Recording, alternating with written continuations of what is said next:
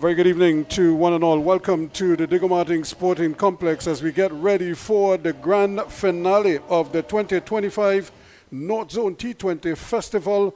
GLENORA Sports up against Northside Future Stars or North Coast Future Stars, and what a match this is expected to be. But as usual, we get ready for the opening prayer, and before that, the national anthem of Trinidad and Tobago.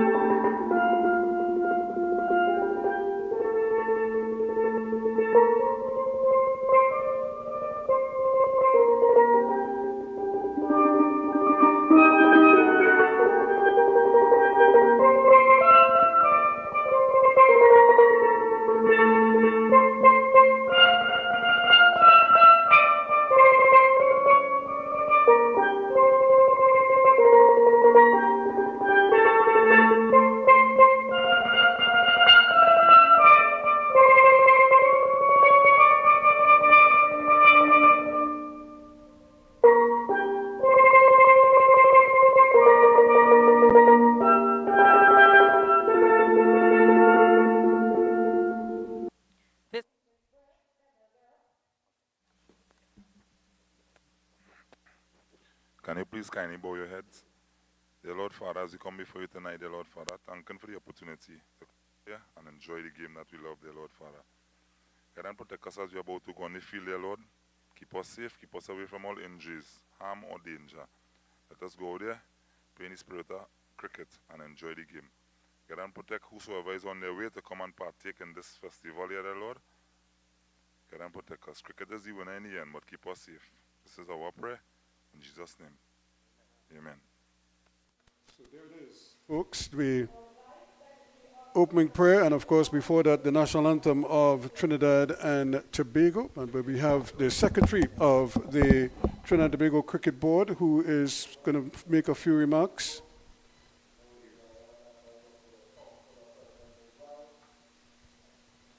Both teams who have played excellent cricket to be in the final today, other cricket officials, spectators, umpires for today's game. It is indeed an excellent atmosphere here tonight, and an environment where there can only be motivation and inspiration for the youngsters who have been infused into the various teams as observed by us at the Trinidad and Tobago Cricket Board.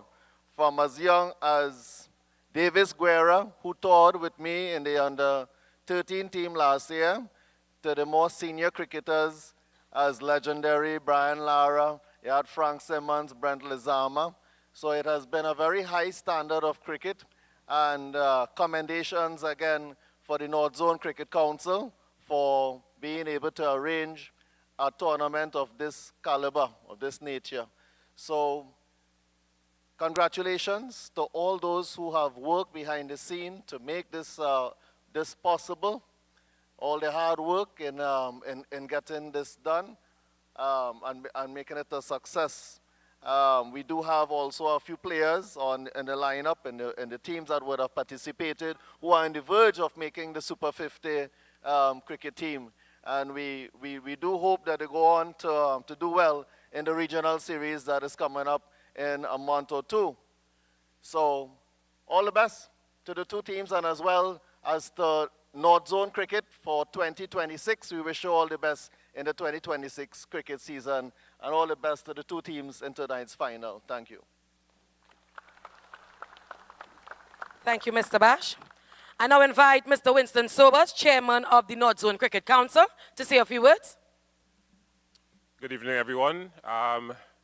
First of all, let me thank Mr. Altaf Bax, General Secretary of the Trinidad and Tobago Cricket Board, for gracing us with his presence. We do thank you, sir, for being here and representing the Trinidad and Tobago Cricket Board. And yes, we at North Zone feel especially proud to be able to enable the performance of our Super 50 team in giving them ample practice before. So some of these guys who would have played for some of the teams are actually going to make it into the Trinidad team. We are hopeful, and we wish them well. To all the teams that participated in this tournament, we say thank you. It was a labor of love for us at the North Zone. We had a lot of obstacles, some of them not really noticeable to you, the public, and of course, some of our, even our own council members. But we persevered, and of course, this is the end result of our hard work. We thank all the teams again, because without them, we would not have the level of cricket that we saw on television and on our YouTube feed and so on. And we will continue to strive to do the best we can in the zone to bring proper, professional-looking cricket to the wider community. And we are always a zone that pride ourselves in doing the things first in everything that it comes to cricket in the different zones. So again, thank you all for being here tonight. I hope that we have a very enthralling and exciting final. I know both teams have trained well, they've played well, and they earned their space in the final. So we hope tonight will be no different, and we'll see, of course, with fair play, and of course, exciting and beautiful cricket. Thank you again to all the teams, the umpires, our officials, and all those who made this possible tonight. Thank you, and may the best team win. Thank you, Mr. Sobers. All right, we now invite the delegation to greet the home team, the umpires, and the away team. Umpires for this evening game. We have Wilburn Small, Ryan John, and third umpire, Arjuna Sidial. For North Side, Levi Batiste, Ramon Diaz, Kwesi Fornilier, Akil Guerra, Kendall Guerra, Junior James, Terrence James, Andre Medina, Trevor Padilla, Kyle Ramdu, and Jesse Sukwa.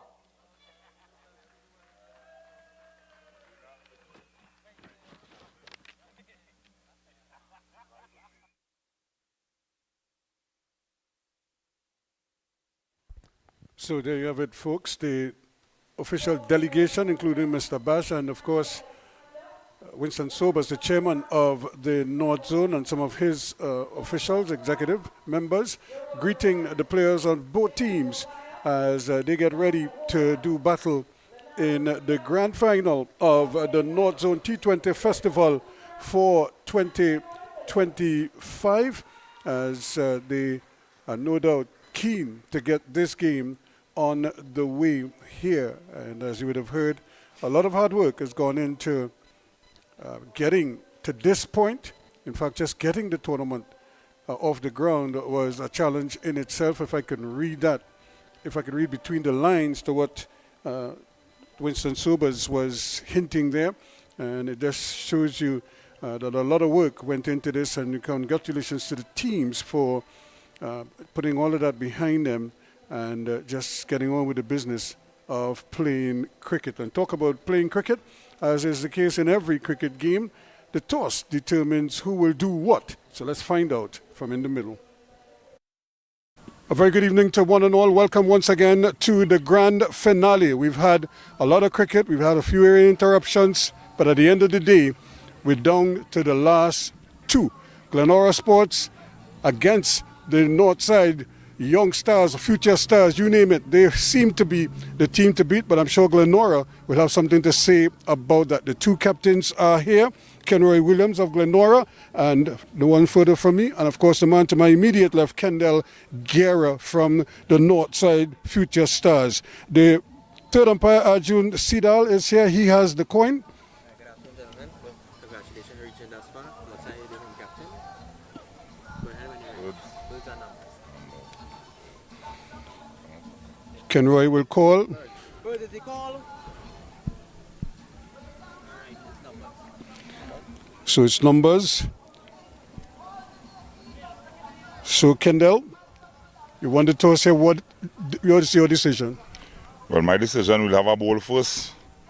We win 3 or 4 games in the league bowl, chasing the runs. But tonight, watching the inclement weather or potential weather with the Jew later in the second innings, I think better we try the bowl, get the ball dry, and chase down whatsoever total GLENORA make. You're in the final now. You can look back at the tournament. Are you planning to do anything differently tonight? Are you asking the players to do anything differently or just more of the same? Now, the only thing I ask my players to do tonight is just relax and live in the moment, because much of them, this is the first final, so it's my duty to keep them calm, because once they calm, I'm sure they will come out and perform, because Northside Future Stars, as I always say, we always raring to go. It could be a lion or the whole stadium in front of us, we raring to go. Okay. And what would it mean to you to win this tournament? Well, to me and my family and the whole North Coast, it will mean a lot, because much of these guys, you might know them from no premier club or probably just playing finished school cricket. The hustlers are wrong. Mesh them together to win this, going to mean a lot for the North Coast. Go well. Thanks, man. Okay, well, we have Kenroy here. Kenroy, you didn't win the toss, but you're batting first. Disappointed? No, I don't disappoint. Looking on the wicket, is a good wicket to bat on. You know, we get the better part of the wicket, to be honest. You know, the ball will travel across the field much better, you know, because when the ball is wet, it's harder to, you know, to hit. So I don't disappoint it. You know, we have a very good batting unit and a very good bowling unit. So, yeah, it's good for me also. Okay. What about you? What will this mean to you to win this tournament? I mean, it will be a good for GLENORA. I mean, the sponsors and our manager, Mr. Patrick, has put in a lot. The players has put in a lot, you know, and, you know, we'll be proud because, you know, we won the 2 day early up in the year. So it's just another final, and I know that we have the guys them to cross the hurdles. Okay, well, congratulations and all the best. Yeah, thanks. Okay, so there you have it, the 2 captains doing their bit here. But the news here is that the North Coast, they have won the toss and they have opted to bowl first. Thank you very much, Ruskin Mark. And we're all set to go here. The Northside Future Stars winning the toss and opting to bowl first. And the captain has the ball in his hand, the left-handed Kendall Guerra, who's opened the bowling in the last 2 games. He's taken on the responsibility not just to open the bowling, but also elevated himself up the batter order. We'll get to that in the second innings. Batsman out there, Keon Mason, to face up. And at the non-strikers end, Leonardo Julian. Out there in the middle for the Northside Future Stars, the team Kwesi Fonilie, Jesse Sukwa, Andre Medina, Kendall Guerra, Akil Guerra, the wicketkeeper, Junior James, Terrence James, Kyle Ramdu, Ramon Diaz, Trevor Padilla. We're ready for the first ball here. It's going to be a wide outside the off stump. But just to finish off the lineup, Kiefer Hernandez misses out there. Anil Katwaro is the 12th man as well, and Levi Batiste coming into the team. Ruskin Mark, game number 23, final, all-important game. Yeah, this is it. There's no tomorrow, really. Well, unless the weather intervenes, but just a matter of speaking, you have to perform now. And again, the line is a little bit outside the off-stump, so an indication that they have decided that this is the approach that they're going to take against the big hit in Mason. And what we've seen from Mason is he's batted well. He's taking his time when he has to, and he knows he can hit the ball, but his running or the judging of singles is the challenge for him sometimes. And here we go. This is going to be close. This could be out. Not out, says the umpire. Well, that was very tight indeed. Leonardo Julian was struggling to get there, and he might have just gotten there, but with a direct hit, you never know. That's a good pickup and a return, and we just couldn't see, but he looked like he was some distance away. Julian, again, he didn't start quickly, and he was really at full stretch there. A direct hit, and is that Kwesi who did the business there? Picked it up and had a shy, and well. Well, that delivery, that incident, has shaken up the entire crowd here, and you hit the nail on the head, Ruskin. Keon Mason taking off for a single. Leonardo Julian is very quick, And it's in that danger area, backward point area to judge a single. You're not quite sure whose call it is, but they were coming and he was running hard, Leonardo Julian. I think he might just be a touch fortunate. Not out, says the umpire. It's umpire Wilbert Small out there at square leg. Remember, we don't have a DRS, so we can't do the box and go upstairs. And here they go again, a similar thing. And this time he's out. And we were just, he just dipped the bat in the crease. It's almost as if he didn't believe that the throw was going to hit the stumps. And the same man who hit the stump at one side, Fornelia, did it again. And this time he got his reward. Look at where the bat is and look at where the batsman is. He is just, it's almost like he was just coasting there, but again, he's not the quickest between the wickets, and that really hurt him there. And Kwesi Fornelia, the man at backward point, switching across for the left-hander. He was the one that threw the stumps down when Leonardo Julian was struggling to get in. Got in, said not out by the umpire, but on this occasion, underarm throw from Fornelia. And another direct hit. So Kwesi Fornelia almost taking a wicket on his own. And set back here. Have a look at it here. He drops it down. And a clean one-handed pickup. It's straight to him. And short of his ground. This one an easier decision for umpire Small. And perhaps it was made easier, Ruskin, because he wasn't sliding his bat in. He was looking to touch his bat down, as opposed to Leonardo Julian, who, as you advise all the youngsters, you've got to slide your bat in to try and get in, because then the umpire is very difficult to judge. But if you're just going to touch it down, then it makes it a bit easier for the umpire. None of those runouts to adjudicate are very easy. And in this occasion, it means that the first wicket has fallen. And that's a very big breakthrough, because the opening partnerships between Leonardo Julian and Keon Mason is what has been propelling the Glenora Sports Club to good totals. And they've suffered an only loss. Yeah, that is it's 2 for 1 now, and Fornelia really made the first chance, and then he made it at the other end. The very next ball, he made the wicket. And the new batsman, of course, is Mikel Govaya, and he too is a very capable batsman who likes to get on with things here. But again, when you lose a wicket in the first over, it does something to you. If anything, it kind of shocks you into the reality that this could be a difficult task. And again, they're a little bit undecided about whether or not to run.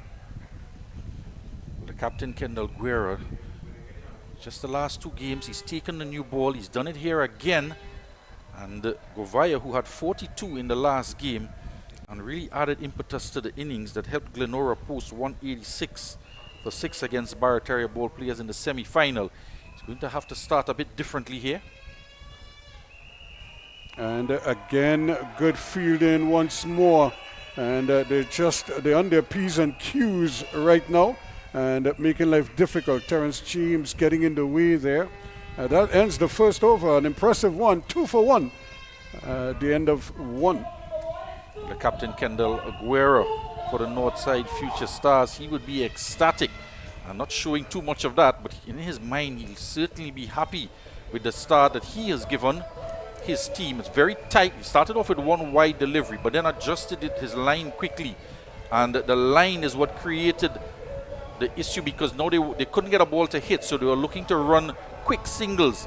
And in that backward point area, it's very difficult to judge, and you're going to have to be really, really quick. But credit to Kwesi Fornelia. On 2 occasions, he's 2 for 2, hitting the stumps down. Yeah, that's really outstanding fielding. And it really just shows you that aspect of the game never gets old. And there's Julian's figures or his statistics so far. The The lineup for the Glenora Sports Club in this game: Leonardo Julian at the top of the innings with Keon Mason, who's gone now for one, Mikel Govaya, Kenroy Williams, the captain, Randy Baliram, Andy Alexander, Daniel Holder, Richard Sukram, Joshua Clark, Stefan Bissoon. Jerome Durrell comes in for the injured Franklin Roos, who yesterday retired hurt and had to leave the field. Did some damage to his knee and had to be helped off the field. And Brandon Ramsumir is the 12th man for this game. So Medina it is.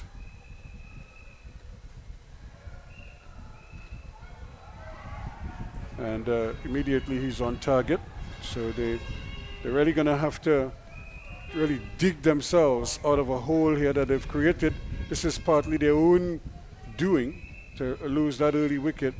And now they used to have to either decide, look, we're just going to go for broke here, or build some kind of a partnership here and try and go the conservative route as opposed to going the more aggressive route, which we've seen some teams do, as they say, fight fire with fire, and try to blast their way to a big total in the power play. And Medina will want to take advantage of that. He's bowled well in the tournament. He has 4 wickets, but he's been quite economical. He's not gone for over 30 runs in any of his spells with the ball. And considering that he starts with the ball in the power play, that is quite good going from the spinner. And he's gone, but there is cover. And again, fielding out in the deep, patrolling out there is Ramdu with a good powerful arm and a good athlete, moves well in the field. And really is a good boundary rider, as we say, can cut off balls that other players on the field probably wouldn't even get close to. Julian again likes to punch the ball through that backward point area, and play that one probably a little too early and hit it straight to the man. But there is that point just to the left of the umpire, forward almost, a backward point and a short third man, so they're trying to plug that gap. And if anything, because they know where his tendency is to want to hit, they're probably not going to give him too much width. And Medina in particular is probably going to try to keep it as close to the stumps as possible and not allow him to free his arm, don't get into those horizontal shots. And because of that line that he's looking to bowl, tight and close, no width at all, makes it easier for him with a left-hand, right-hand combination, because then he doesn't have to adjust his line too much. And this is the man who probably would like to benefit from that straighter line, because if he holds his nerve and holds his shape, instead of trying to go across the line where there's limited or no spin, and do what he's doing here, which is go straight, hit the ball straight, and if he gets under it, he could very well clear the boundary here. In fact, cars passing in the road or pedestrians there could be in some danger. This is good batting, because they, again, you just get the impression that they're a little bit shocked by that early dismissal, and they're just not prepared to take too many risks. 2 in the books, and at the end of it, 7 for 1.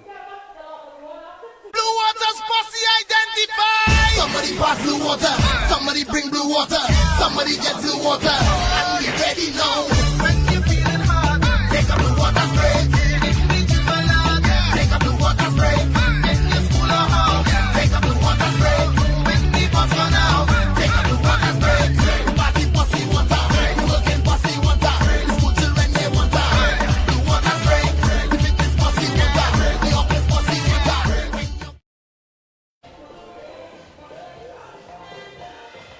So back here you get an idea of who the big scorers were, and Leonardo Julian is right up there. And they're going to be looking to him again. Mikel Govaya, though, is the one who looks like he is going to try his very best to push things over. And there you could see Ramdu prowling. And again, a wide signal. And the umpire very strict here. He's not allowing the bowlers to get away with anything right now.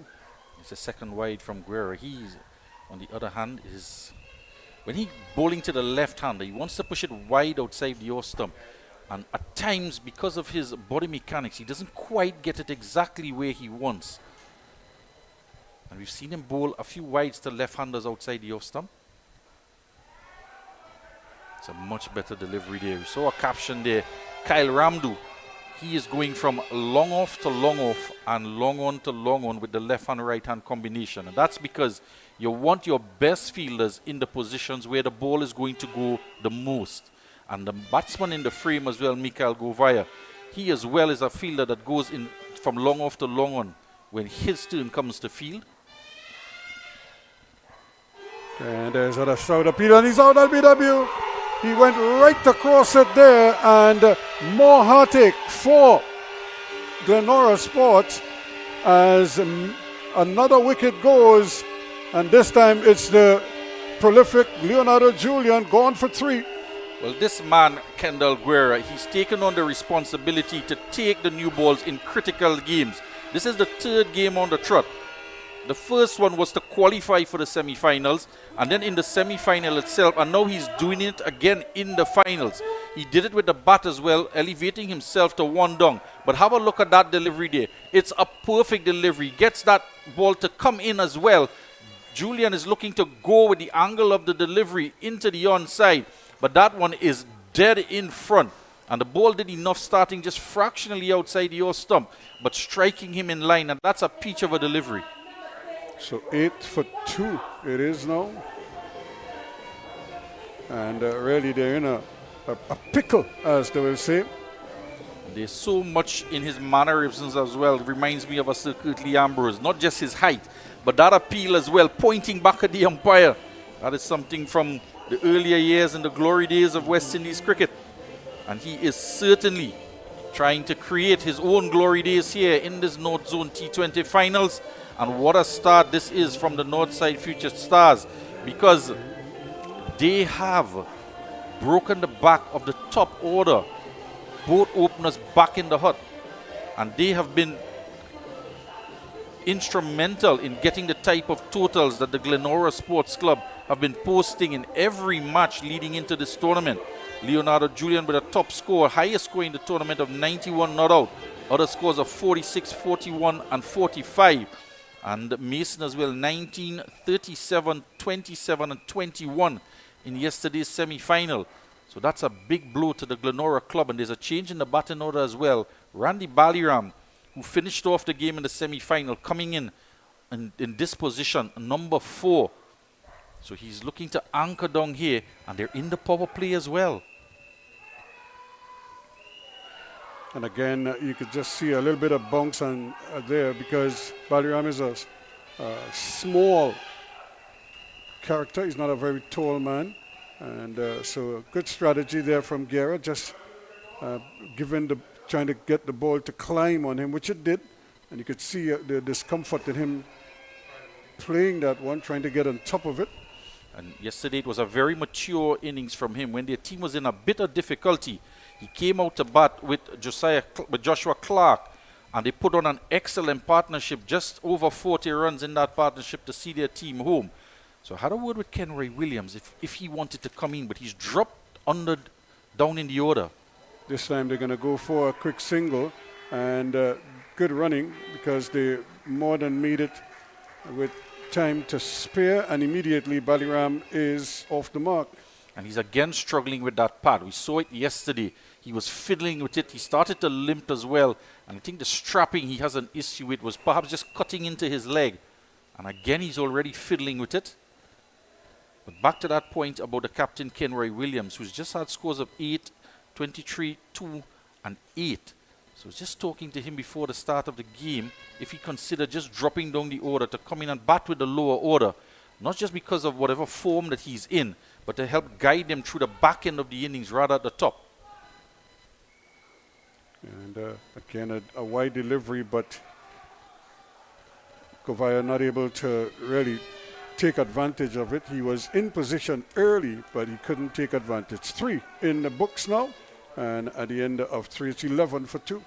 And with this batting change here, the captain might just be forced into trying to do something different, because Baliram can certainly stabilize the innings. He's a player that can play the 2-day format, and he's been used in that format for GLENORA in this North Zone.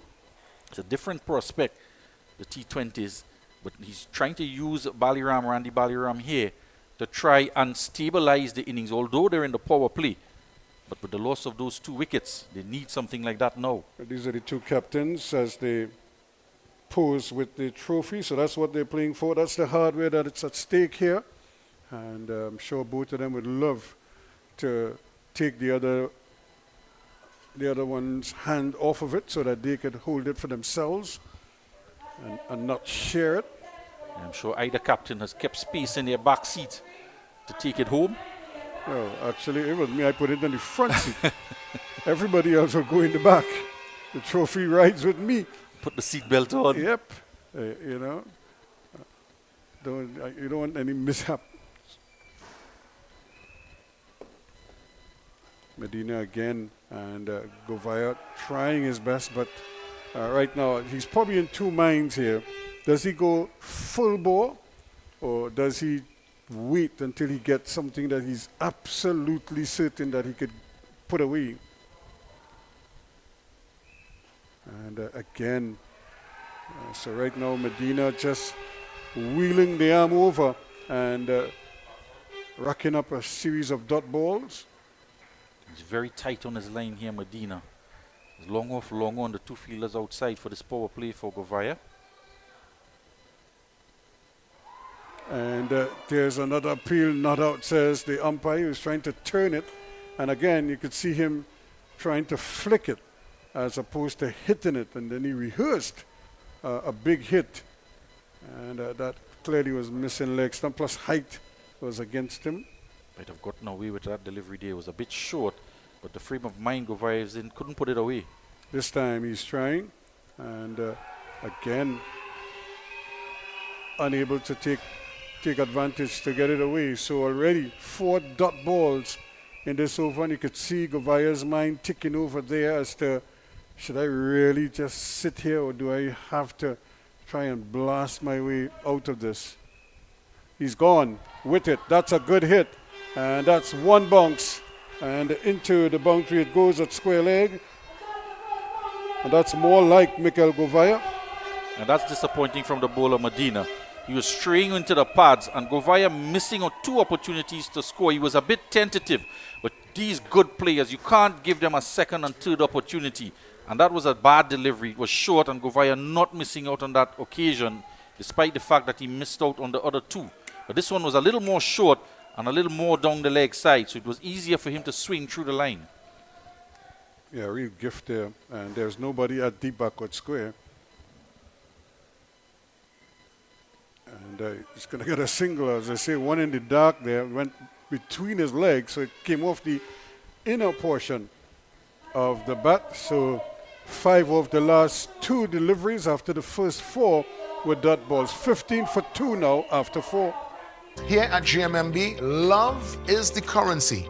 And let's show you how we are able to transfer that energy into real conversation. What about the connection with you and your team members? It's top priority for me to have that clear understanding of who my team members are and building connections with them to ensure that they carry out the vision of what we are trying to achieve as a team, realizing opportunities for both the clients and ourselves. GMMB. It's banking for real.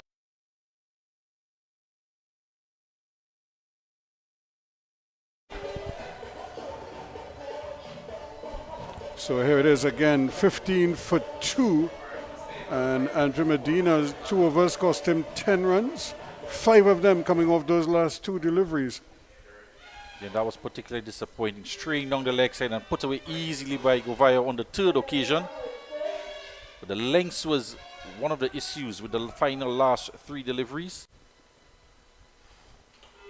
Baliram now facing up the 2 fielders out in the deep. Actually, it's Govaya back on strike. And again, he's standing up and waiting. You can really see like he's in two minds because this is slightly out of character for him. And so they're really testing his nerve here to see if he will blink. And all the bowlers have to do is just keep applying the pressure, let him, as they say, hang himself. There he goes, and you knew at some point he was going to have a go, and this time he played it well, got it up and over the inner ring. They're just straying in line and giving width to Govaya outside the off stump. He's getting more and more comfortable out there. Was a bit tentative, especially with the loss of 2 early wickets.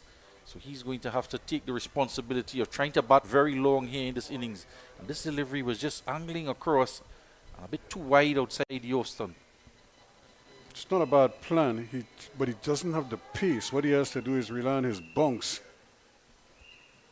And almost getting a cotton ball there because that ball left the bat at an awkward height because he was in two minds. He was out in front early and the ball just hit the face of the bat. Look at how early he's reaching for it. And the ball just, luckily for him, he was facing away from the bowler. Else that would have been a dolly back to the bowler. Interesting now, Guerra, he's pulled up the long off. And he's sending Kyle Ramdu, who was at mid-on for Baliram. And as well, the deep cover is coming into the ring. And he's dropped, that's James out there, Junior James, to backward square. And immediately the set off. Mikel Govaya was a little bit late in starting. And but he made it. It's again good, aggressive cricket once again. Sukwa with a direct hit. And no wonder why we have no mangoes on these trees here. This group have been picking the mangoes. Might have been using it for fielding practice. And Sukwa, a couple shies he had at the non-strikers end in Guerra in the last over. And on this occasion, deciding to go to the keeper's end. And this is excellent work. And the fielding, hitting the stumps directly, just puts it in the back of the mind of the batsmen that they're going to have to be sure about their running. And perhaps now not want to take that little bit of risk because they see the players are hitting the stumps. So 21 for 2 now in over number 5. And let's do that again.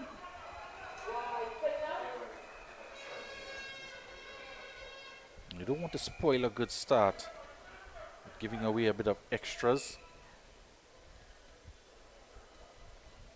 And this is the man at the moment right now. And he's really the one who's going to have to set the tone here for this innings now, with the 2 openers already dismissed. And again, this time on the other side. And another extra in the innings for Guerra. It's difficult with the left-hand, right-hand combination. As I said, just in the last 3 games, he's been opening the bowling. But he certainly is getting a lot of bounce. And you would expect that with a man of his height. Yeah, but he doesn't seem too put off by the wides. If anything, he might just be just disappointed that he can't control his lines a little bit better, but he keeps trying.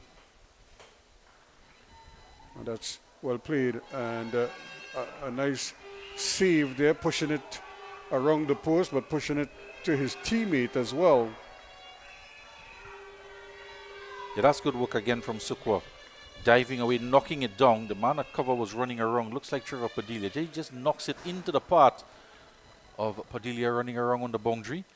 He would have been in a struggle to try and chase it down if not for the left hand of Sukwa. So he's been involved in the game.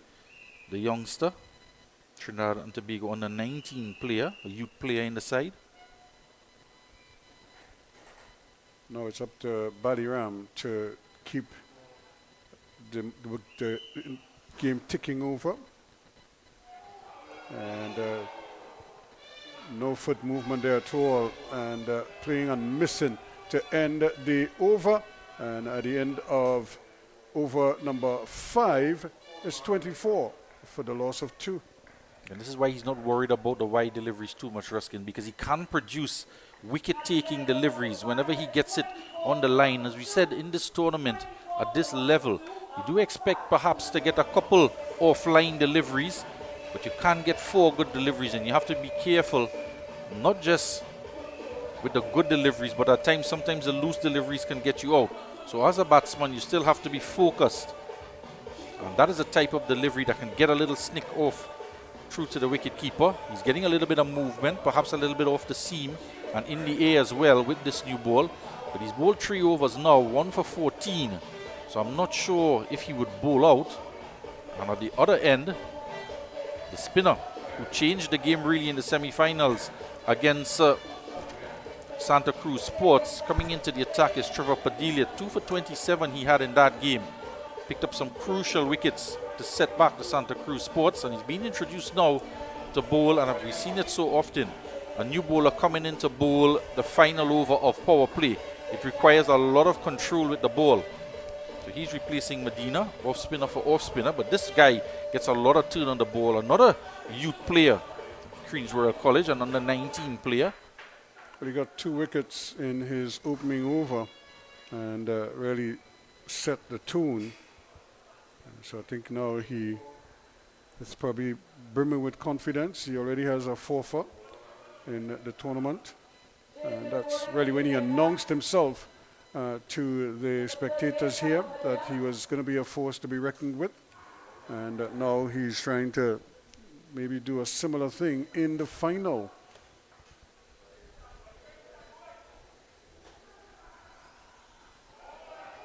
And immediately he's on target, and you could just see the hesitancy to run, to take those quick singles. But they really just need to talk it out and decide, look, you have to forget what went, while you have it in your mind, you kind of forget what went before, and just play the game. And there he goes again, just not able to get under it. He got his hands to it, and Ramdu just couldn't hold on. That would have been a crucial wicket. It would have been a spectacular catch as well. Yeah, he's very disappointed in himself not to hold on to that. He set such high standards for himself in the field, and it would have been the wicket of Govaya as well. He charges in. It's a low down, gets both hands straight, and that would have been the disappointing fact that he got 2 hands straight and couldn't hold on. So many times we see fielders charging in and their momentum into, they can't quite cushion the ball because they're running so quickly into it. And chance goes down. Padilla could have had his first wicket and a wicket in the power play. Yeah, Govaya goes to 15 now. And Baliram not able to catch up to that one. And this is the second delivery he's trying to drive at. He drove at one in the last ball of Guerra's previous over, missed outside the off stump, and here he is again playing on missing. He's giving a bit more flight with Baliram on strike. One up just fractionally wide outside the off stump. This one a lower trajectory, and Baliram is fully forward to it.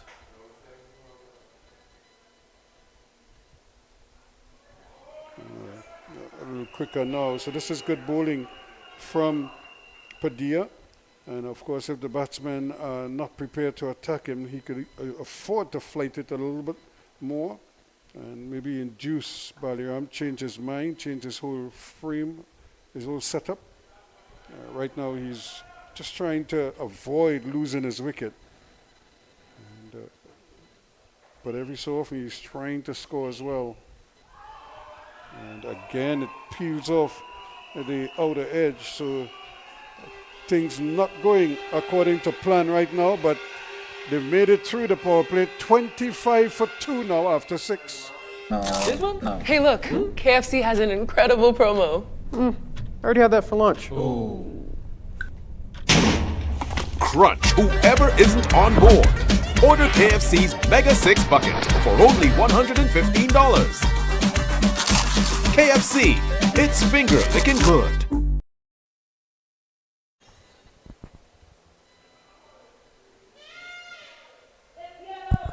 So that's the moon, or what part of it that we've seen.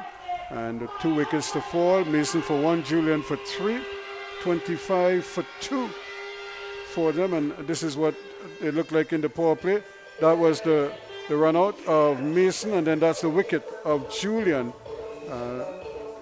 And then this was the boundary from Govaya, his first boundary. And then that was the second one for him as well.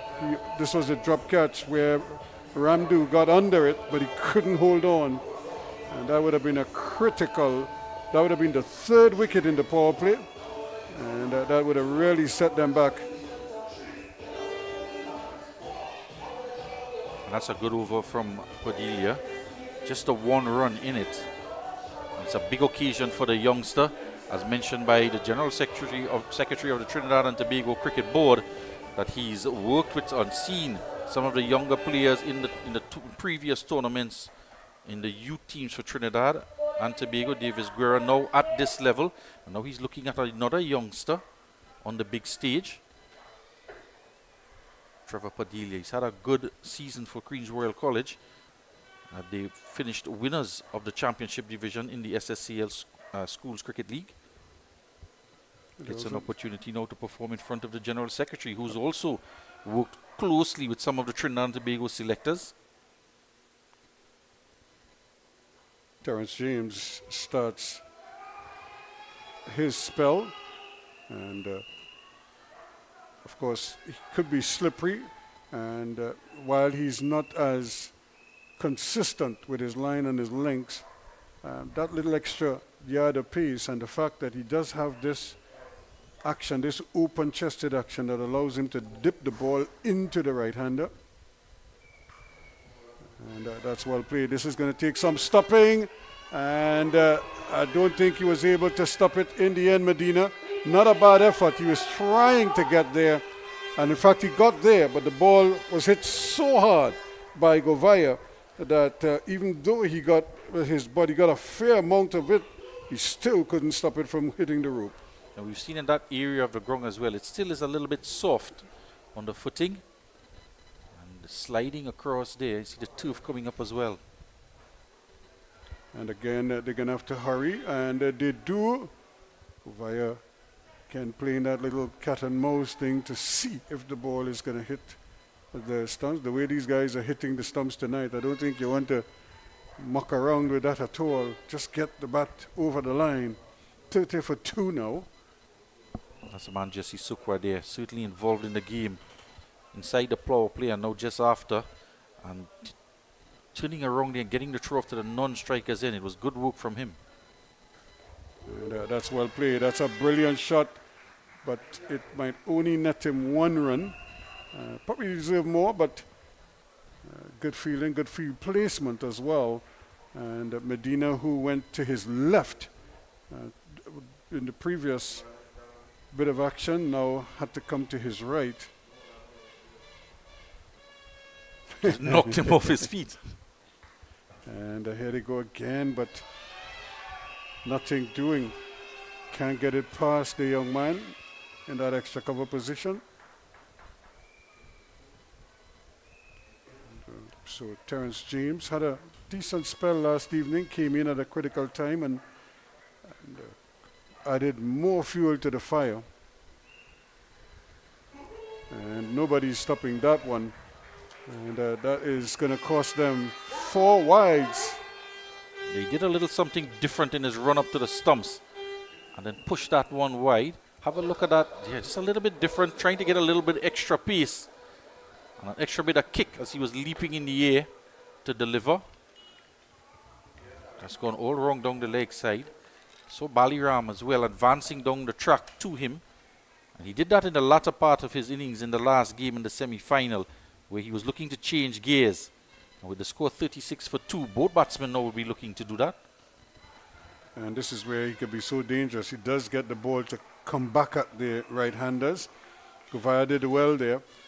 Just use his pace because it is going to come, and it's going to come at him quickly. 37 for 2 after 7. Change in the batting order, and Randy Baliram coming in ahead of Captain Kenroy Williams. And this is the reason they're in a bit of strife. Look at the economy rates. It's been 11 dot balls from Aguera. And Medina 5 dot balls from 2. And a very miserly over indeed from Padilla. But James now has come in and gone for 12 with that wide down the leg side and then that boundary down the ground. So they're doing it in bits and pieces here, trying to re-establish partnerships. Now on 29 of 28 balls between Govaya and Baliram. So as well, Baliram, he's not been able to rotate the strike either. 10 deliveries he's been out there. Yeah, they've added 29, and they probably want to double that before being separated. At least that has to be the mindset that they have. And I think the first goal is to try to get to 10 overs without being separated. Take what you get there, and then you could assess and decide how you're going to juggle your batting order, maybe bring some heavy hitters and see if they can blast the ball around the place and get you to 150. And speaking of getting to 150, this could be the end of Govaya. This time, he makes no mistake. And Govaya goes for 21, 37 for 3 now. And Ramdu gladly accepts the second chance. This young man, Trevor Padilla, saw him varying his pace and did it again.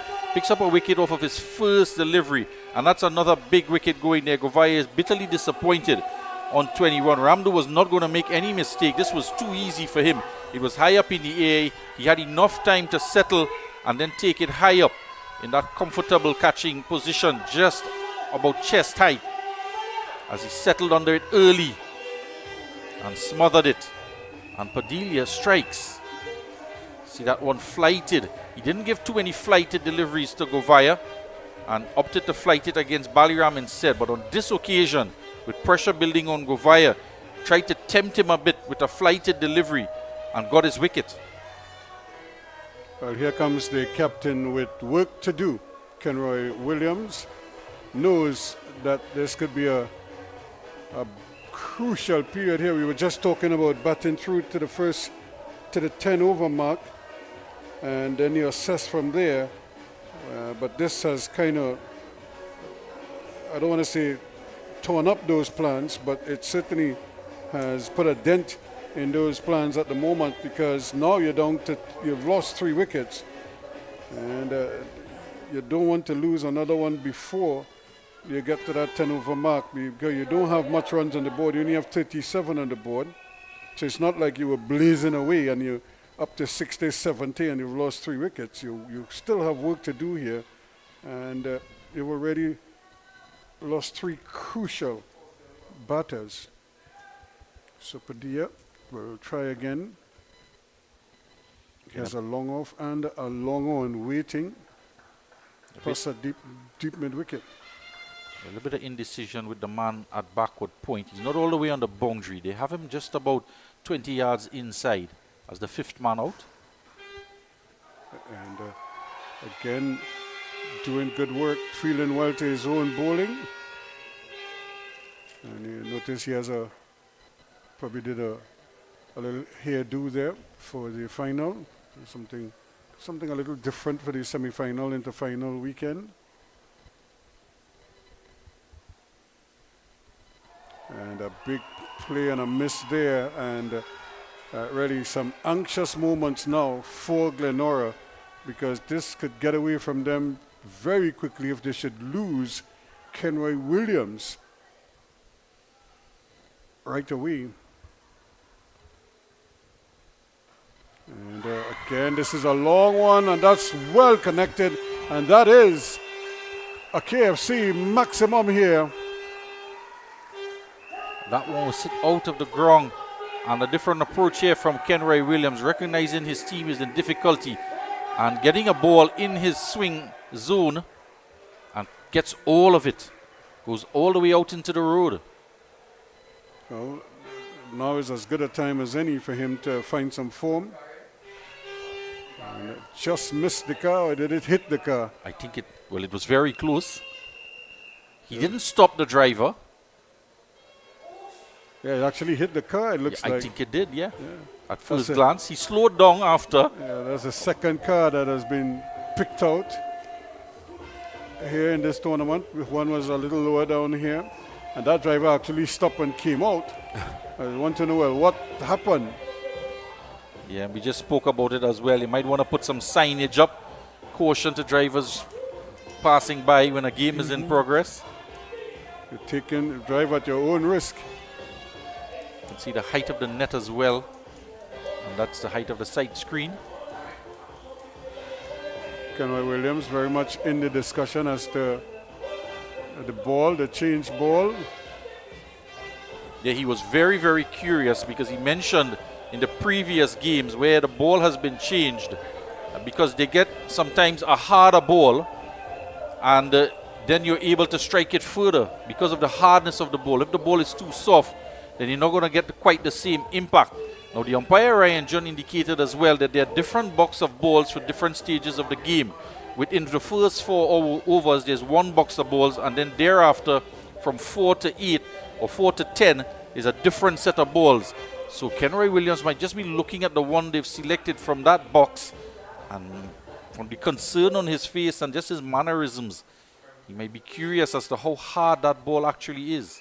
Well, he was gesticulating as if he's not totally happy with it, but might just be a little bit of gamesmanship. And again, played it well, but can't get it through. So he now comes into focus here. The captain is under pressure to get some runs, but now, as I say, is as good a time as any for him to come to the party. And this time, he's able to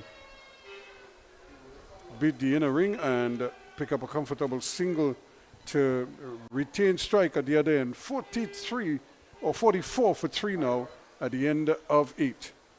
When they want to get the inside information, they go to the real source, the team members. Let's hear what they're saying. One of the joys that I have is calling someone and telling them you have that approval. We want to know our clients. The attention that we give the client feels that warmth. We help you, the customer. We are here to help you, achieve your dreams. Clients succeeding, it has helped the bank to succeed. Lots of great information here. And yes, GMMB is a real bank. So 44 for 3 after 8. And really, this is a period, this is a critical period. The next 2 overs could be so critical in this game because you don't want to just stall as a batting team. You want to try and keep going, but at the same time, you don't want to lose another wicket. And the captain has done well. He might be thinking of a second one. In fact, he could get it quite comfortably. And there isn't much that that could prevent him from doing that run. Is it Hernandez was running that one down? Diaz. And Fernandez left out for this encounter. We saw him, Ruskin, in the last game. He fell onto his shoulder and came off in the final over. Yes, as Ramon Diaz was trying to cover that ground there. And that's a beauty.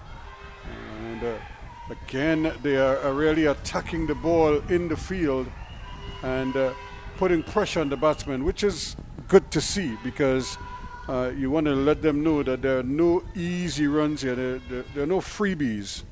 You have to earn them. Certainly when Fonili has the ball in his hand or it's heading in his direction, you want to be extremely sure of the opportunity to come for a run. He's hit the stumps twice already. And that's into the deep, so they're going to at least get one. And this time the throw wasn't the best, but tidied up nicely in the outfield. Junior James out there, he's just holding on to that shoulder, doing a little bit of stretching exercises.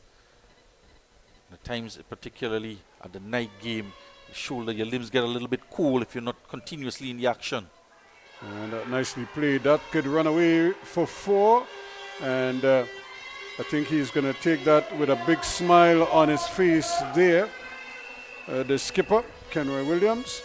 And that's good work from Kenroy Williams. The angle of the delivery from James is taking it into the pads. Anytime it starts on an off-stump line, and he's really picking that area, Williams, going with the angle of the delivery. And with Diaz there at backward square, James is out at deep mid-wicket, so he has a little bit of room to play. He went for 2, and on this occasion, he got more of it, more of the delivery onto the bat, and it's gone all the way for 4. We saw Guerra there, the captain, just having a word with Terrence James. Yeah, they're taking the tackles at him, and I don't think the batsmen are going to run on that. It did hit the bat and deflected away, and Kenroy Williams not interested at all in going for an extra run there. But again, good pressure being applied by Sukwa. And he's turning his body as well to angle it to get the throw to the non-strikers then. So he has about a stump and a half to aim at. And he's been doing good work there in extra cover. And, they're pushing, but I think they'll be content with just the one. Ramdu is out there. You have to respect his arm. And each time we've seen Ramdu pick the ball up from either end in the over, he's thrown it to the wicket keeper's end. It's a powerful throw to the keeper as well. So 54 for 3 after 9. I think Kenroy Williams is looking to get to a score of 60 or over after 10 overs as he's come out to bat, because he's come out with some purpose. He's on 15 off of 9. He's already struck a 6 early on in his innings and 1-4 in the last over, but there's been too many dot balls in the innings for the liking of Kenroy. 27 of them in all. We're looking at Ramon Diaz is actually limping off the field. And so the 12th man, Anil Katwaru, is going to take his place. Yeah, he's just holding the back of the hamstring as he goes up the flight of stairs into the dugout. At the back end of the tournament, Ruskin, we've already lost Franklin Roos with an injury. You see Randy Baliram just holding onto the back of his leg, low down by his ankles, and now Diaz has gone off. Players will be carrying injuries throughout all the games, and the teams that make it through to the final will have the players with the most injuries, perhaps. Yeah, they probably banged up a little bit, but hey, it's a final. So, and when you play sport at any serious level, you're never 100%. Something is always hurting somewhere. Something is aching. Now you can play hurt, you just can't play injured. And that's well bowled again. And I always tell people that you can carry little niggles, because you know the ankle is always hurting, the heel is hurting, the toe is hurting, the elbow is hurting, the hip is hurting. Something is always bothering you. The finger isn't working. Down the wicket he goes, trying to get on with things here. Baliram has to be careful though. He doesn't want to get carried away, although he might be a little frustrated. Just 6 from 14. But his role is going to be crucial the rest of the way. Yeah, he's looking to use his feet against the spinner now, so he's changed the tactics a bit, Baliram. And again, pushed down there, but it was flat. And Medina did very well to not try to catch it, but then just allowed it to drop in front of him and field it on the bounce. So this is going to be an over from Padilla, where the batsman is looking to go after him. He's bowled 3 and just conceded 2 so far. Baliram again got a delivery. He was right back on his pads. Ready, had the whole area just to turn it, and but instead just played it back along the wicket on the onside. Really should have just picked that off, turned the wrist, and pick up an easy single.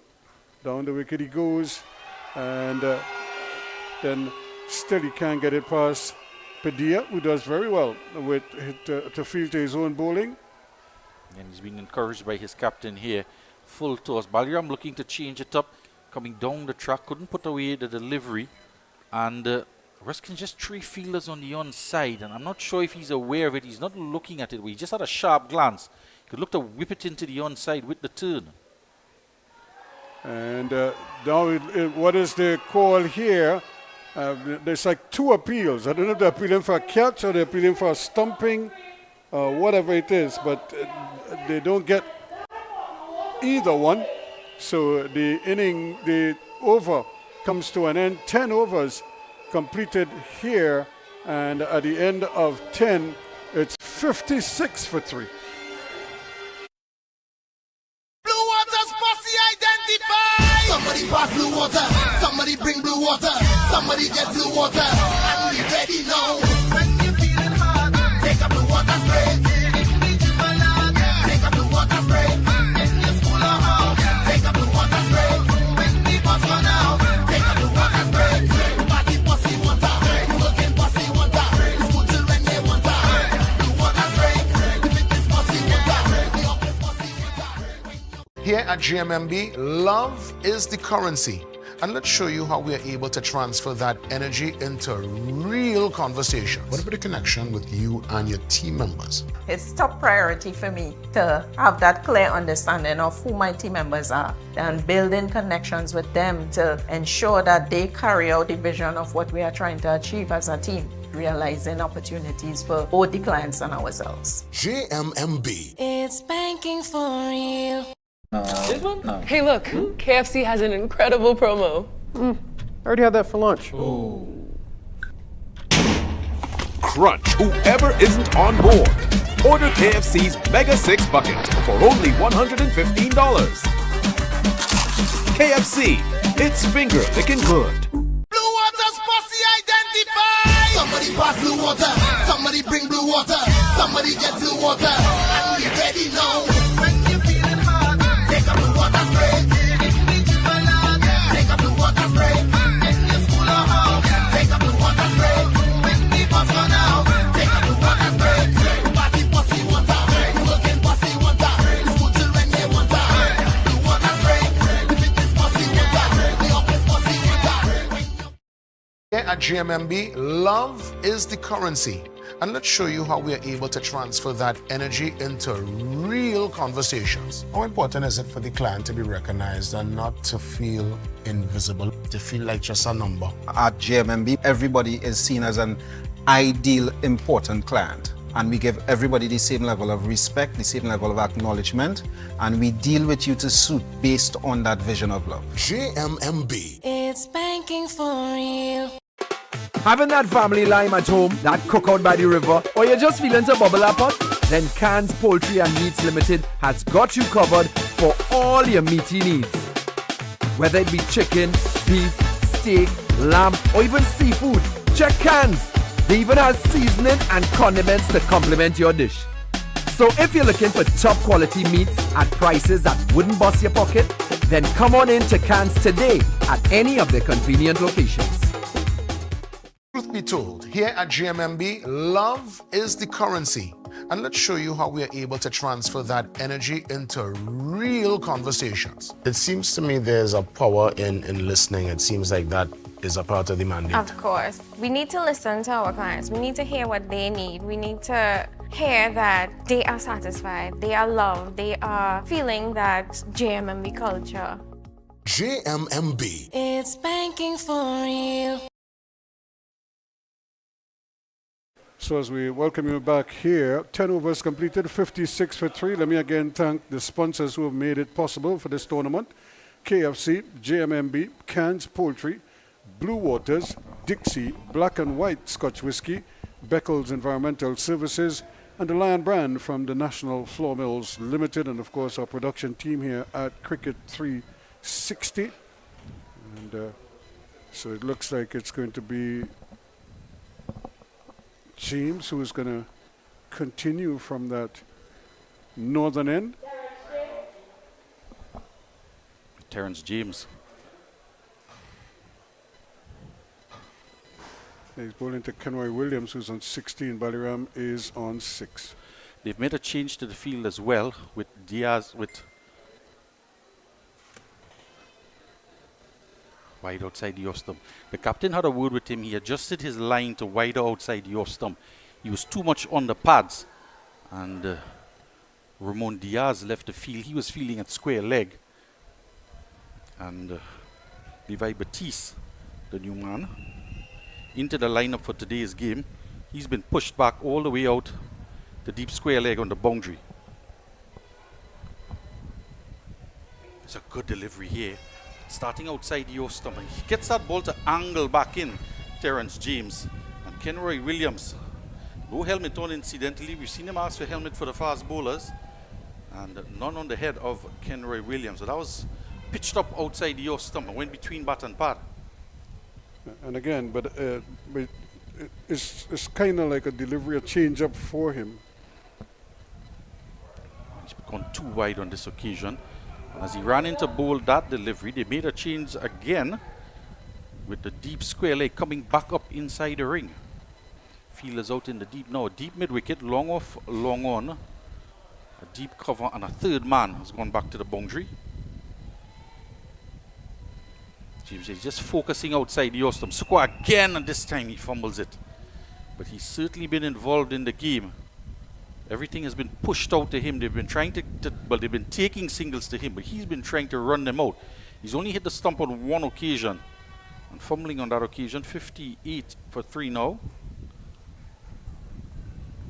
Yeah, they're going to have to really be on their P's and Q's here because you don't want to let it slip. A little bit of skip in the step from James. It's a good Yorker delivery. Just put an exclamation mark on it as he charges down and picks it up, threatening to throw down the stumps. But Baliram, for the second occasion, one against Padilla, digs out a Yorker. Yeah, he has to, because he's trying to advance down the wicket, so he's sometimes yoking himself. It's been a good over so far, except for these wide deliveries.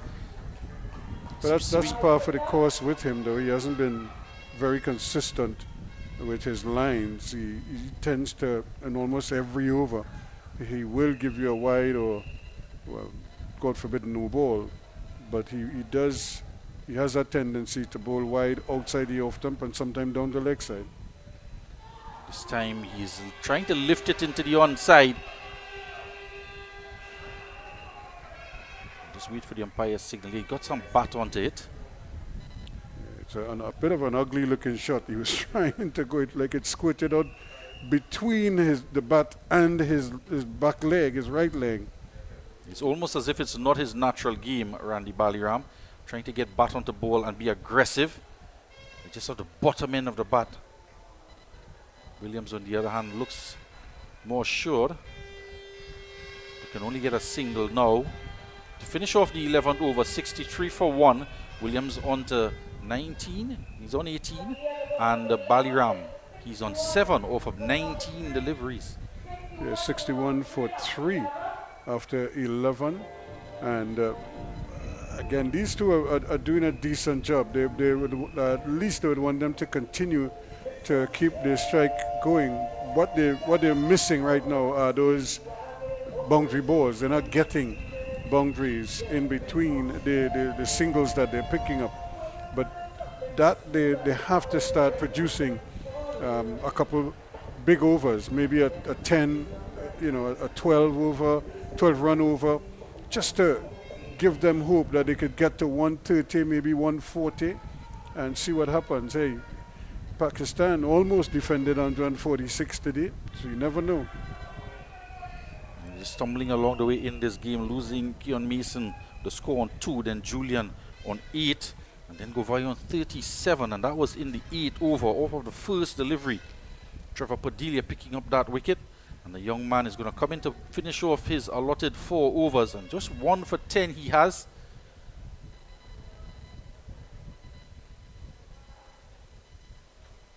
In the air from Williams, and this is going straight back over the head of the bowler. It's a KFC maximum. Williams is going to try to do some damage in this over, and he starts off with a 6. Yeah, that's a good hit. It's a good straight hit. He's not trying to go across the line, and so he's picking up the line of the ball and then just swinging through that line.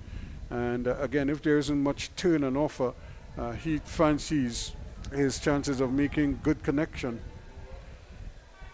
If they were looking to recover to a position of about 60 runs at the drinks break, they were 56 for 3. Might just want to get about 80 runs, 90 runs in the back end of the innings. Going to push for a single here. Batiste is quick onto it, but can't prevent it. The running has been good between the pair, and but they've struggled to turn the strike over. Yeah, too many dot balls. I think that has been the story of this inning so far. When they lost that early wicket, they just kind of went into a shell. Then they lost 2. And now they're trying to see if they could blast their way out. They already have a 6 in this over. So what Ballyram has to do is to just try to keep the strike rotating and pick up singles as often as possible. That's his role now. Well, he's certainly struggling outside of the off stump. Not for the first time. He's now missed it off the back foot. He's been missing it off the front foot. And he's been trying to play booming drives outside the off stump. The captain is going to come down and have a word with him, perhaps telling him exactly that, Ruskin, that, let's get the strike rotating, and later on you might start to time the ball better and get back onto it. Yeah, his 7 runs have come off 21 deliveries, so he's not really getting off strike quickly.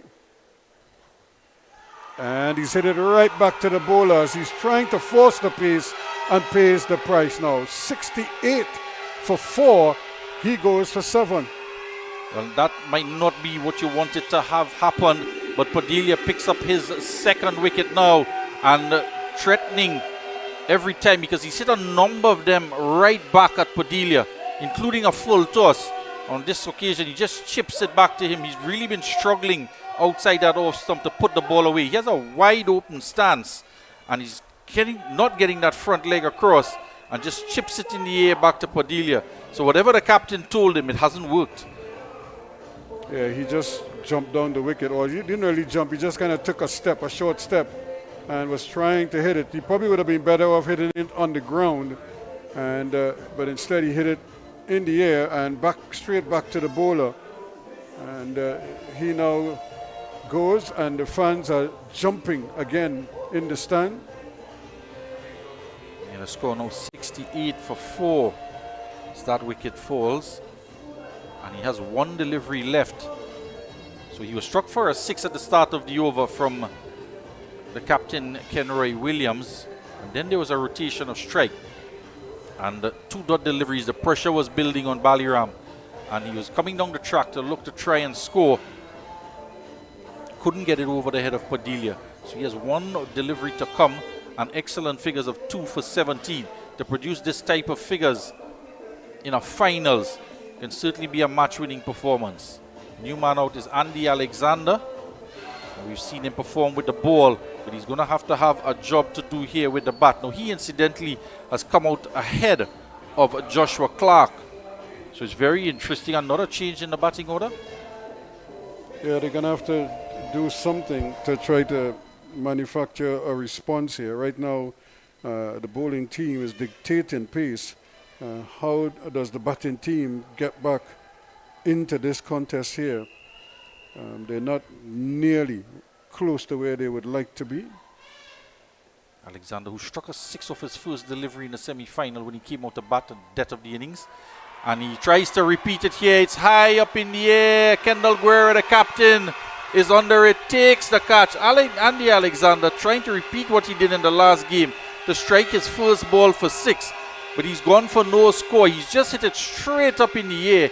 He wasn't even looking for a run because he was so disappointed, perhaps in himself, that I don't know if it's attempting that type of shot of his first delivery, considering the position of his team, 68 for 4, but disappointed perhaps that he didn't get all of it. But he's going to have to go. Well, again, it's not the kind of shot you expect, first ball up there, but he just never really got to the pitch. He was going through the line. He got under it and basically just scooped it high in the air and was really catching practice for Guerra. So Padilla perhaps looking just to finish off his spell, pushes one wide and gets another wicket.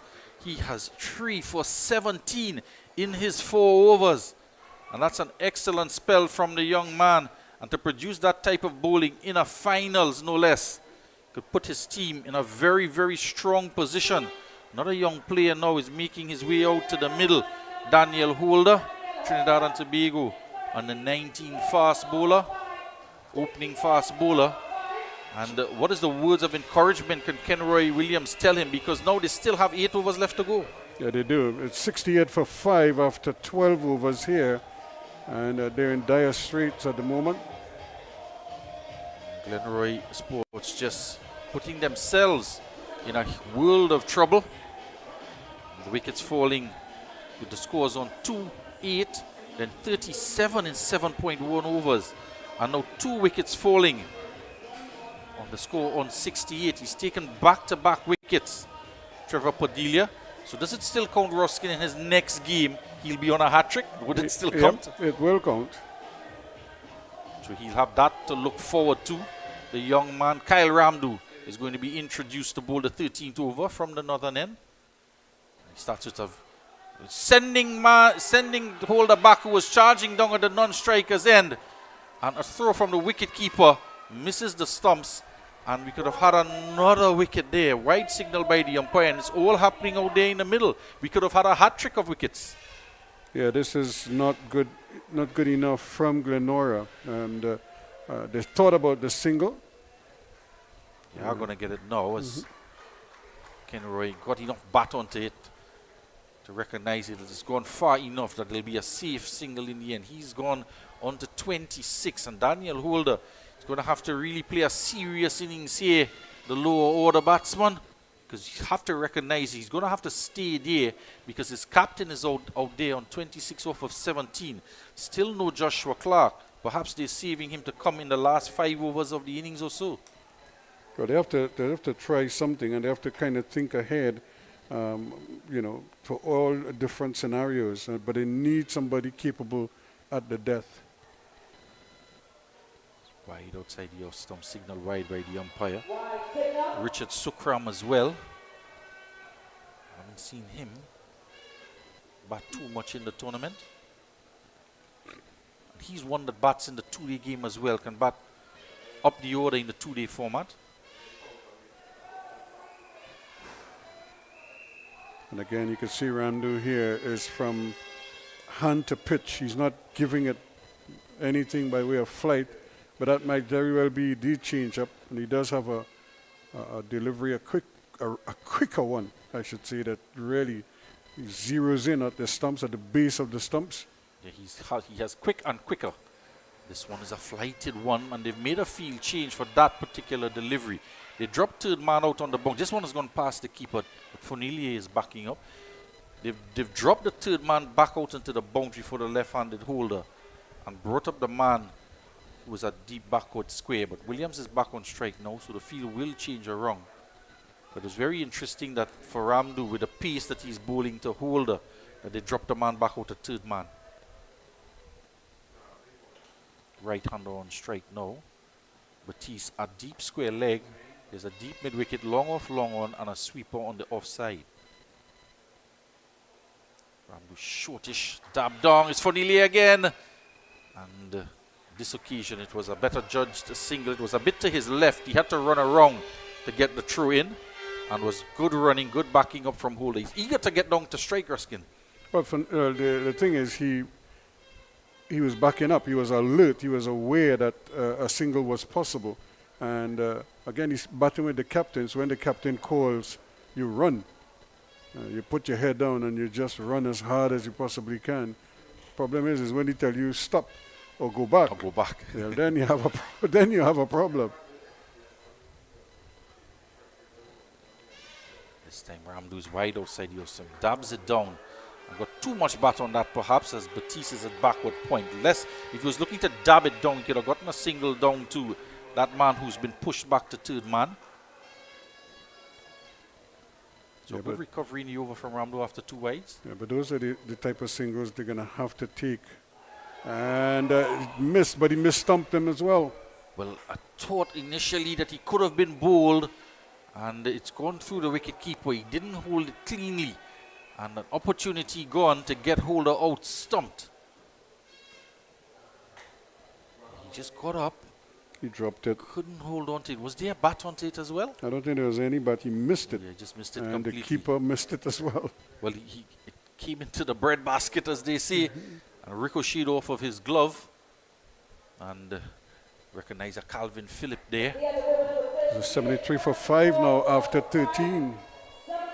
Lion Brand brings you the perfect blend of tradition and convenience. From delicious pylori mix and versatile split peas powder to our easy-to-use fry-bake mix, baking powder, and self-rising flour, Lion Brand takes the guesswork out of cooking, making it simpler than ever to create those cherished family favorites. Taste the tradition, embrace the convenience. Find Lion Brand products at your favorite grocery store today.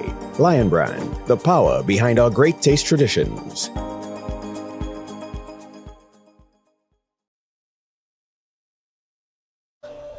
Excited fans, this North Zone T20 Festival finals. It's 73 for 5 after 13 overs. Holder fresh to the crease, he's not out on 1, but Captain Kenroy Williams is still there on 27. There's going to be a bowling change, and looks like the junior James to come into the attack.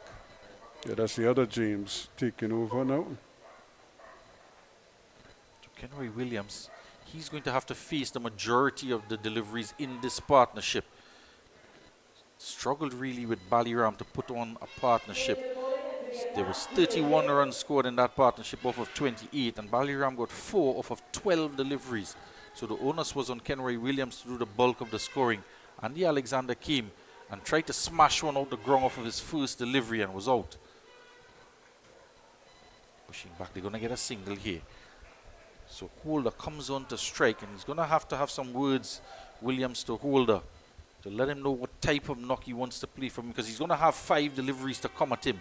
Does he look to rotate the strike again and hand it back to Williams? Well, that has to be the modus operandi now, because you're in the 14th over, and so the 15 is probably the target. Let's see how many we can get at 15, and then maybe we can, start having a little dip the rest of the way. But again, they've lost wicket at critical points, and that has really slowed them down significantly. So we just see how he goes. Facing up now to James. And it's on the line of the stumps. They get a quick single. He's looking to do that, and James was quickly onto it, but he couldn't gather it. He's a good athlete, and you could see he's just full of energy. And he's one of those individuals that just plays cricket purely for the joy of it.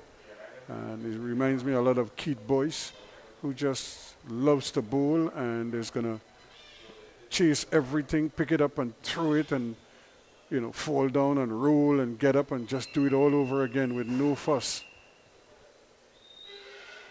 It's a healthy turnout here for this finals. So Calvin Phillip as well, man who's been in the coaching fraternity in the North Zone. He's in attendance. One step down the track, almost yoking himself, looking for a second, and Holder sends back the captain. As the ball just as well. That would have been a risk right there. That would have been risky business. He probably would not have reached half pitch. Holder coming to the non-strikers end. That would have been suicidal. The captain just eager to get back on strike. That would have been unfortunate, because you certainly don't want a run out. There's a throw from Sukwade. He tossed it to James instead of the stumps. He's trying to paddle it around the corner, his Holder. But there's a man out there, Batiste, a third man. Very interesting approach from Holder on that occasion. Well, he realizes that they have to try something. It's been pretty much, the guys from the north side, they have been the ones dictating pace. Everything more or less have gone their way. And so he has decided, look, let's see if we could change things up here. A few deflections, maybe a reverse sweep, something that might bring a boundary or two. And that might just get under the skin of the fielding team. He gets his captain back on strike, stepping down the wicket again, but he's just prodding forward. And perhaps a little bit tentative there. Might have been a good length delivery. He's asking to look at the ball. He certainly wasn't happy when they had that ball change, but there's one way to get the ball changed, Ruskin, is to hit that one out the ground and he'll get a different ball. Yep, we're looking at some of the spectators. They're still coming in. The car park is full. I hope I can get out when we're ready to leave. Comes in wide outside the off stump and room to swing the arms. This will go into the boundary square of the wicket for 4. Fornelia coming around and can't get it. It was too much work for him to do it. Flew past the man, Terrence James, at backward point, and he got all of that. Been a while coming, and but much needed at this point at time. So 14 completed now. It's 81 for 5. Blue Water's posse identified. Somebody pass blue water. Somebody bring blue water. Somebody get blue water. And we ready now. When you feeling hard, take up the water spray. Take up the water spray. In your school or home, take up the water spray. When the bus run out, take up the water spray. Party posse water. Working posse water. School children they water. The water spray. The fitness posse water.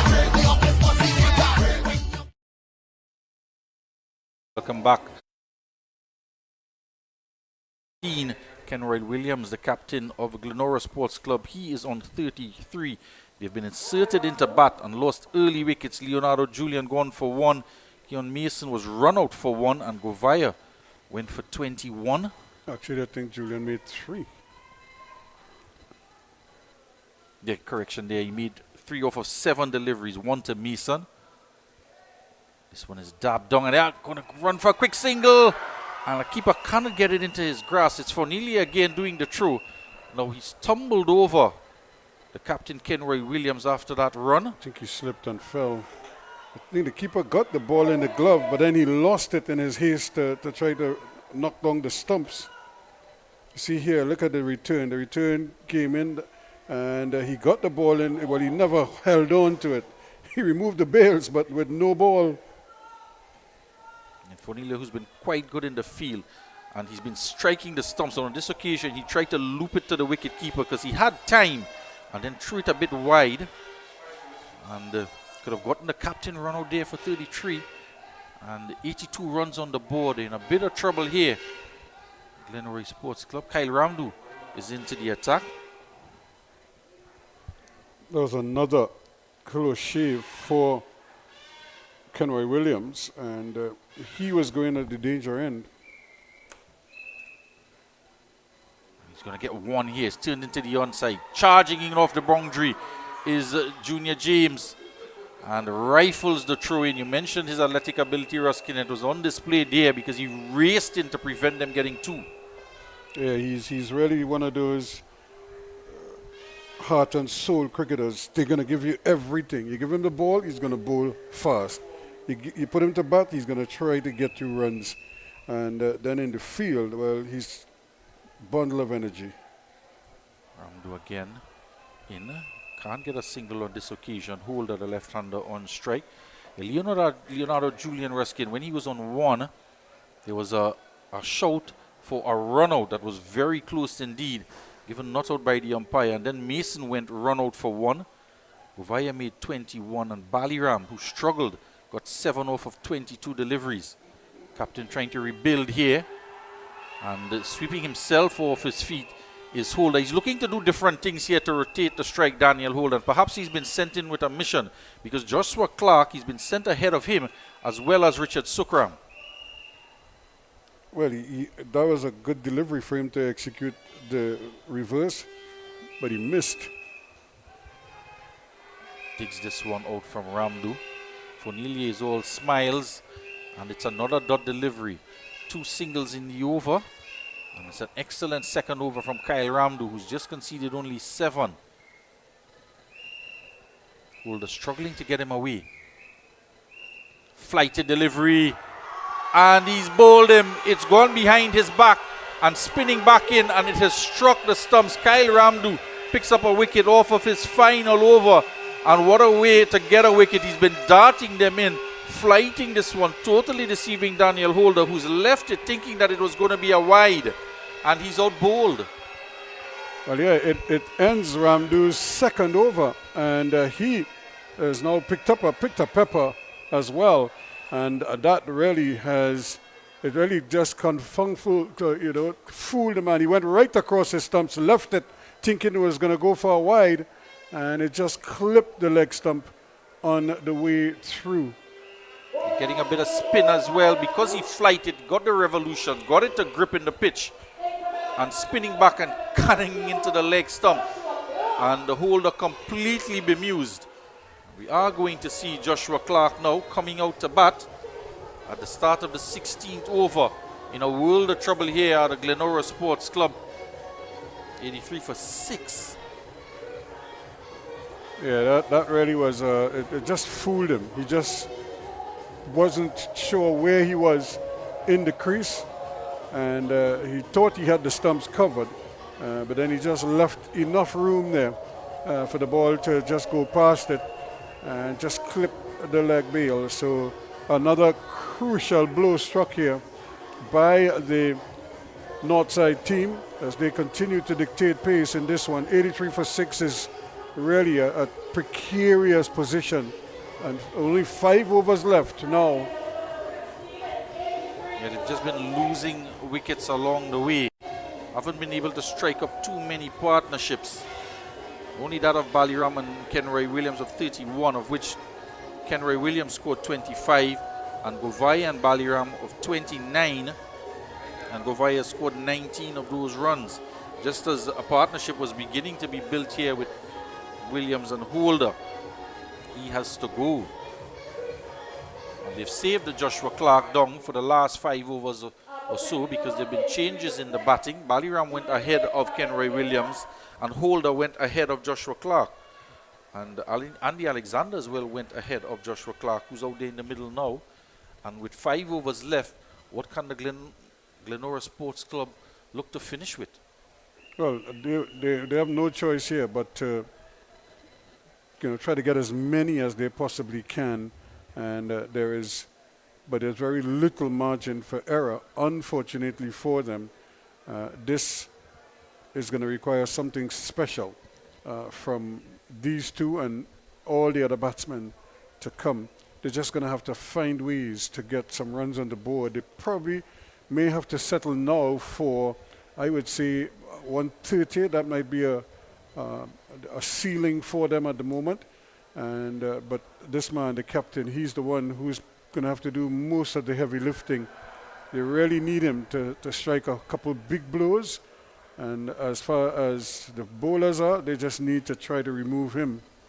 So helmet on, he's chipping down the track is Williams. He called for his helmet just before the start of the over. And we're just about an hour and a half or so into the game. The cutoff time for the game, hour and a half per innings. And the umpires, they just look to see, recalculate in terms of how many delays there have been in the game. And at 17 over mark, they will do a calculation. Again, he's advancing down the track and can only get a single out to Ramdu. Is that long off? Well, that's not bad, because at least he's trying to rotate the strike. You need the other batsman to do a similar thing and get him back on strike as quickly as possible. 2 deliveries at most. If you can't get it off the first one, then you definitely need to get it off the second. You cannot soak up 2 and 3 deliveries and not at least get 1 run from it. You have to be a little bit more aware of what the requirements are, and this is what the innings dictates from a GLENORA standpoint. Joshua Clark is going to face up. He's batting outside of his crease and around the wicket, gets off the mark. He had a good partnership, Joshua Clark, with Ballyram, made 23 not out against Savannah Boys, just as they were starting to struggle a bit, trying to chase down 134 set by Savannah Boys. That was in a match coming in for the semi-final. So left hand right hand combination again out there in the middle. James has bowled well. It's a full toss, and there's cover for Neely as a deep extra cover. Despite the fact that Guerra is in the ring at extra cover, there's some backup out there. You look at Junior James. From the moment he got the ball, he was running back to the top of his mark. You don't see that too often. The last person I saw doing that would have been Mackay Antini, and he will do it not because they wanted to speed up the innings per se. He just did it as a normal part of his routine. Wrong the wicket to Clark again. Just played back to him. Can't get it away, and there's a burst of energy from Junior James threatening to throw the stumps down. He knows that Clark is batting out of his crease. So had he hesitated to get back into his crease, James was ready to throw the stumps down. He is standing out of his crease, pushed back, and just as well he got back in time. Tugging it into the onside. They go for one quickly, but Fornelia does well. Got to him quickly as well. And after 16 overs, it's 87 for 6. Kenroy Williams on 36, and Joshua Clark is on 2. Here at GMMB, love is the currency. And let's show you how we are able to transfer that energy into real conversation. What about the connection with you and your team members? It's top priority for me to have that clear understanding of who my team members are and building connections with them to ensure that they carry out the vision of what we are trying to achieve as a team, realizing opportunities for both the clients and ourselves. GMMB. It's banking for real. Welcome back here, 87 for 6. It's during the course of this 17th over that the umpires will just have a look at the clock and whatever calculation, they'll just radio across to the third umpire, Mr. CDL, just to inquire what delays are there and if they're going to institute penalties in terms of fielding restrictions going into the last 3 overs. So they'll want to be aware of that as well. Captain Kendall Guerra. It's allotted 1 or 1.5 to each innings. Kyle Ramdu is going to be back into the attack to the left-handed Clark, facing for the first time. Well, you just saw that graphic there when they met earlier, and GLENORA got the better of them. And he's bowled him right through the gate. Kyle Ramdu picks up a second wicket out bowled. So he's knocked over the leg stump, and now this one crashes into middle and off. And it's all going to pieces here for the GLENORA Sports Club. Joshua Clark is out bowled for 2. Again, the batsmen are they're taking risk, but the type of risk they're taking, they're not really understandable here. He's playing down the wrong line of the ball and is bowled all over the place. Again, the ball didn't spin that much. It just went straight through. He just played inside the line of the ball and lost his off stump. Richard Sukram is coming out, number 47. He's coming out to bat. And in danger perhaps of not surviving the 24 overs. And I say surviving because the score is only 87 runs on the board. The current run rate is 5.38.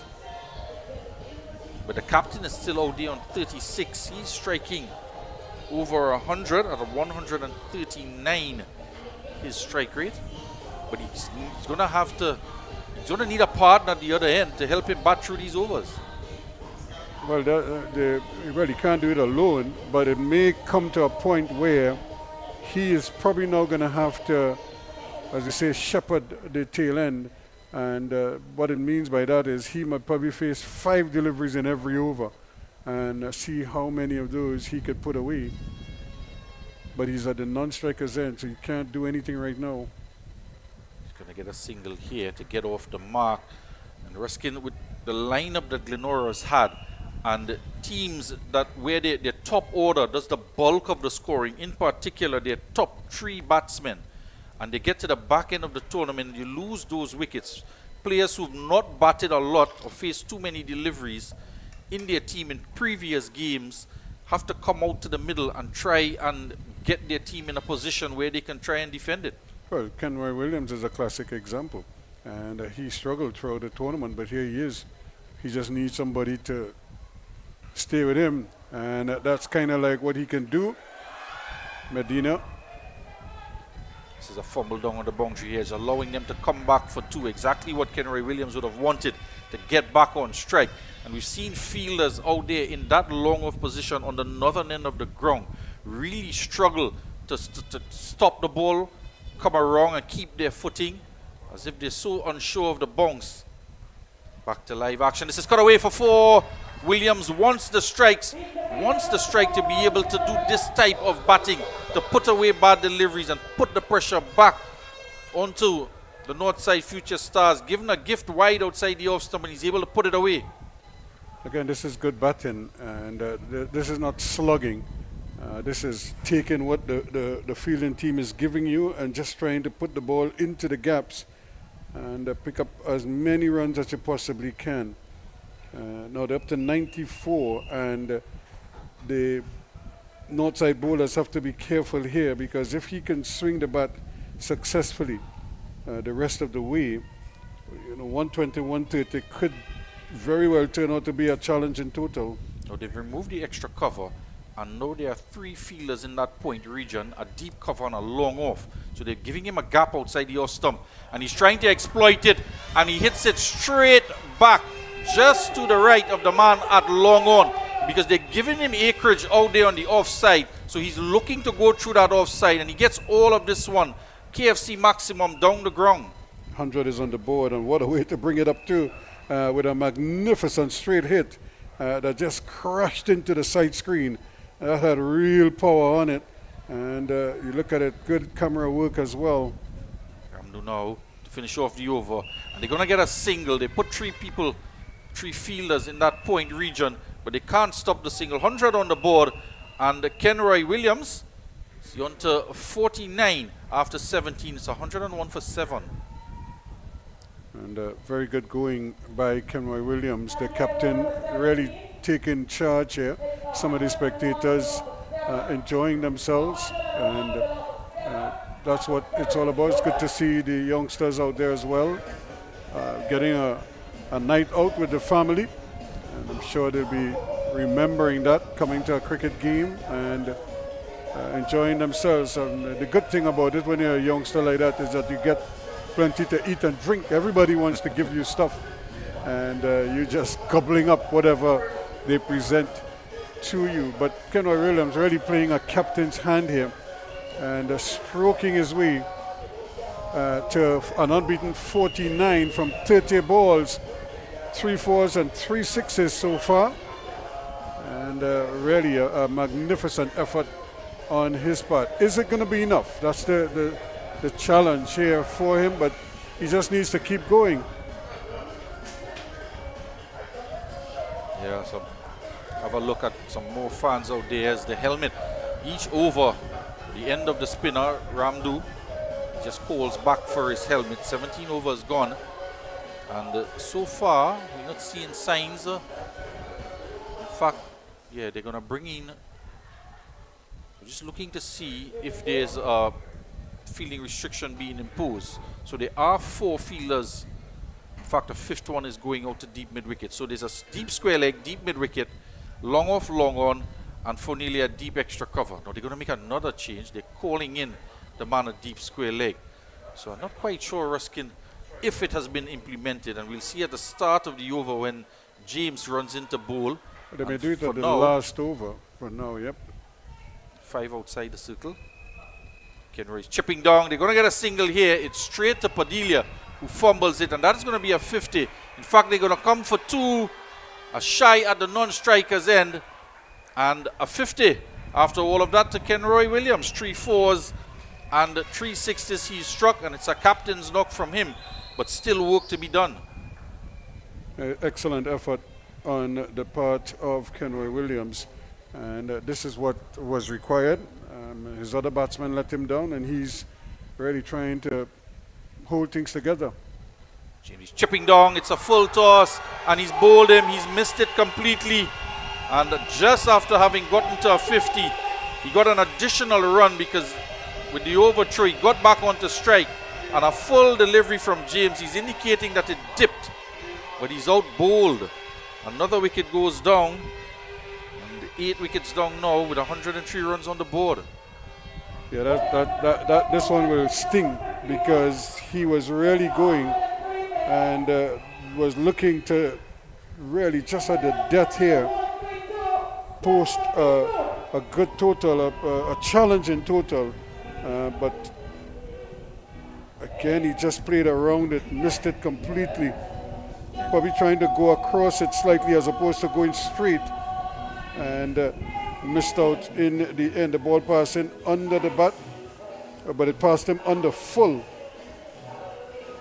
Yeah, it struck the base of the stump as well, Ruskin, so he might have had a case that it dipped, but still he's backing away leg side of it, so if he misses, he's in danger of being out bowled.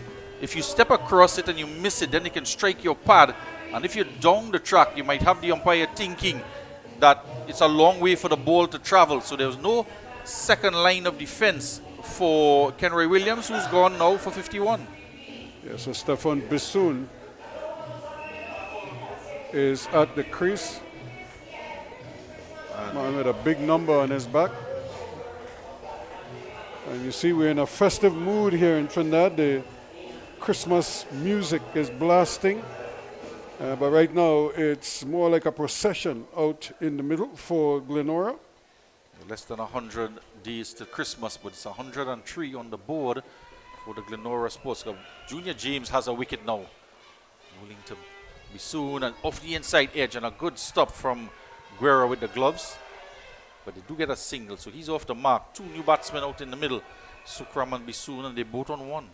Yeah, that's precisely what Glenora didn't want, is to have two batters now trying to make their way. But when you get to this end here, the happy hour segment is anything goes, and they're going to rely on these two to try and post as many as they possibly can. 104, another 16 or so.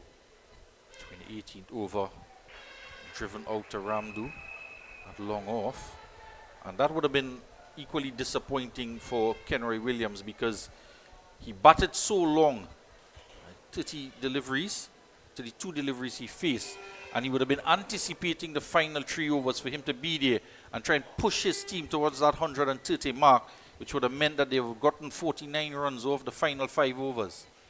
And it's still possible, but they're going to have to do some work. And you could see the batsman there, Bisoon, questioning that decision. He wanted the wide, didn't get it. One delivery to come in the 18th over. There you see that delivery again. It's a slower delivery and just dipping a bit. That'll finish off 18 overs in this finals between Northside Future Stars and Glenora Sports being put into bat. They are 105 for 8 after 18. Blue Water's posse identified. Somebody pass blue water. Somebody bring blue water. Somebody get blue water. And we ready now. When you feeling hard, take up the water spray. Take up the water spray. In your school or home, take up the water spray. When the bus run out, take up the water spray. Party posse water. Working posse water. School children they water. The water spray. Fitness posse water. The office posse water. Welcome back. 105 for 8. Just 12 balls remaining in the innings. And only Jerome Durrell to come. Disappointing batting performance from Glenora Sports. But as they say, Ruskin, is runs on the board. You're going to have 12 balls to try and add to this 105. Well, the thing is, they want to bat out the 12 balls. That's the other thing here. Ramdu is in. He's going to finish as a faster delivery and tucked into the onside, and it'll go very close to the boundary. Batiste can't catch up to it, and it's 4 of the first delivery of the 19th over. And a good start here for these final 12 deliveries. And Sukram tucks one away. Well, that's exactly what they need, and it doesn't matter how they come, as long as they come. And put pressure on the bowlers to keep their lines and keep their wits about them as well. While we talk about the batsmen, the bowlers also have to hold their nerve, because if they lapse like that, then they could be punished. Every ball here needs to be an event for the Glenora Sports Club if they are to get up to that 130 mark or so. Man's dropped back to deep square leg, and this one is short, and it's hit out to extra cover. Deep extra cover it is, and Medina comes around to do the fielding. You get 2 off the second delivery of the final over for Kyle Ramdu. 110 for 8. Again, he's doing the smart thing, and Ramdos is a little bit short. Both deliveries, he was on the back foot too. Flighted delivery and off the inside edge. Can't time it. And outfoxed on that occasion by Ramdu. You can see him trying to hit everything through the onside. He should just go with the ball and hit it through the offside if he can. That's better. Yeah, he's guiding this one out to extra cover. Well, he's going to cover. They're going to come back for two. He's going to have to hurry. The throw is to the non-strikers then, and Bisoun responds a bit late, but gets there in the end. But you had to go for two because he's pretty much close to the boundary. And so that ball has to travel a long way in the air to get there. So I don't think there was any debate whether they should go back for two. This one he's hitting down past the bowler and work out in the deep, and they slid both fielders out there. It is soft on the footing out there, and they come back for two. And again, you're almost compelled to run and try to get the second run. 10 runs in the over. The umpire is just confirming with the third umpire, and there is one delivery left in this 19 over. Just so the umpire is coming in to indicate, as you see them do at the end of the over, but there's just on the radio to confirm that there is one ball left. Sukram on 12.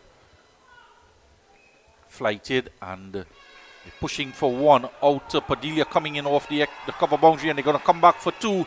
He doesn't pick it up cleanly, and a bit of an expensive 19 over in the context of the game. 12 runs in it, and 117 for 8, and Sukram goes up to 14 with Bisoun on 1.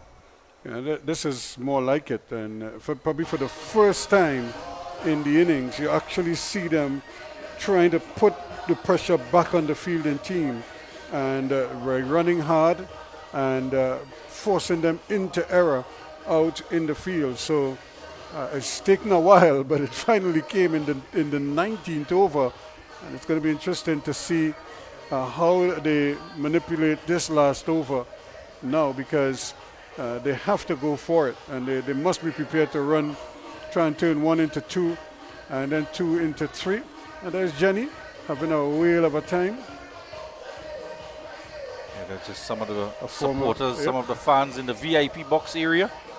I remember Jenny from back in the days at John Donaldson, then she was at the bank as well, and a serious pan fanatic.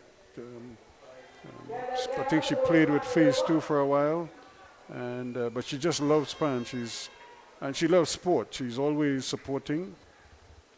You see her at football, you see her at cricket, you name it, she's there, and rendering support and ensuring that the players know that she's there. But this is going to be a crucial final over.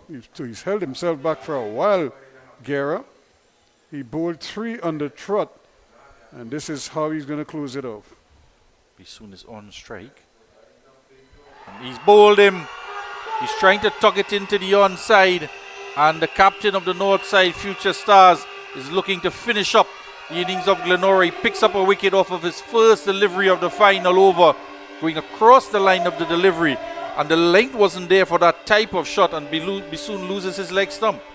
Yeah, he went right across the line of the ball, and again, he's rehearsing a different shot. He just had a swipe, really, and it looked very agricultural, and the result was that he lost his leg stump. So he went right across the line. There was no pad in the way. Now, that ball probably pitched just outside leg stump and came back in and hit the stump on the way through. Now, had he played a proper on drive, he probably might still be there. Even if he had missed it, it would have hit the pad.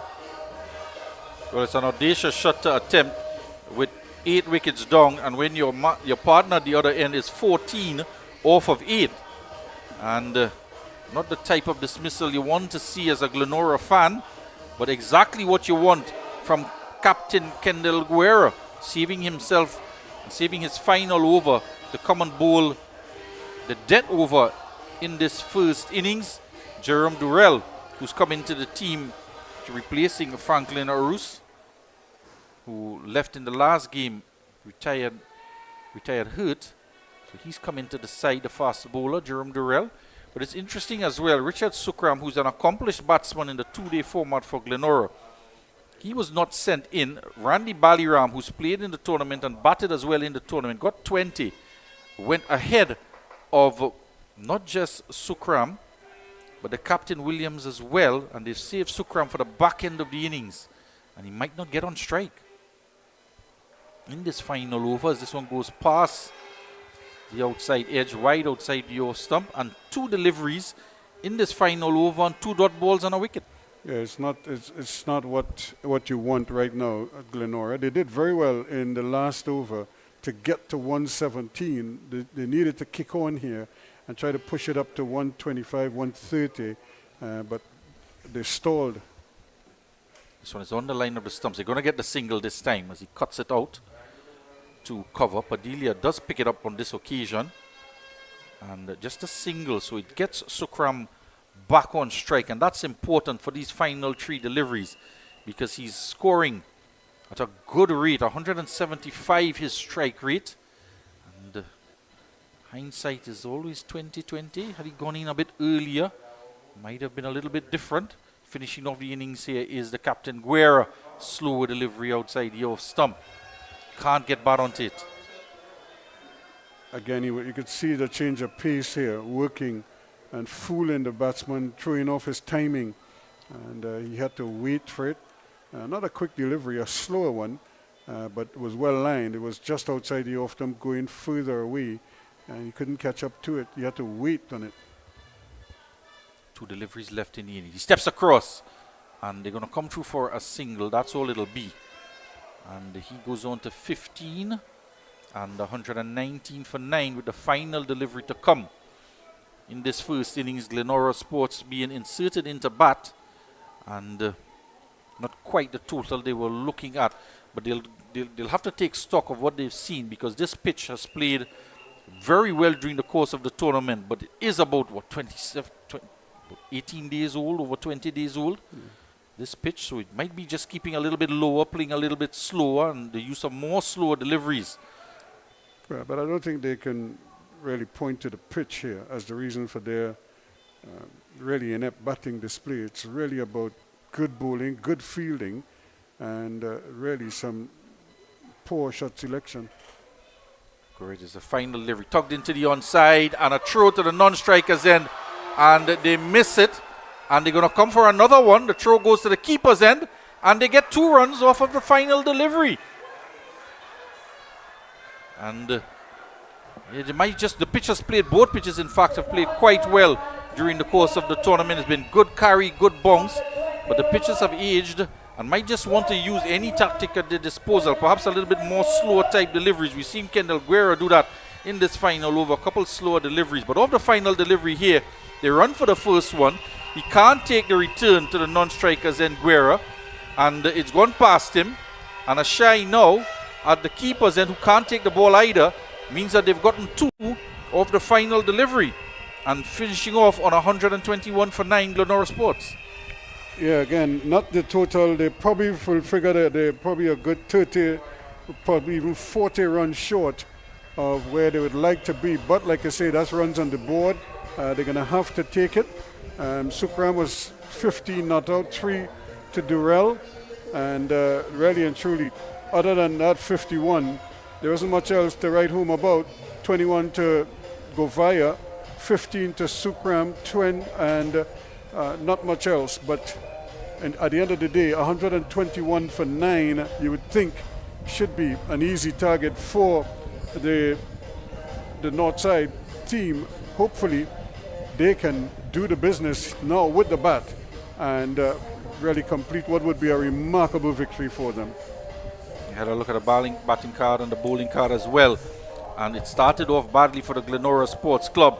Mason was run out, and it was the second opportunity for a run out in the innings. He went early on in the piece, and then wickets kept falling. Govaya tried to resurrect the innings with 3 fours, and he scored 21 before he put the ball in the hands. Well, this was an opportunity grasped by Kyle Ramdu. Difficult opportunity, but given a second attempt, Ramdu, and it was a third boundary delivered by Govaya.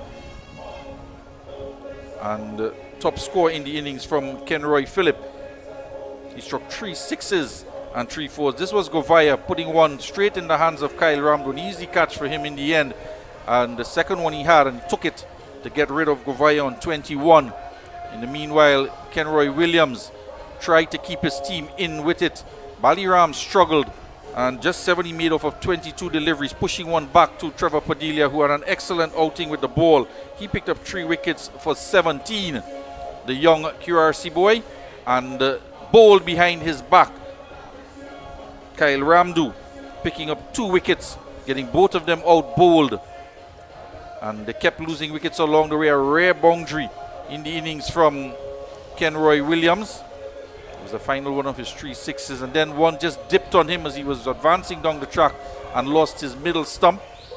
And Kendall Guerra, the captain, came in for the final over. Opportunity for a run out here and a misfield, and allowed them to come back for 2 to finish off the innings with a 121 for 9 with a run rate of 6 in their 20 overs. So Northside Future Stars, they would be fancying their chances to get this 122 runs in this North Zone T20 festival. It's the finals and all to play for.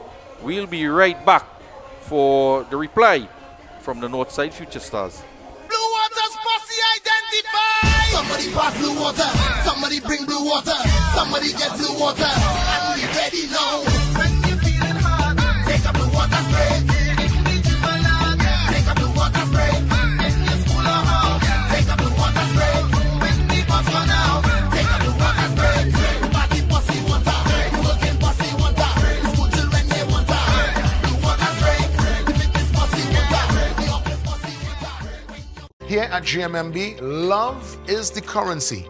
And let's show you how we are able to transfer that energy into real conversation. What about the connection with you and your team members? It's top priority for me to have that clear understanding of who my team members are and building connections with them to ensure that they carry out the vision of what we are trying to achieve as a team, realizing opportunities for both the clients and ourselves. JMMB. It's banking for real. This one? No. Hey, look, KFC has an incredible promo. I already had that for lunch. Crunch whoever isn't on board. Order KFC's Mega 6 Bucket for only $115. KFC, it's finger licking good. Blue Water's posse identified. Somebody pass blue water. Somebody bring blue water. Somebody get blue water. And we ready now. When you feeling hard, take a blue water spray. Take a blue water spray. In your school or home, take a blue water spray. When the bus run out, take a blue water spray. Party posse water. Working posse water. School children they water. Blue water spray. The fitness posse water. The office posse water. Here at GMMB, love is the currency. And let's show you how we are able to transfer that energy into real conversations. How important is it for the client to be recognized and not to feel invisible, to feel like just a number? At GMMB, everybody is seen as an ideal, important client. And we give everybody the same level of respect, the same level of acknowledgement, and we deal with you to suit based on that vision of love. JMMB. It's banking for real. Having that family lime at home, that cookout by the river, or you're just feeling to bubble up pot? Then Cans Poultry and Meats Limited has got you covered for all your meaty needs. Whether it be chicken, beef, steak, lamb, or even seafood, check Cans. They even have seasoning and condiments to complement your dish. So if you're looking for top quality meats at prices that wouldn't bust your pocket, then come on in to Cans today at any of their convenient locations. Truth be told, here at GMMB, love is the currency. And let's show you how we are able to transfer that energy into real conversations. It seems to me there's a power in listening. It seems like that is a part of the mandate. Of course. We need to listen to our clients. We need to hear what they need. We need to hear that they are satisfied, they are loved, they are feeling that JMMB culture. JMMB. It's banking for real. Lion Brand brings you the perfect blend of tradition and convenience. From delicious pylori mix and versatile split peas powder to our easy-to-use fry-bake mix, baking powder, and self-rising flour, Lion Brand takes the guesswork out of cooking, making it simpler than ever to create those cherished family favorites. Taste the tradition. Embrace the convenience. Find Lion Brand products at your favorite grocery store today. Lion Brand, the power behind our great taste traditions. When you want to get the inside information, you go to the real source, the team members. Let's hear what they're saying. One of the joys that I have is calling someone and telling them you have that approval. We want to know our clients. The attention that we give the client feels that warmth. We help you, the customer. We are here to help you, achieve your dreams. Client succeeding, it has helped the bank to succeed. Lots of great information here. And yes, GMMB is a real bank. Blue Water's posse identified. Somebody pass blue water. Somebody bring blue water. Somebody get blue water. And we ready now. When you feeling hard, take a blue water spray. Take a blue water spray. In your school or home, take a blue water spray. When the bus run out, take a blue water spray. Party posse water. Working posse water. School children they water. Blue water spray. Fitness posse water. The office posse water. Here at GMMB, love is the currency. And let's show you how we are able to transfer that energy into real conversation. What about the connection with you and your team members? It's top priority for me to have that clear understanding of who my team members are and building connections with them to ensure that they carry out the vision of what we are trying to achieve as a team, realizing opportunities for both the clients and ourselves. GMMB. It's banking for real. This one? No. Hey, look, KFC has an incredible promo. I already had that for lunch. Crunch whoever isn't on board. Order KFC's Mega 6 Bucket for only $115. KFC, it's finger licking good. Blue Water's posse identified. Somebody pass blue water. Somebody bring blue water. Somebody get blue water. And we ready now. When you feeling hard, take a blue water spray. Take a blue water spray. In your school or home, take a blue water spray. When the bus run out, take a blue water spray. Party posse water. Working posse water.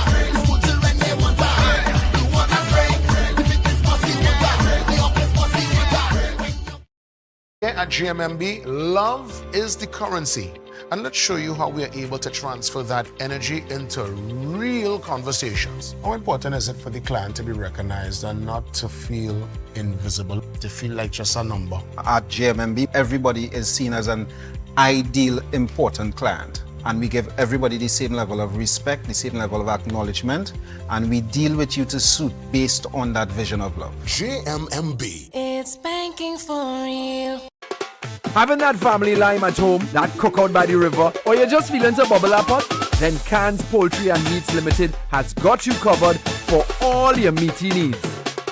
Whether it be chicken, beef, steak, lamb, or even seafood, check Cans.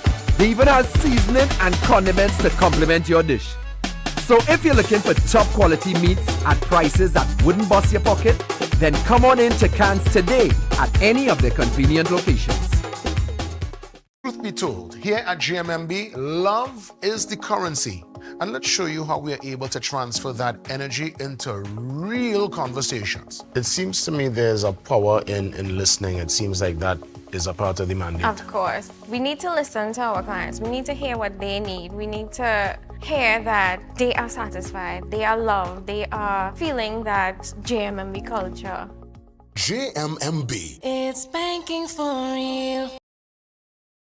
Lion Brand brings you the perfect blend of tradition and convenience. From delicious pylori mix and versatile split peas powder to our easy-to-use fry-bake mix, baking powder, and self-rising flour, Lion Brand takes the guesswork out of cooking, making it simpler than ever to create those cherished family favorites. Taste the tradition. Embrace the convenience. Find Lion Brand products at your favorite grocery store today. Lion Brand, the power behind our great taste traditions. When you want to get the inside information, you go to the real source, the team members. Let's hear what they're saying. One of the joys that I have is calling someone and telling them you have that approval. We want to know our clients. The attention that we give the client feels that warmth. We help you, the customer. We are here to help you, achieve your dreams. Client succeeding, it has helped the bank to succeed. Lots of great information here. And yes, GMMB is a real bank. Blue Water's posse identified. Somebody pass blue water.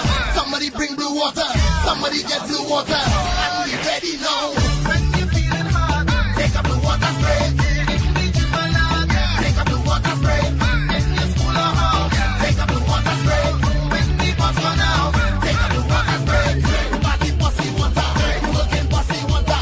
School children they water. Blue water spray. Fitness posse water. The office posse water. Here at GMMB, love is the currency. And let's show you how we are able to transfer that energy into real conversation. What about the connection with you and your team members? It's top priority for me to have that clear understanding of who my team members are and building connections with them to ensure that they carry out the vision of what we are trying to achieve as a team, realizing opportunities for both the clients and ourselves. GMMB. It's banking for real.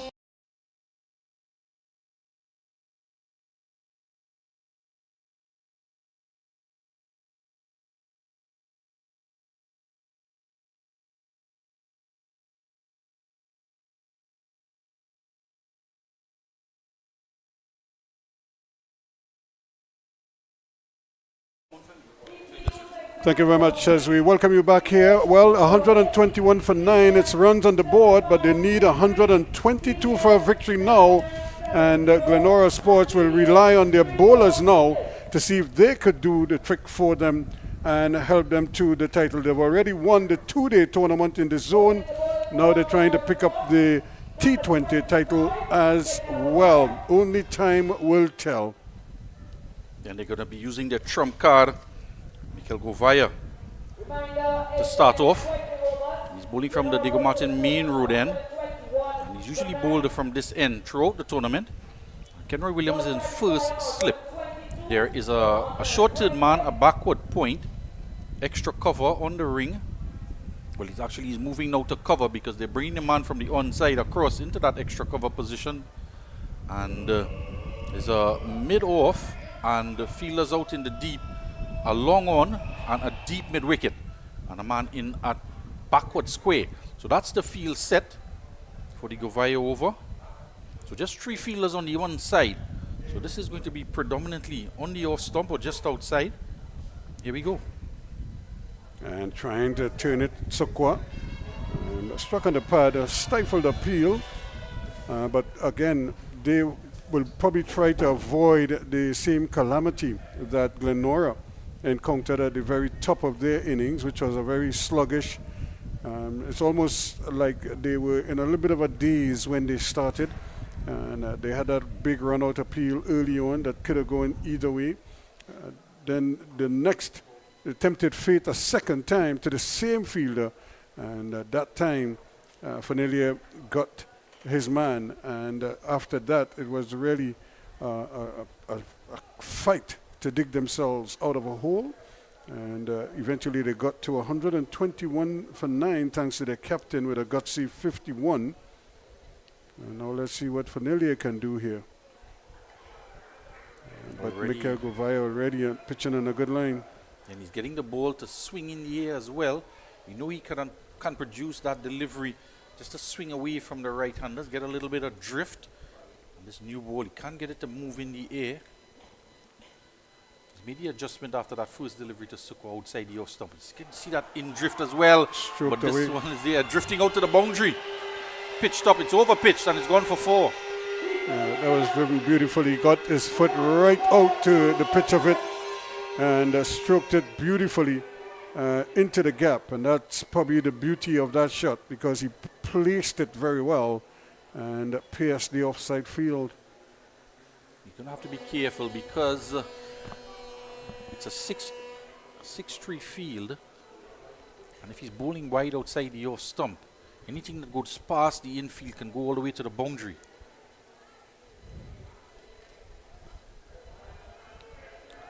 So again, this is really a critical period here. It's going to be interesting to see how they go in the power play.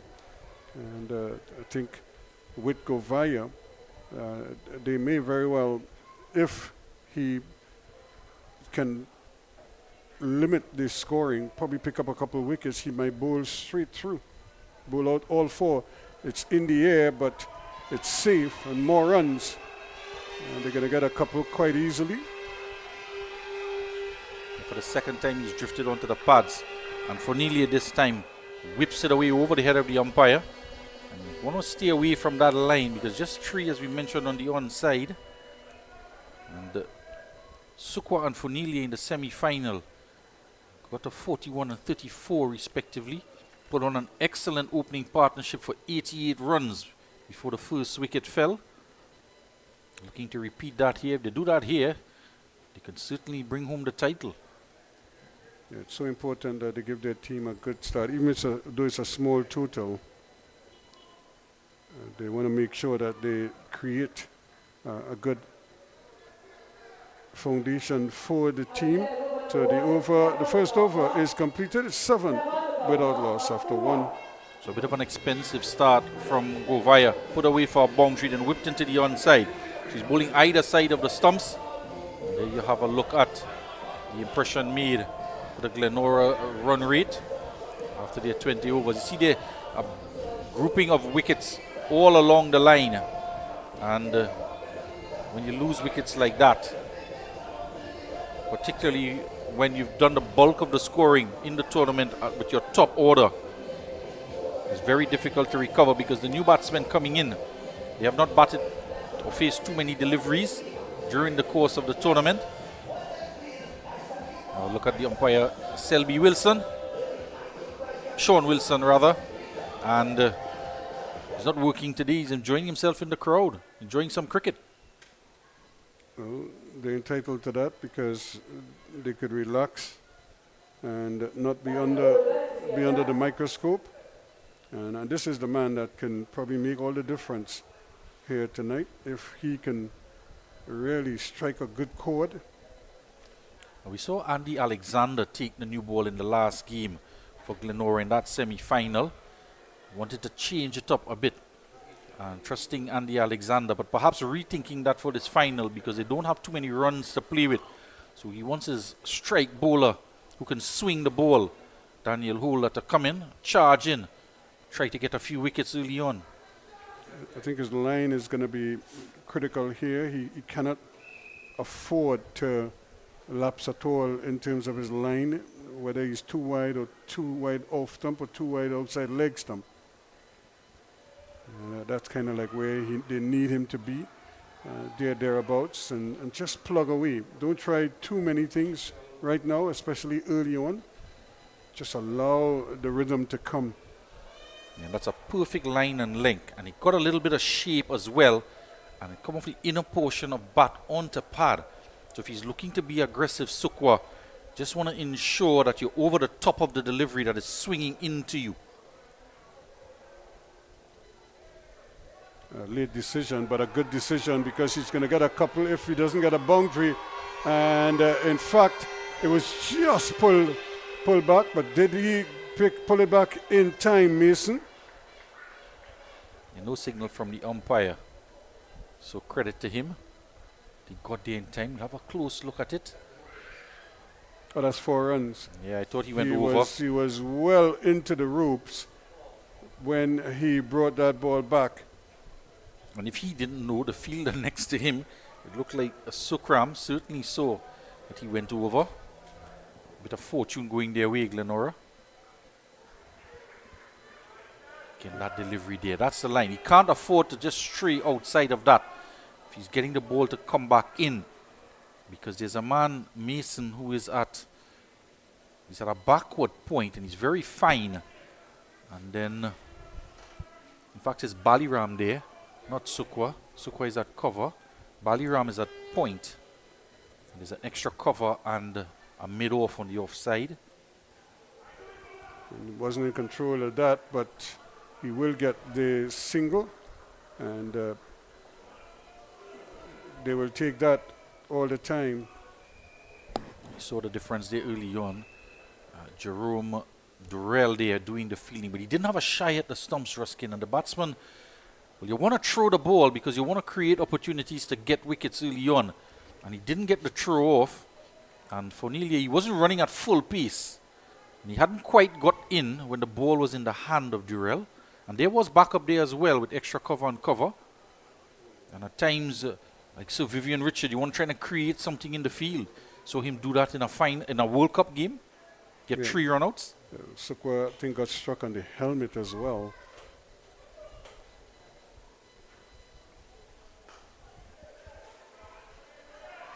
And that's good fielding. Again, Alexander falling over in the process, but stopping the ball cleanly, which is critical at this stage because the fielders are going to have to back up the bowlers here 110%.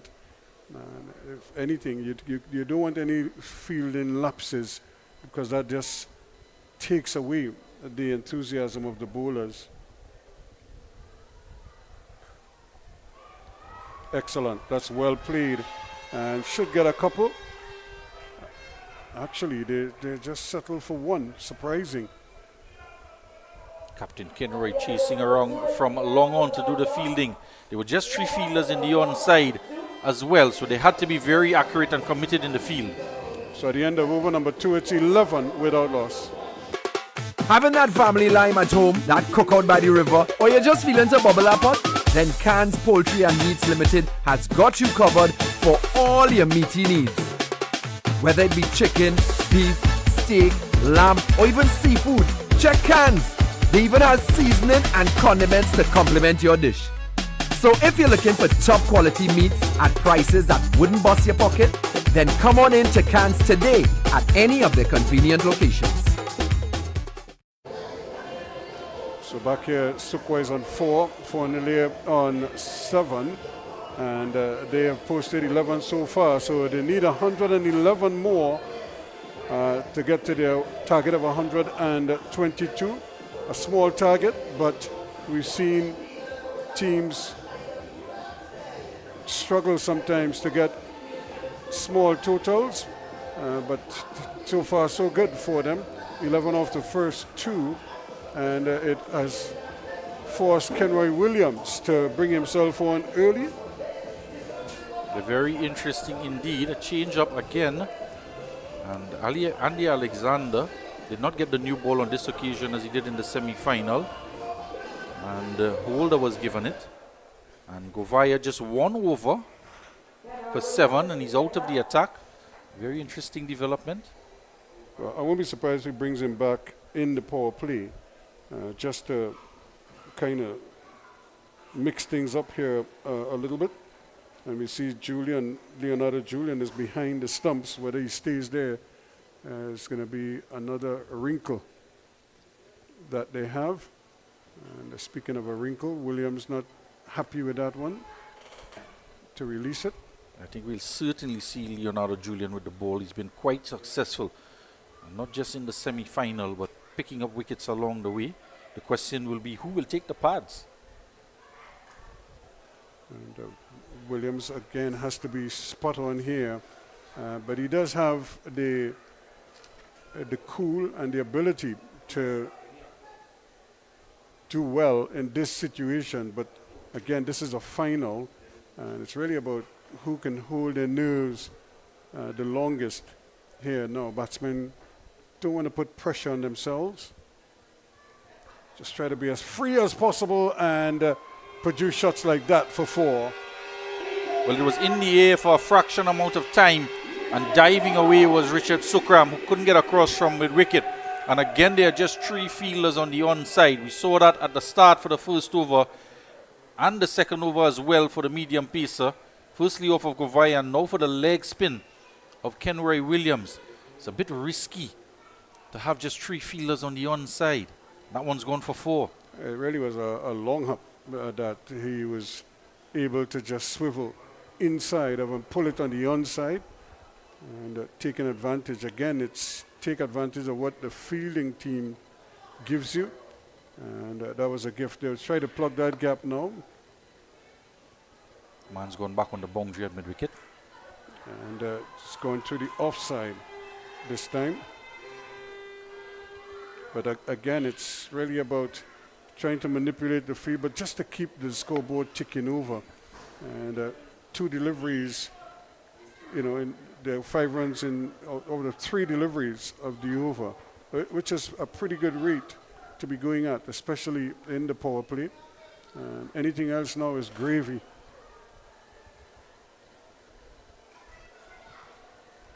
And Williams, of course, will be hoping that he could maybe strike a big blow here for his team. He did excellent work with the bat, but now they're going to ask him to do even more with the ball.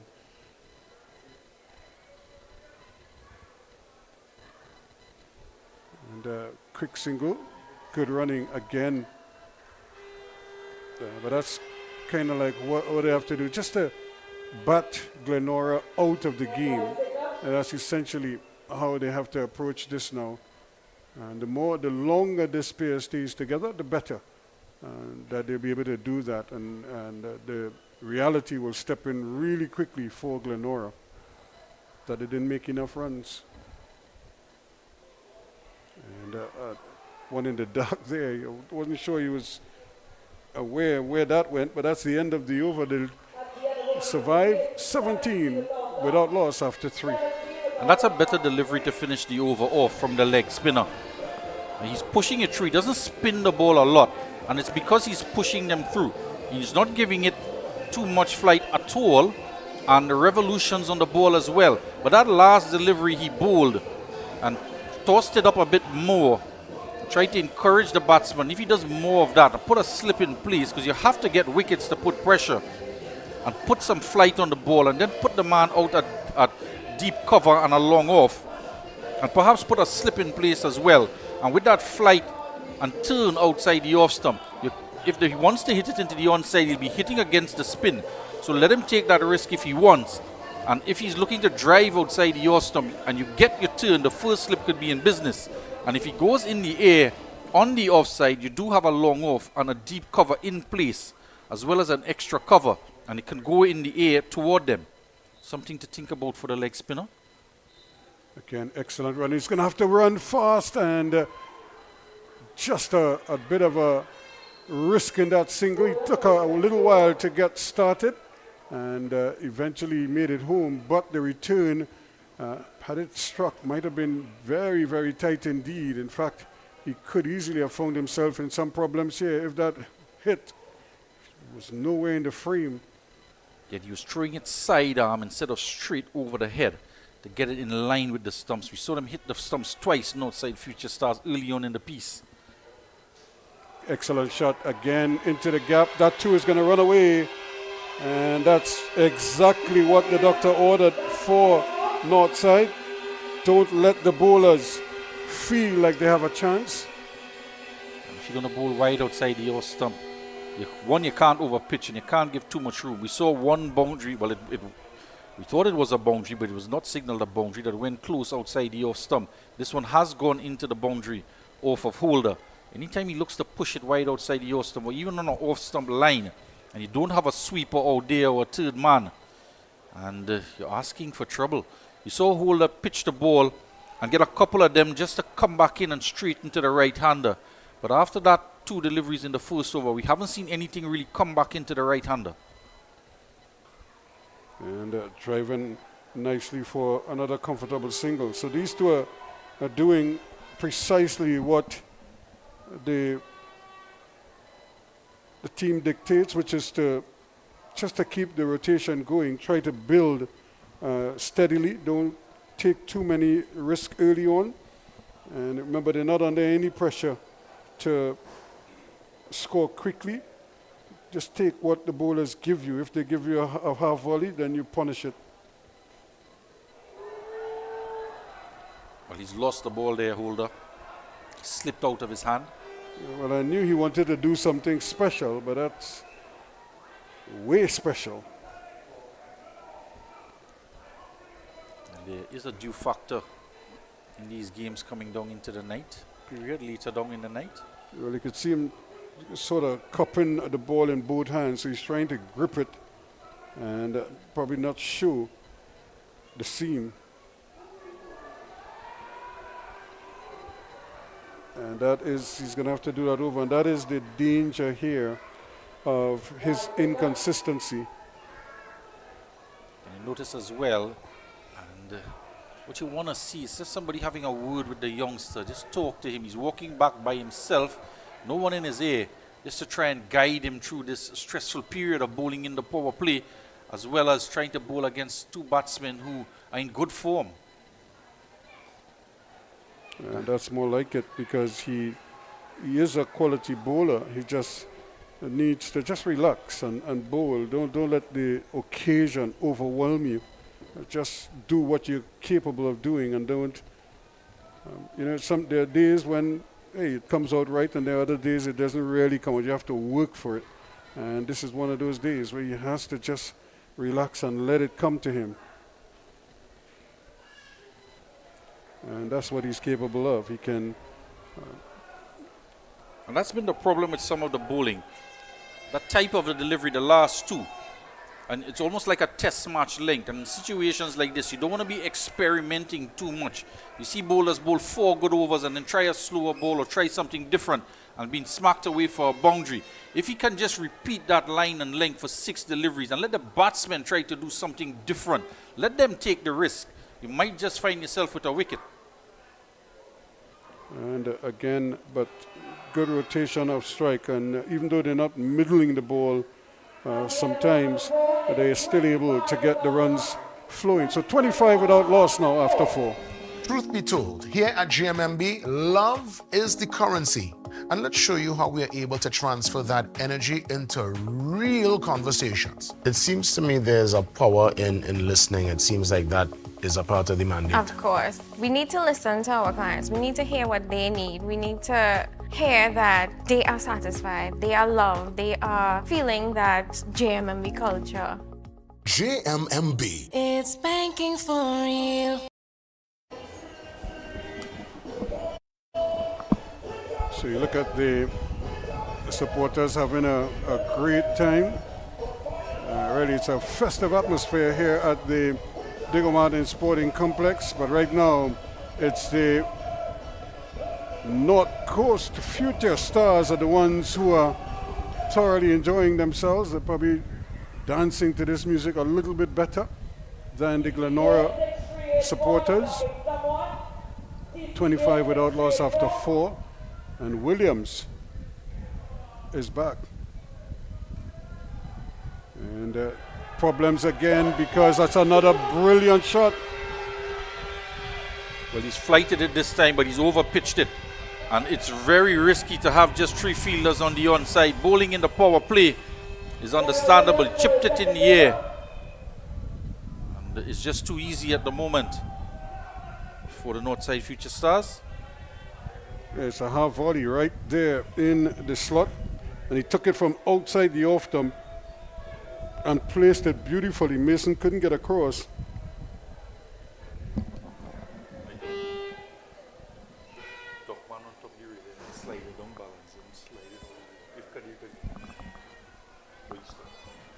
So some anxious moments here now for GLENORA, because this game can get away from them in a hurry. And these two are doing an excellent job, just not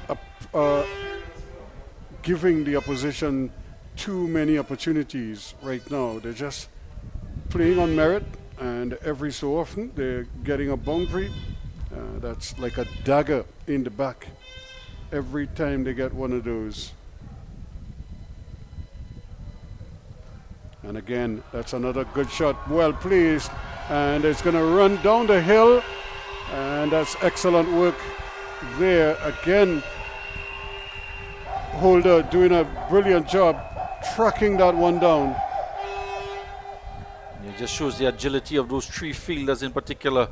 Look at Bisun diving across, can't get a boot onto it. Holder is chasing after, and there's the backup from Govaya, which is equally important, Because when he pulls it back, you want to have that guy there chasing, following behind you, backing it up to get the throw in right away. Because for you to recover and get up off the ground, they might be looking for an additional run. So good work from Govaya as well.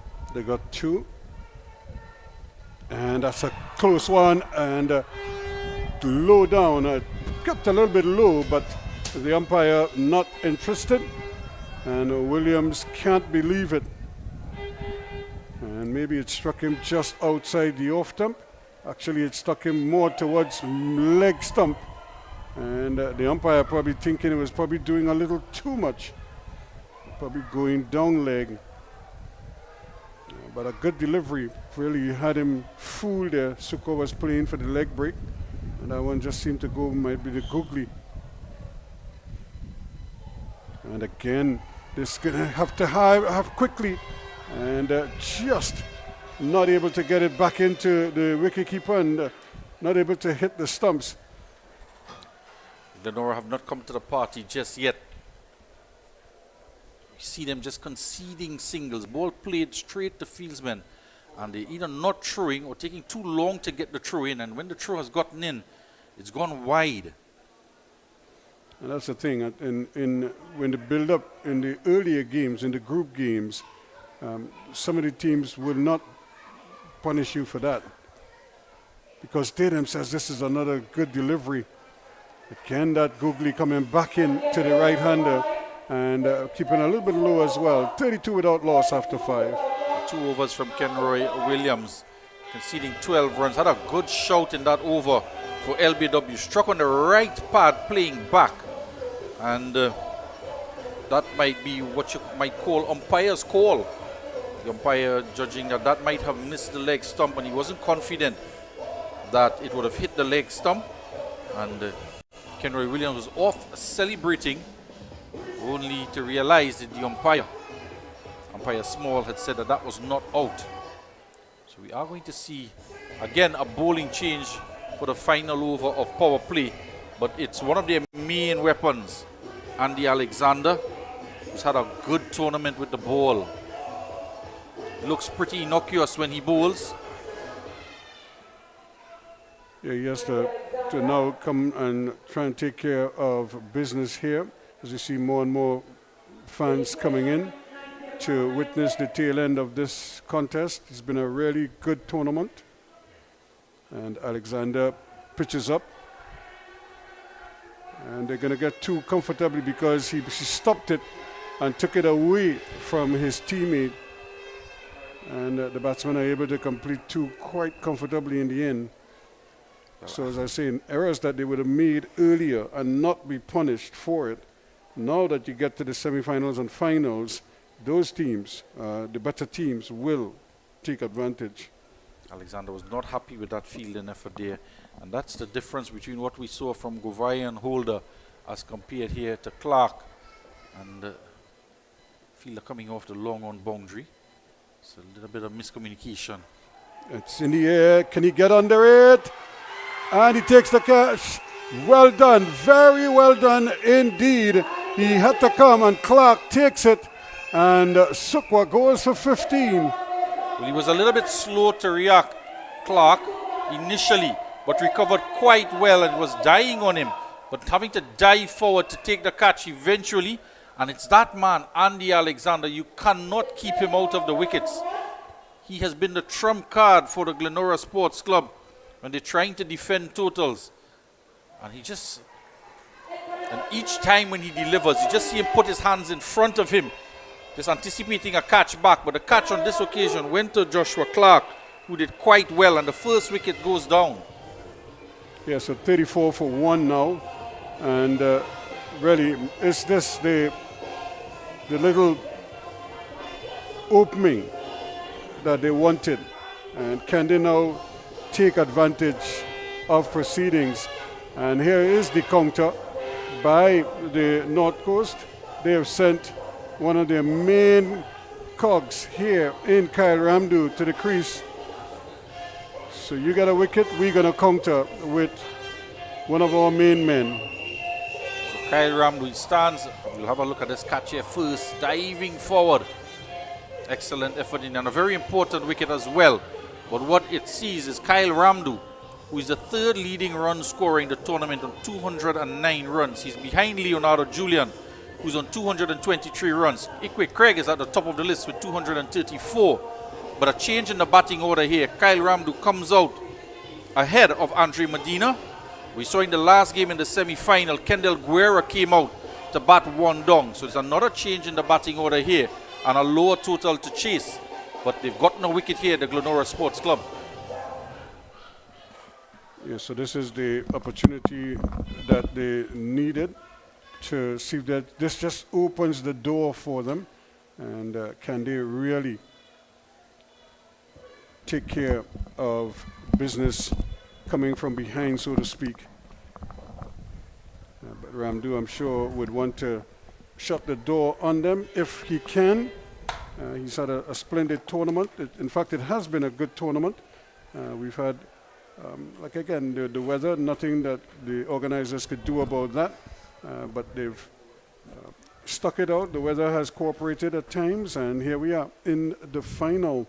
And we've been joined by chairman of the zone, Winston Sobers. As he watches Ramdu steal a quick single here, and Govaya surprisingly misfields one. And that is the pressure of the moment. He was trying to attack the ball, hoping to intercept it and maybe effect a run out, but instead created what we call a cardinal sin, take his eyes off the ball. And instead of limiting them to one, they got two. So Winston, as I say good evening to you, you must be very happy the fact that you've gotten to this stage to get a final in, given the threat of the weather throughout the tournament. That's another brilliant shot. And that's going to be another boundary as they continue to fight fire with fire here. Yes, Ruskin, thanks for having me. Yes, we are quite happy.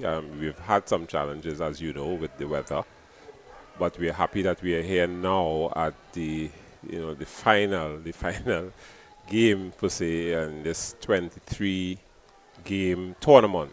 18 days, 23 games, and we're down to the final. And I think the quality of the games, of course, was something that I expected, and I was pleasantly surprised, too, of the quality of some of the young players in the competition. As you know, we implemented what we call an under-19 aspect to the competition, which was not done 3 years ago, because this is our 4th edition of the tournament. And we decided this year to have an under-19 component. And we've seen how well that has worked, because some of these same under-19 players have actually distinguished themselves in the tournament. We looked at young Padilla, who's doing very well in there. That's the end of over number 6. The power play is on. It's 40 for 1 now after 6. Lion Brand brings you the perfect blend of tradition and convenience. From delicious Pelori mix and versatile split peas powder to our easy-to-use fry-bake mix, baking powder, and self-rising flour, Lion Brand takes the guesswork out of cooking, making it simpler than ever to create those cherished family favorites. Taste the tradition. Embrace the convenience. Find Lion Brand products at your favorite grocery store today. Lion Brand, the power behind our great taste traditions. So again, the rhythm continues here. It's 40 for 1 after 6. And just to do a quick comparison, the GLENORA team, when they batted, were 25 for 2 after their 6 overs. Once again, let me thank our sponsors, KFC, JMMB, Cairns Poultry, Blue Waters, Dixie, Black and White Scotch Whisky, Beckles Environmental Services, and the Lion Brand from the National Flour Mills. And of course, our production team here at 360. And I wanted we know how it's difficult to get sponsors. So when you get this cadre of sponsors, I don't want to know the amounts, but just the variety of sponsors that you've had. Sure, you'd like more, but you must be happy. Most definitely, Ruskin. We were very much indebted to the sponsors who came on, because in this time of hardship for businesses, we were quite surprised that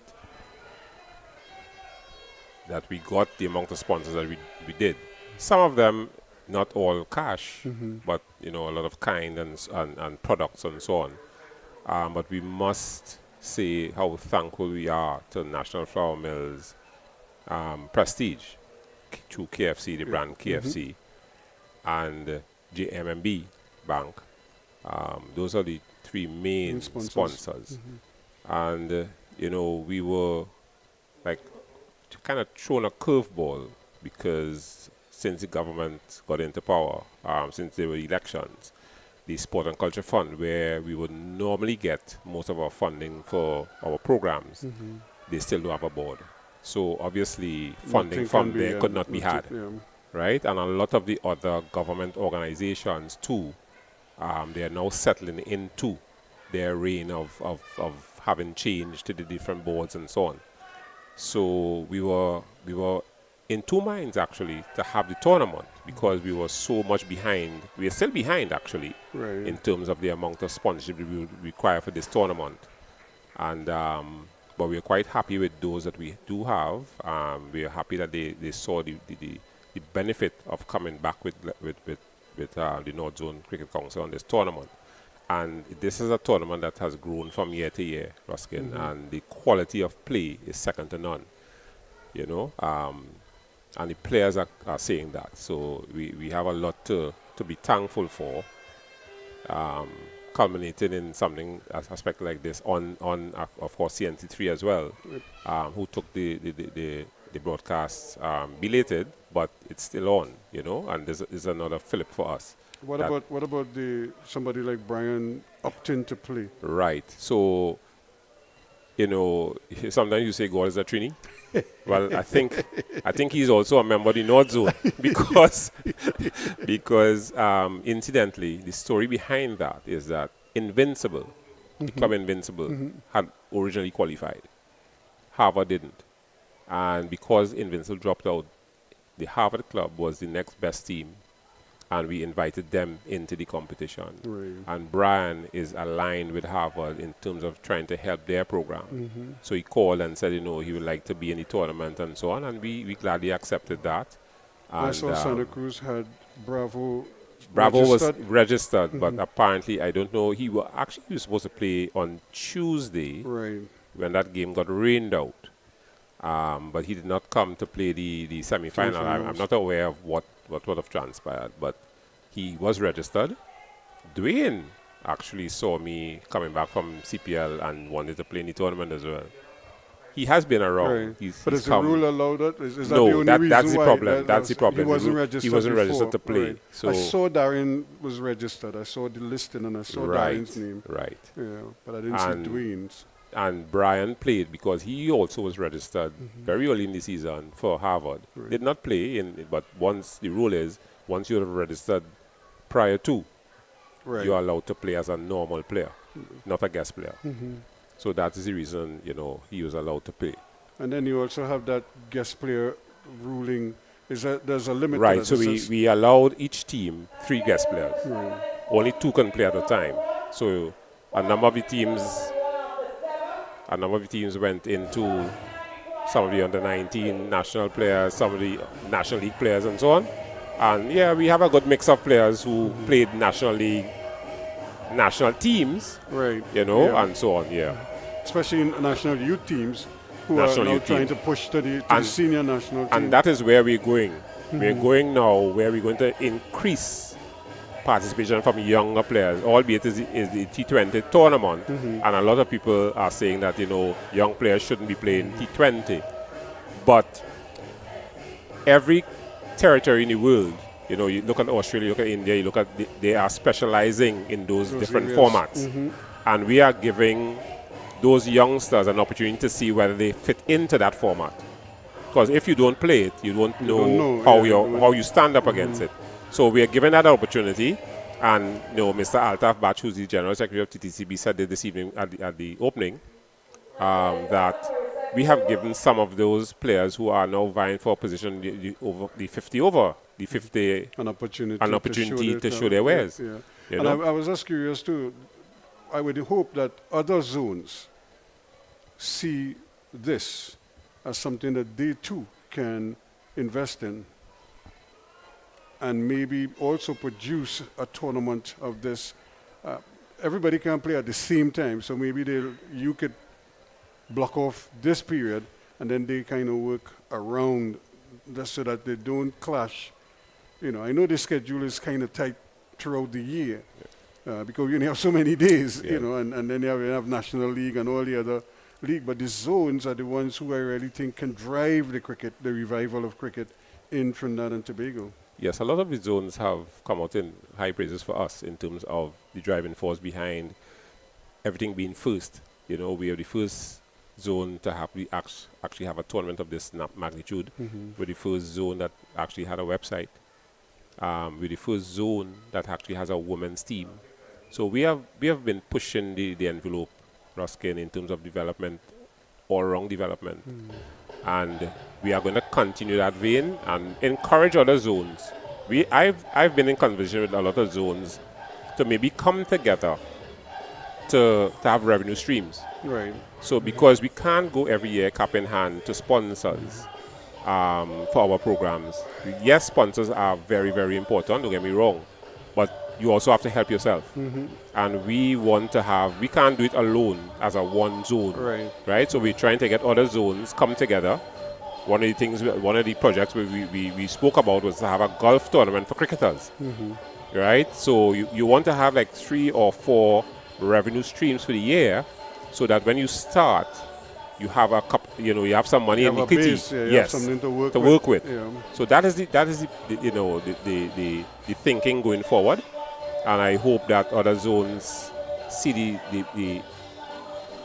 the beauty of implementing things like this. What is the feedback you're getting from the fans? I know you were walking about looking at it. What kind of feedback you're getting from them? They are happy. The quality of the cricket is very good. Somehow though, this venue, we have not seen mammoth crowds. I don't know what it is, Ruskin, because the quality of the cricket is good. And a lot of people say sometimes, it is a double-edged sword because we're showing it live so they can stay home and watch it, So, but there's nothing like being at the venue. Exactly, and we have asked teams to bring out their numbers, their supporters and so on, but it's hard. I mean, people, sometimes the area, sometimes, the late nights, but we have tried, and there's a reasonably good crowd here tonight as it's the final, but they are very happy, and we have tried also to entice them by giving out prizes on any night, fan of the match. Every night you have a fan of the match. Fan of the match and so on, so we have a very good turnout. What I would like to see, and I don't know if you've had those discussions, but a lot of what we see in CPL is now filtering down to the other groups, to the other national teams or areas.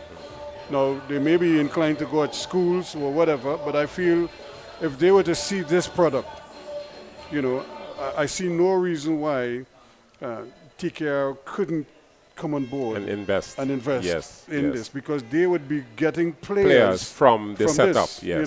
And I'll give you an example of what I've seen as we're getting a resumption of play here after Kwesi Fonilia was checked out by the physio, and he seems to be moving a lot better now. And I'll give you when we do football, say like in Holland, for example, they kind of divvy up the country, and some of the big clubs, they have like their zone, their catchment area, satellites, and they take that responsibility very seriously, because they know that is where their talent is coming from. And the kids go to regular school, but at 1 o'clock, 2 o'clock in the afternoon, the club takes over, and if they have homework, they'll do it at the club. But everything else after that is the responsibility of the club to make sure that the development is taking place. So if the TKR and the national, that program recognizes that, look at young Ramdu is performing here, they must be able to see. I'm sure Bravo, and they're looking around and saying, this might be something that we could support because we're seeing the young talent developing here. And let's just take the bull by the horn. Well, we are hopeful that people looking on at this can indeed have that thinking, Ruskin. We'd love to partner with others to get this even bigger and better. Look after the players and make sure that we have proper pitches to play on. The outfield is good. You have the production team to showcase the talent because you could be playing here and no one sees you. Nobody's seeing it, yeah. Right? And that is why we've always tried through the 4 years of this tournament to have it televised.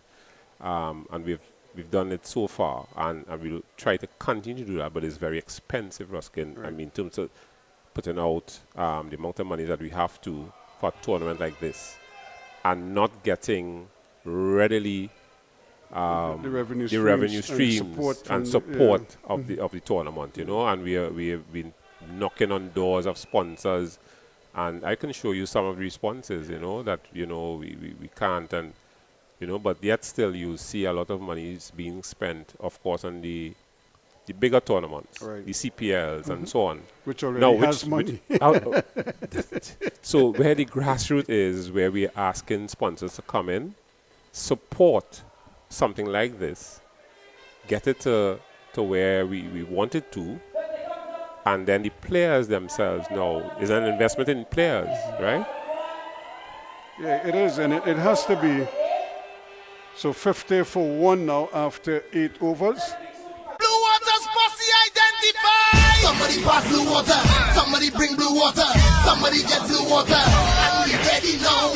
When you feeling hard, take a blue water spray. Take a blue water spray. In your school or house, take a blue water spray. When the bus run out, take a blue water spray. Party posse water. Working posse water. School children they water. Blue water spray. The fitness posse water. The office posse water. This drainage is not proper. So as we welcome you back here again, it's 50 for 1. Ramdu is on 11, 22 to 4 Nilia, and this youngster is having a whale of a time as she continues to make her way around the stands here. And one of the things I wanted to touch on is the state of the wicket. I really think that for the amount of matches played, these wickets have held up quite nicely, and I think you really have to commend the ground staff for the work that they've put in to ensure that you have this standard of pitches. Yes, very much so, Ruskin. And Richard Mohammed is actually a UDCOT staff member who is working very hard here, helping us out to have the kind of wicket that we require. Because when Brian, interestingly, when Brian indicated he was playing, he said, "What about the wickets?" Right? Who's preparing the wickets? And we told him is UDCOT, so he was happy with that. Yeah. And Richard has worked very hard on these wickets.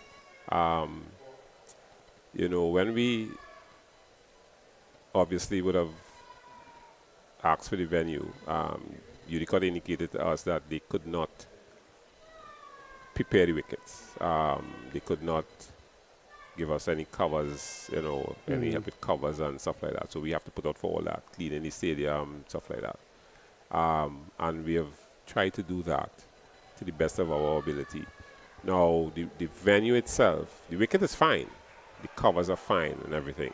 But once rain falls at this venue, the drainage is not good. Right now. So apparently, maybe over the years, the needed maintenance has not been taking place. To clear those drains. To clear the drains and get the water out in a timely manner and so on. So that is the problem we had. That's why we had so many rained out games. And because rain was not falling. Yeah. It's just, sometimes they would come here and you just couldn't play because the rain fell early in the day and the water just stood there. Mm-hmm. So yes, and last year it wasn't that bad. Rain would fall, like you say, about 2 o'clock, and we could have played at 6:30. Right. But this year has been, you could see the deterioration of the drainage. So yes, so this facility itself, even the players complain about the fact that the air conditions in the rooms are not working, they were working yesterday. Even this room we are in now, Ruskin, there's no air condition. You have to open the windows. Yep. So there's a lack of maintenance. One, it's a nice, very beautiful facility, but It's a good viewing ground. Yep. Yeah, very much so. But the lack of maintenance is what's the problem, and we are not. I mean, I can't speak to that. Yes, yeah. I wanted to ask you quickly before you go to talk a little bit about the women's program. That's another great shot. That too is going to run away for 4, and that is Kyle Ramdo on the move here, up to 15 now from 11 balls. I want to talk quickly about the women's program because I remember I did a game up at Santa Cruz with the visiting team. Yeah, DC Hub. Yep. Yes. And you know, and you could see the enthusiasm of the young ladies, but you know that this is kind of like their formative years, the baby steps that they're taking into cricket. How do you kind of how do you first retain them or get more to add to the pool and then keep them interested in playing? Right. So back in 2023, I stood up in our presentation function and I told those gathered there that one of the things that we're missing in the North is a women's team. And we must have that. We started in 2023, actually. Actually, it was in 2022 when I said that. So in it's a bad overthrow there, yes. Yeah, and that's the pressure building there. Everybody feel that they have to do it, but they just need to just hold the nerve here because the cricket is a funny game and things can change very quickly. You know, you don't need to give them more runs than they deserve. Just keep doing what you're doing, and you never know. Just hold your nerve. Strange things happen in our final, Ruskin. Yep. Yes, as we get back to the women program. So in 2023, we started. We obviously from girls and women from the zone, and we did not start to play until 2025 because we were preparing them for competition. And we weren't ready in 2024, so we decided, look, let's go in 2025. We did that, performed very, very moderately, and we already started training. That's well hit, but that's going to go away now. Did it go over the line? It might just be 4 runs. I don't think there's a signal there, but that's beautifully played. Straight back past the bowler, and that's 4 good-looking runs now for Kwesi Fonelia. Just 1 bounce over the ropes. Just took a little step to get closer to the pitch, and then easily with a nice follow through, getting 4 runs. And he's one of the players who also put his hands up in this tournament. Did it with the ball, and he's done it with the bat as well. And again, this one is even bigger, a KFC maximum. As he has decided to pull the choke here now, Kwesi Fonelia. And he goes racing along now. Bissoon just pulled back the length a little bit, but he's still close enough to Fonelia. And 9 overs completed now. And the Northside Future Stars well on their way here. 68 for 1 now after 9. They're looking very hungry. Yeah, they are. But just to get back to the ladies' game, because my thing is that everywhere women's sport is big, and just as we want to get youngsters, young boys playing cricket, young girls also want to play cricket as well. Now they start with softball, but they want to graduate to hardball because they would like to be in a CPL final also. Right. So, and there is a CPL women's competition. Yep. And interestingly, too, is that West Indies Cricket Board has announced they're going to have an under 16 women's tournament. Mm-hmm. We already have the under 19 and you have the seniors. Yeah. So they are growing in stature. They are increasing their pool of players now. We in Trinidad and Tobago, we now have the under 16 girls in training for that tournament, Trinidad and Tobago. But coming back to the North Zone, we, as I said, played in the competition the very first year this year. Performed, very moderately, and we are back training again. The idea is to develop or provide an avenue for women in North, because there's no team from the North for clubs, and so we decided to take up that mantle, and we have been very successful at it, and we are going to be building on that going into 2026. We must thank NGC too, who believed in the program the very first time and have been partly sponsoring, that program over the last 2 years. And we are hopeful that that will continue along with some other sponsors, because the women program also is just as expensive as the men's program. Right. Yep, I would imagine. Yes, with the equipment and even the grounds and all the different things you have to do in terms of preparing for competition. So yeah, we are happy that we are at that stage where we can actually have a cadre of women in training, and we're encouraging now. We have a flyer out now where we're encouraging. And that's Leonardo Julian greeted with a maximum and a goal scored there by Kyle Ramdu. You love the keeper there? I don't think you've ever seen that. He hit a 6 and he scored a goal. In the goal it goes.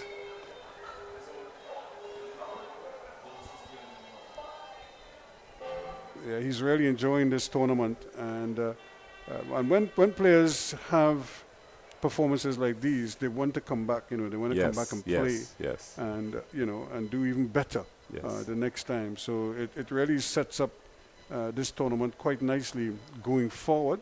And like I said, I just hope that the sponsorship continues, and that even more sponsors come on, see the opportunity to align themselves with the tournament. Yeah, we're hoping sponsors who are listening to even this broadcast or looking on can reach out to us and partner with us going into 2026, because we are going to, as soon as this is done, we're going to start planning for the very next one. Now your league is the 2-day league. We have the 2-day league that starts in February. In February, maybe after Carnival, because Carnival is early this year. Next year. We have our 40-over league, and we have the T20. Now, what we are doing is having the T20 within the different divisions first. Right. Then they qualify to come into this tournament. Oh, okay. So they all get to play T20 as a precursor. But so you have your league winner, you will have your 40-over winner, and then, of course, the T20 winner. So those are the 3 competitions that we do run yearly.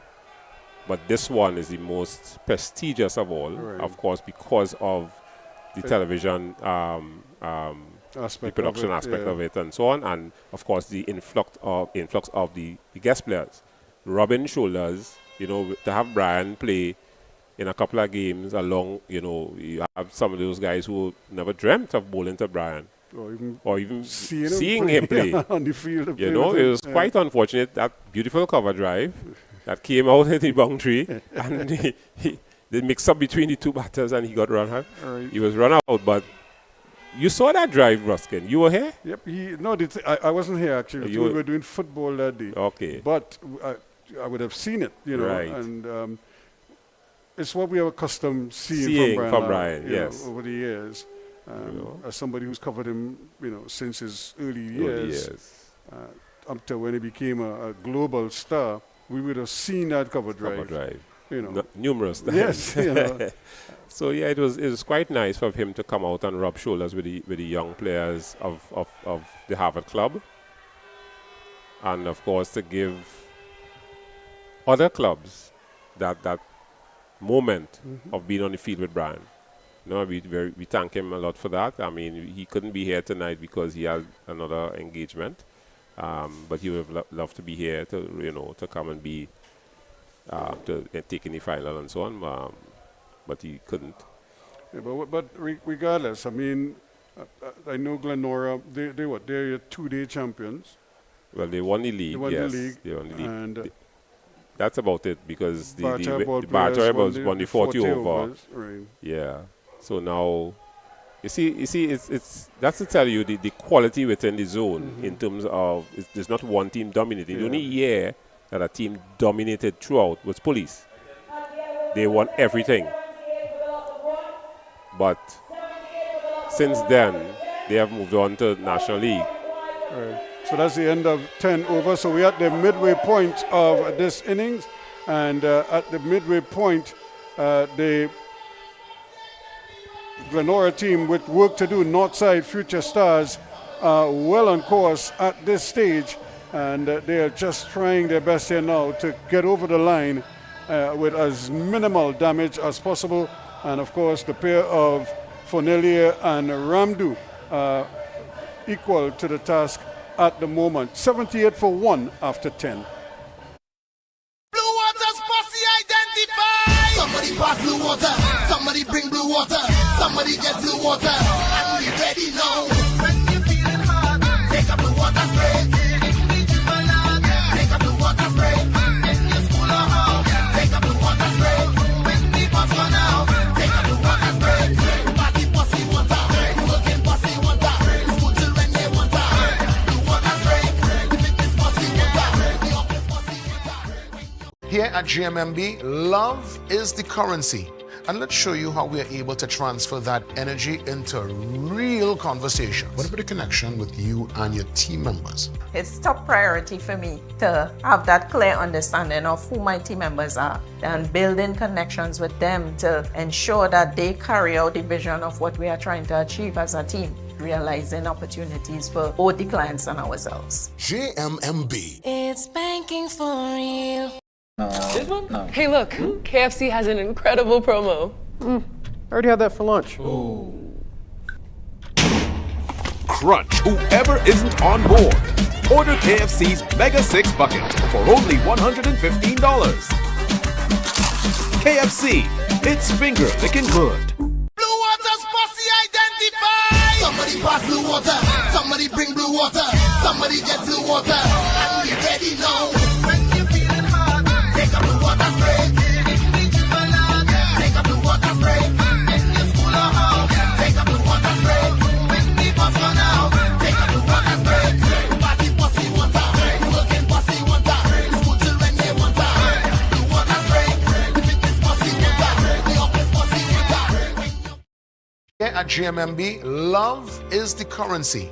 And let's show you how we are able to transfer that energy into real conversations. How important is it for the client to be recognized and not to feel invisible, to feel like just a number? At GMMB, everybody is seen as an ideal, important client. And we give everybody the same level of respect, the same level of acknowledgement, and we deal with you to suit based on that vision of love. JMMB. It's banking for real.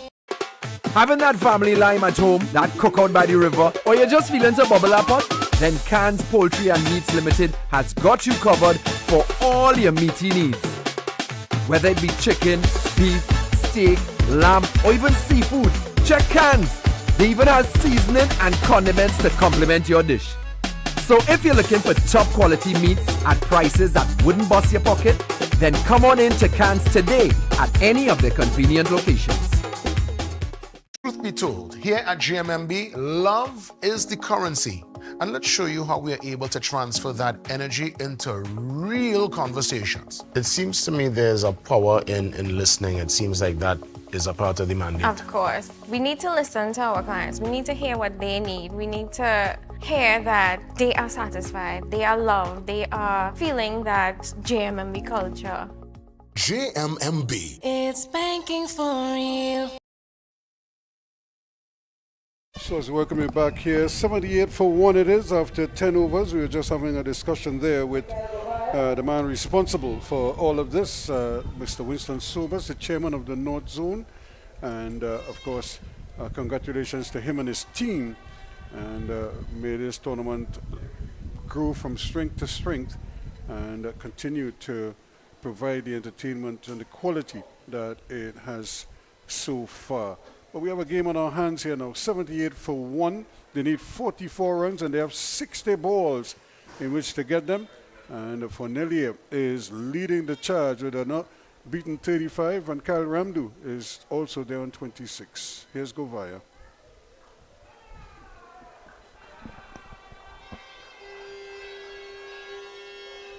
One played out Speaking of quality, two quality players out in the middle there. Kyle Ramdu is not out on 26, and Chrissy Fonilier on 36, putting on 45 runs of 29 deliveries. And this is the partnership that is currently just breaking the back of the GLENORA team. Northside Future Stars certainly in the ascendancy here, and looking to bat through and finish the game off. Well, they're doing well. They're not giving their opponents too much of a look in here, and in fact they're looking to take the game away from them as early as possible with few alarms. Ramdu facing up, turned it to the onside, can't get a run to Clark. We've seen some fumbles, some misfields as well, some overthrows. They're just not that settled out there. A little bit despondent because of the low score they posted, 121. You would think they would come and fight to defend that in a final. Here's Govai still fighting on against Kyle Ramdu. And we saw him with every boundary, every misfield go via the expressions from him.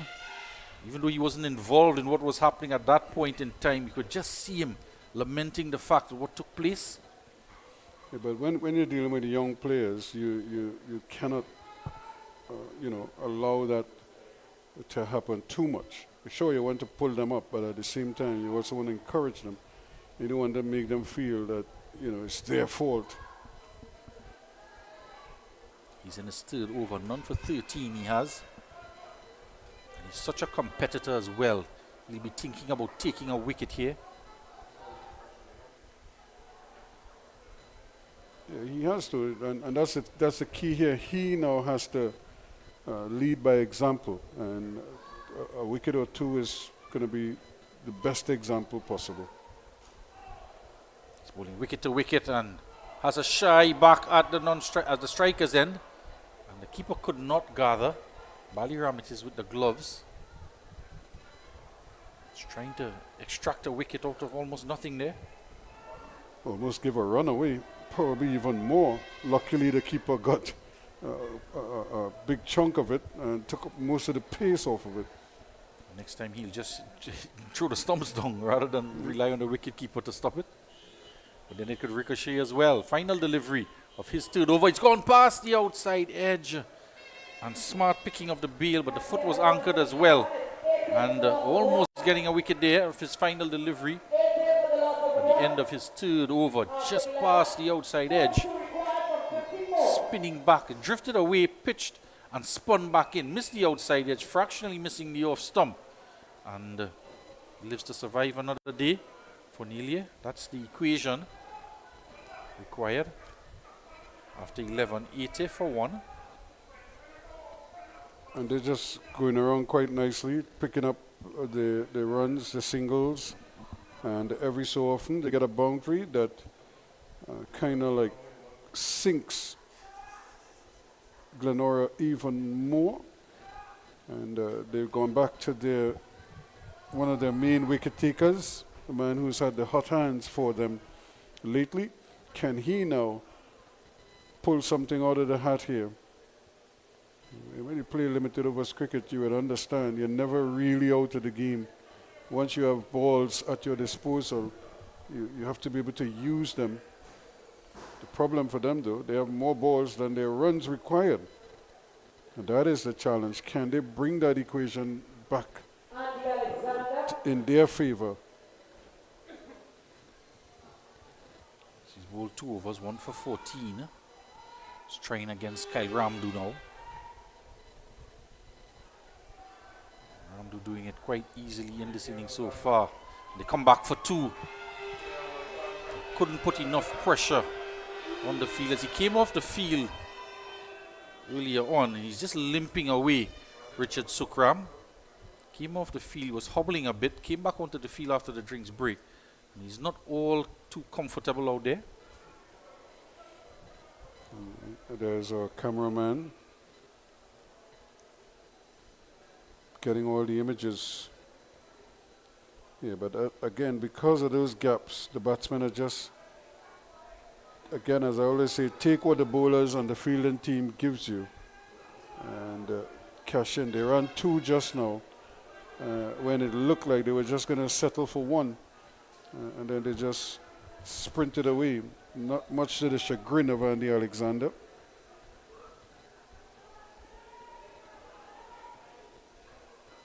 An easy single on the offside now. Doing it quite easily now, this pair. And that's good, sensible batting. They don't need to take any risk, just to keep the strike rotating and, one by one, just take the game away from the GLENORA team. GLENORA did well to get to the final, but in the final today, they've come up against probably the hottest team in the tournament right now. They already knocked off Santa Cruz, the previously unbeaten Santa Cruz, and now they're looking to take down another scout, another table topper. Bit of a change in the field. Third man is inside the ring. Ramdu docking at the non-striker's end. Just doing it in singles and the odd boundary, as you mentioned. Yeah, and that's the way you go about it. They're taking all the alarms out of the game. If there are any alarms at all, it might be a misfield or an overthrow or something like that. But right now, they are just coasting, and they're just keeping their eye on the prize, which is to win the tournament. And they're not doing anything untoward. And speaking of winners, it's the man Terence Hines, member of the TKR team. Kyle Ramdu on 30. The 50 partnership coming up with that single off of 37 balls. Ramdu's contribution 30 to this partnership. He's looking to go big. Doesn't get all of it. Scooted out to Bisoon. Mid wicket. Yeah, this is, they're making it look relatively easy. It's not easy. We know that it's not as easy as it looks. But that's because they've planned very well. And, they continue to discuss the situation. The 2 batsmen at the crease. We saw it with the 2 openers. And now we're seeing it with these 2 as well.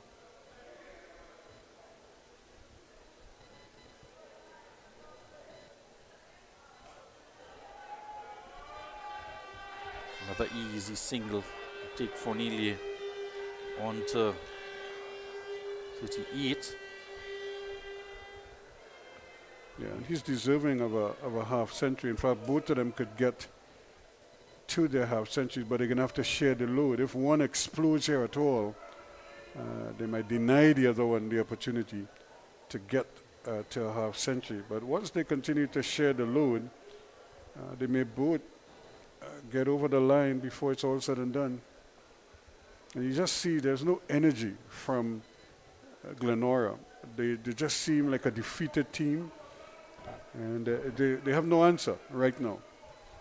The man with the answer is Kyle Ramdu, and in this innings of 31 not out, he's gone past Ikwe Craig to be the leading run scorer in the tournament. He's now up to 240 runs, and Ikwe Craig with 234. Ramdu now the leading run scorer. Not delivering. Still not quite happy is Alexander. And in the wickets column as well, Kyle Ramdu has 9 wickets at the start of this game. Sylvian Cummings with 10. And Kyle got what, 2 wickets in that innings? Yes, so now this one pitched up, chips it out to Williams, covering on the boundary at cover. So he's gone past to be the leading wicket taker in the tournament as well. Kyle Ramdu with 11. After 12 overs, it's 87 for 1. This one? No. Hey, look, KFC has an incredible promo. I already had that for lunch. Oh. Crunch whoever isn't on board. Order KFC's Mega 6 Bucket for only $115. KFC, it's finger licking good.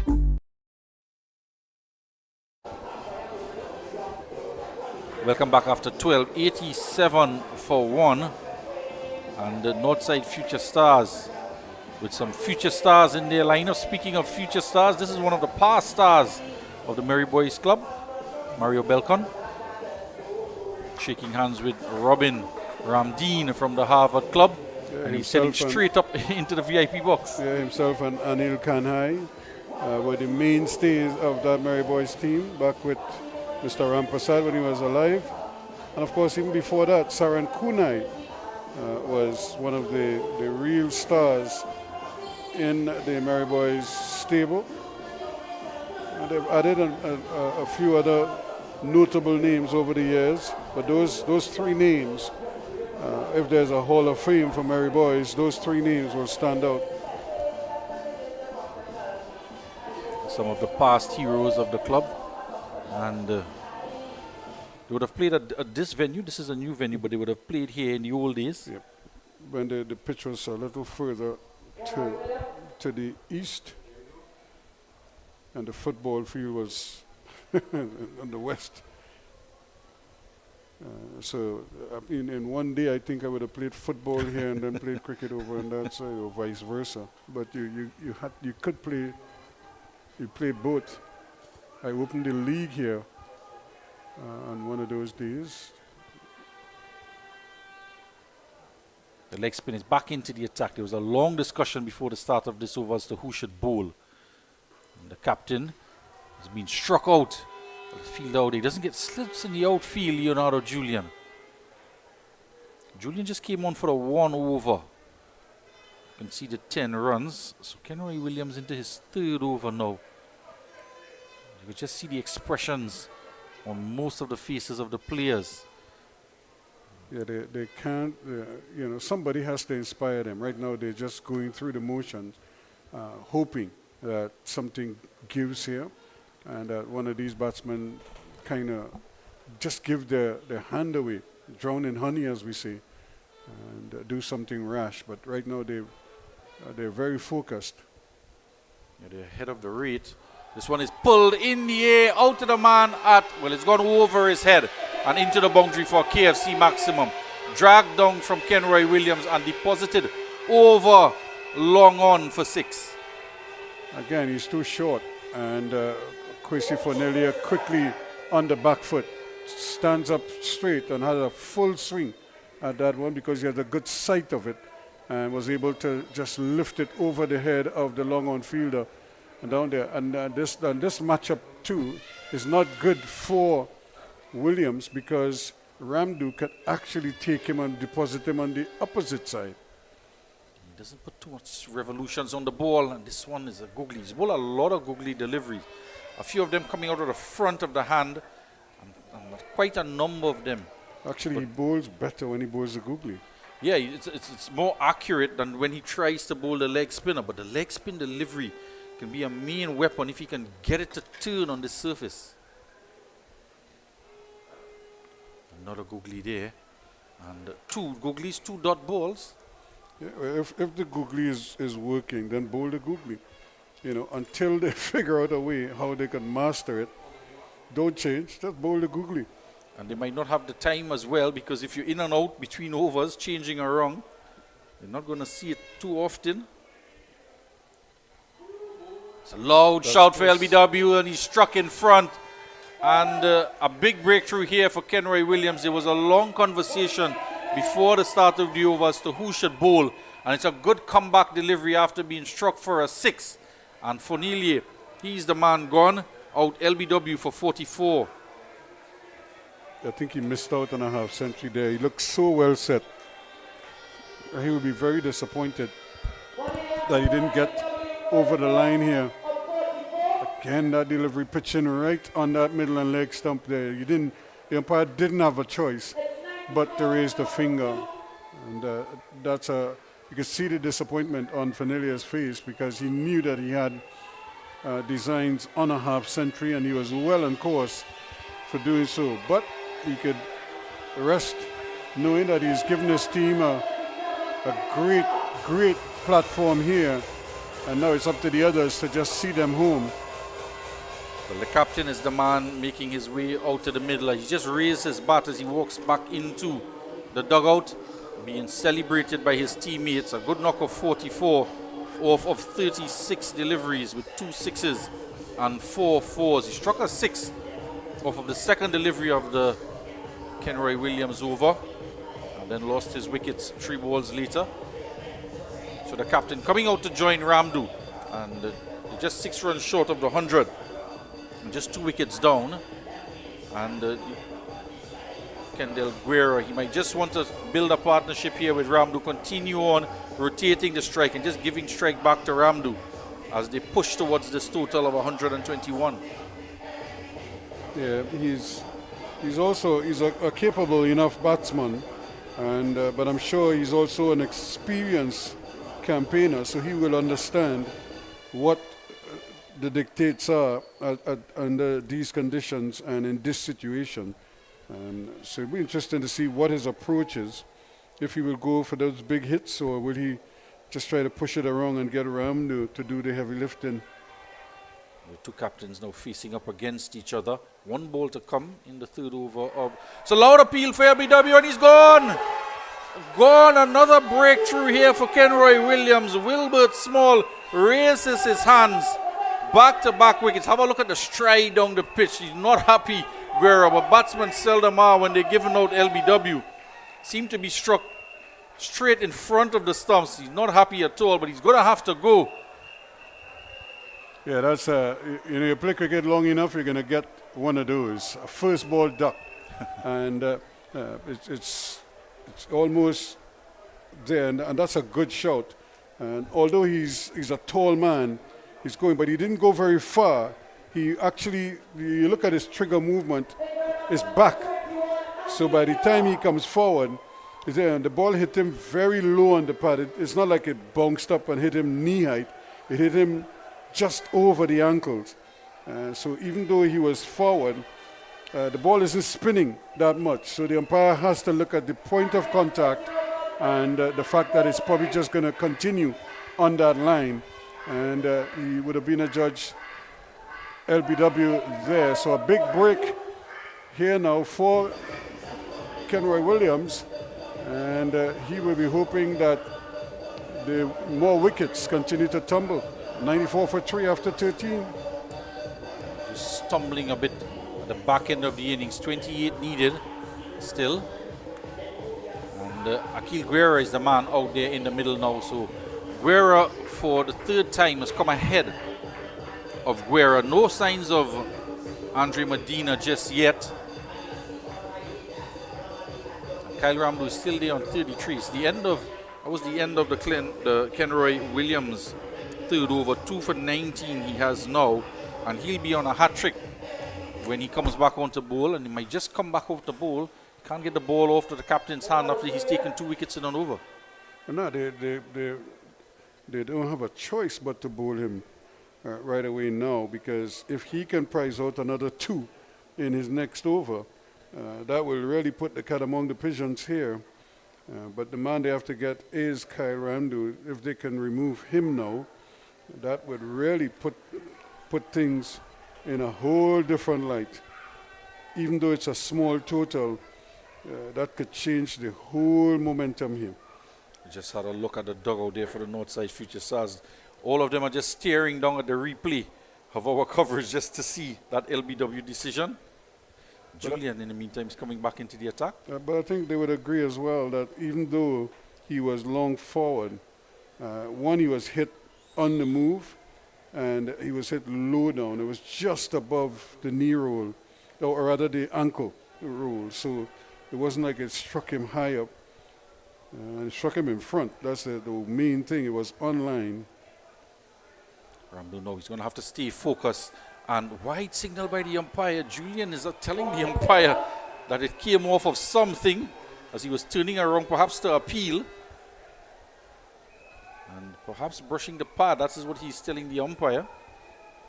And if he's not played a game with umpire Ryan John, he'll know now that the umpires don't change their minds. Well, he's pointing to some kind of a deflection. And that is just stand up and deliver from Kyle Ramdu. He's at the top of the runs of the leading run scorers table. And you can see why. He just smashed that ball from Julian. It raced across the outfield for 4. Yeah, that's a brilliant shot. And, you know, for all the extracurricular stuff that Julian engages in, there's nothing that is the big leveler than a powerful cover drive that goes for 4. And he hit that one on the up as well. Smashed it past the cover. There's a man sweeping on the boundary. Didn't stand a chance. 37 now he's on. Yeah, and they're going to need him to just see the ship home. Julian in his second over. Slower ball and another wide down the leg side. That one just went away from him.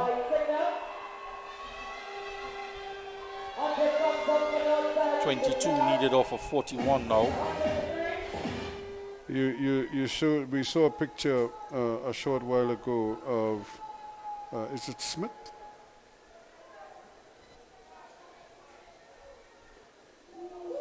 This one swinging in delivery from Julian.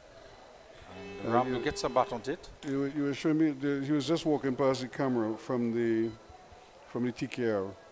Terrence Hines. And Leonardo Julian reminds me of Terrence Hines. They try to bowl 6 different balls every over. And sometimes you don't need that. All you need is one stock ball and maybe one change-up. Because it's very difficult to try all that variety and be consistent with it.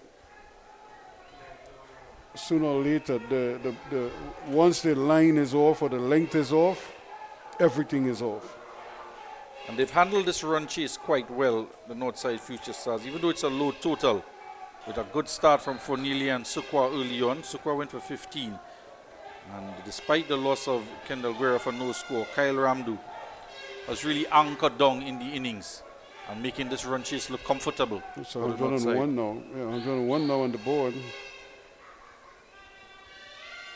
And they're jumping in the stands. They're having a whale of a time. Well, let me just say the North Side fans are having a whale of a time. The GLENORA supporters are probably bitterly disappointed, hoping for a miracle. Short, and he's trying to cut it. A little additional bounce. That effort delivery from Julian. And Aki Guerra just faced his first delivery. He hasn't really had an opportunity since he's been at the crease, so he gets his chance now. And like I said, when you sit in the pavilion, you're actually part of the game, so he should know what is required here.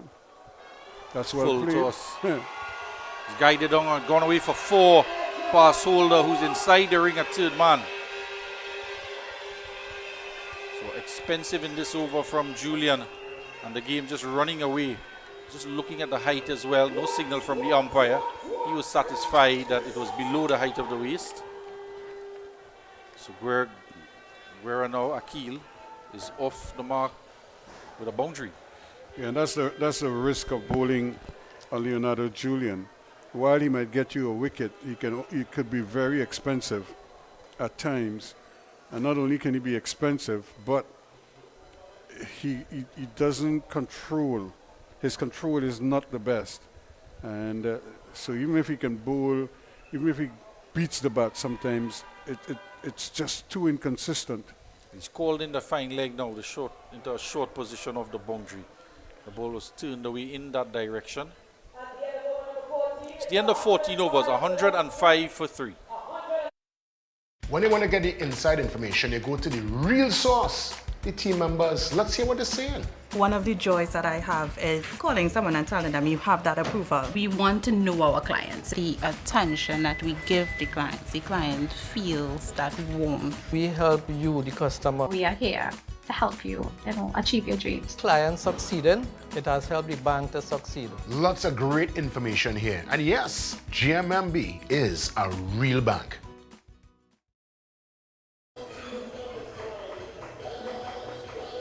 So 105 for 3 now after 14 overs.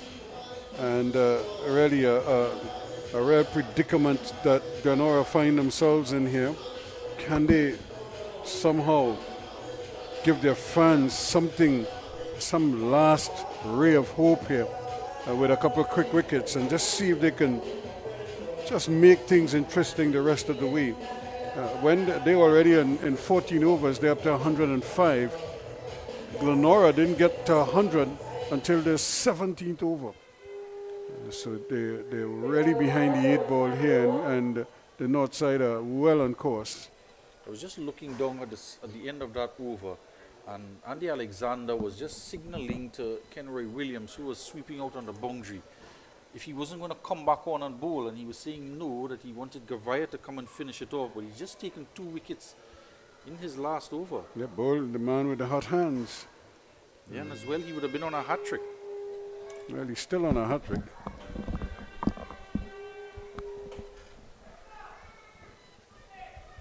He would have been on a hat-trick. He decided not to come back and bowl and ask Gavaya to come in to bowl his final over. Full toss. Just be a single. Very interesting, the opportunity to... He's taken 2 wickets.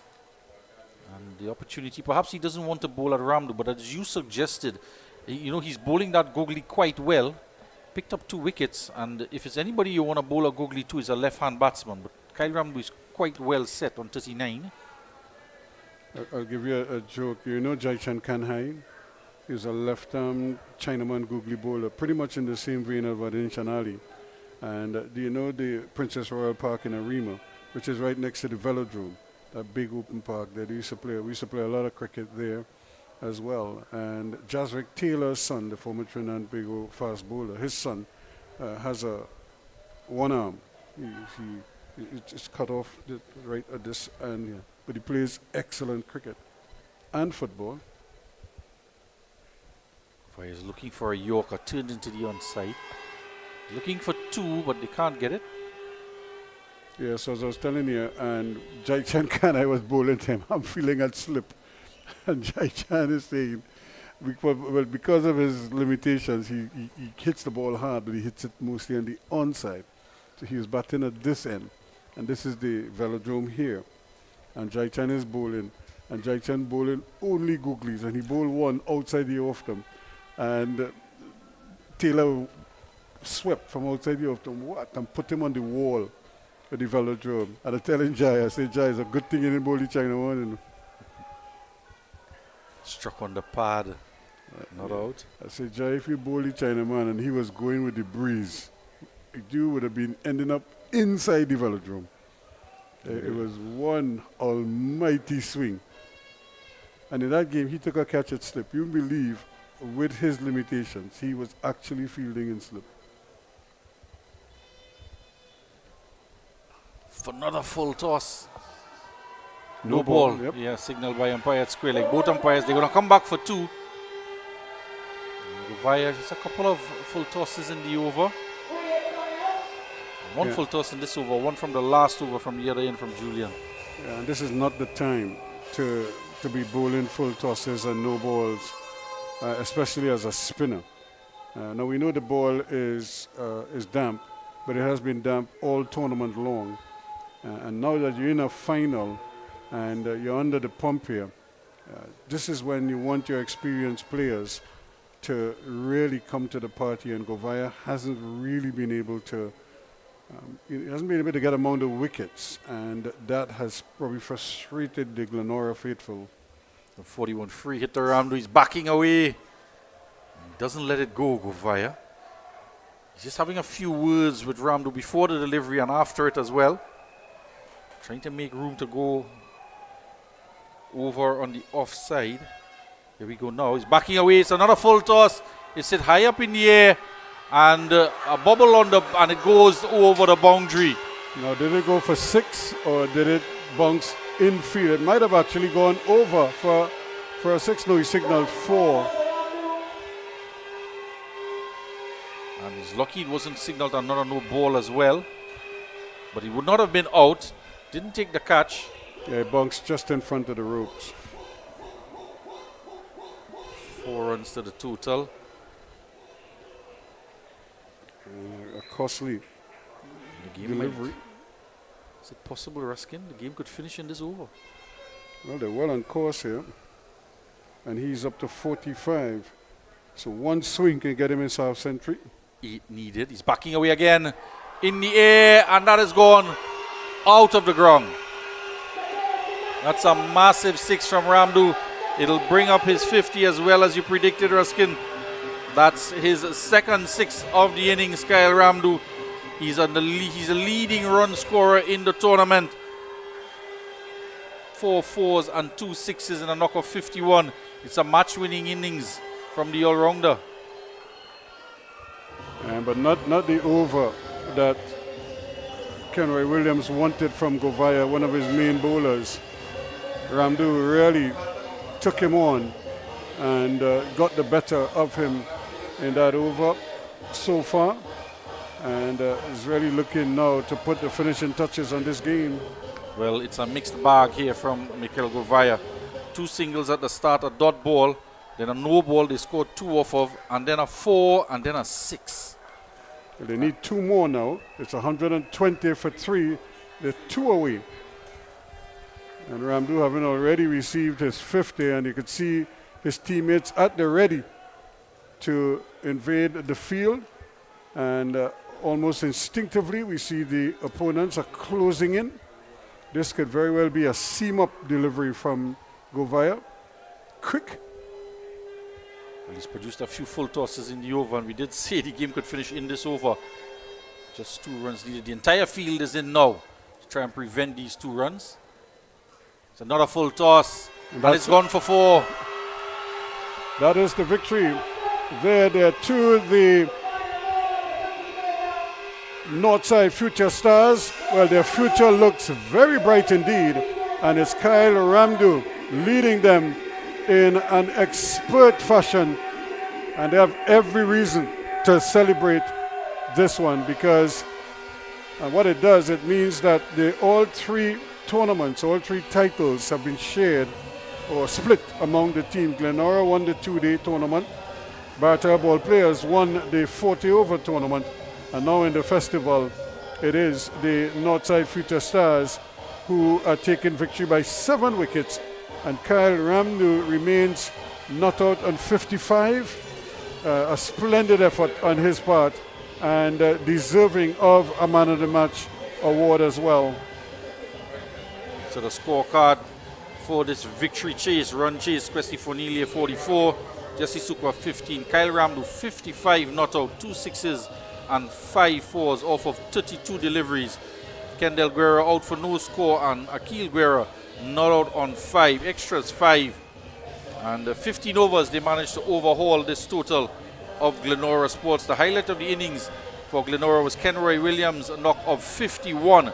But in the bowling column, 2 wickets for Kendall Guerra from the Northside Future Stars, and 3 wickets for 17 from Trevor Padilla and Kyle Ramdu. 2 wickets for 33. Junior James got a wicket for 16 off 3. Kyle Ramdu will finish as the leading run scorer in the tournament, as well as the leading wicket taker. So it's an exceptional performance from the young man. The bowling card, on the other hand, for GLENORA, Govaya, his final over, going for a lot of runs, finishing off with 32 runs off of 4. 2 overs from Daniel Holder, conceding 12. 2 wickets for Kenroy Williams. He had an over left, conceded 19 runs, and he was on a hat trick. Opted not to bowl and gave the ball to Govaya instead. That saw the end of the game. 1 over for Stefan Bissoum that went for 18.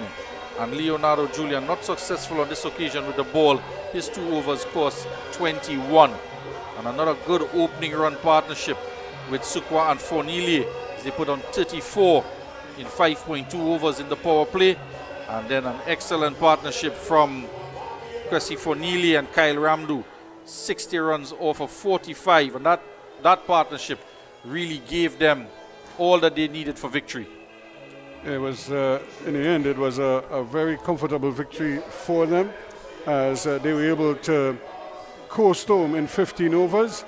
And this was early in the game when we had that run out Mason gone, and then Leonardo Julian following soon after. And so 2 low scores, and then the 2 openers wiped away very early indeed. And try as they did here, Mikel Govaya was really sizzling early on with 21. He was dropped on this occasion, but try as he would, they were able to eventually get his man. And certainly at one stage, Kenroy Williams looked like he was going to bang his team into safety or into some kind of position of strength, but that wasn't to be, with Govaya gone for 21. And Williams really was playing a lone hand here, trying to see if he could do anything with it, but Baliram was caught on bowl by Padilla for 7, 68 for 4, make that 5 wickets down now at 68, the same score. And then shortly after that, it was 83 for 6, and Ramdu was cooking. He continued to bowl impressively, and Williams was trying his luck here until eventually he walked past one and was bowled all over the place. The skipper, Guerra, came back, had a wicket early on, and then this was the last ball, really comical, and they were trying to get it back to him. He missed it, and then they were able to go back for a second run. But then when the innings started, well, the pair of Sukwa and Fonilia started like men in a hurry, as they were able to pick up a couple early boundaries, and they never let up. 4 on the onside, 4 on the offside. Kenroy Williams came on looking for a breakthrough. It wasn't to be. Sukwa was finding gaps in the field and certainly did his part in this early partnership. And eventually a good catch taken there by Clark to get rid of Sukwa for 15 at 34 for 1. But Fonilia kept going. He was joined by Randu, and they really took the game away from Glenora. Ramdu again showing his capabilities with a 6 and a goal. That one went right between the uprights, and Fonilia just kept going until he played down the wrong line and was all LBW. The very next ball, skipper Kendall Guerra made a duck as well, but surprisingly Williams didn't keep himself on, and Ramdu and company took advantage.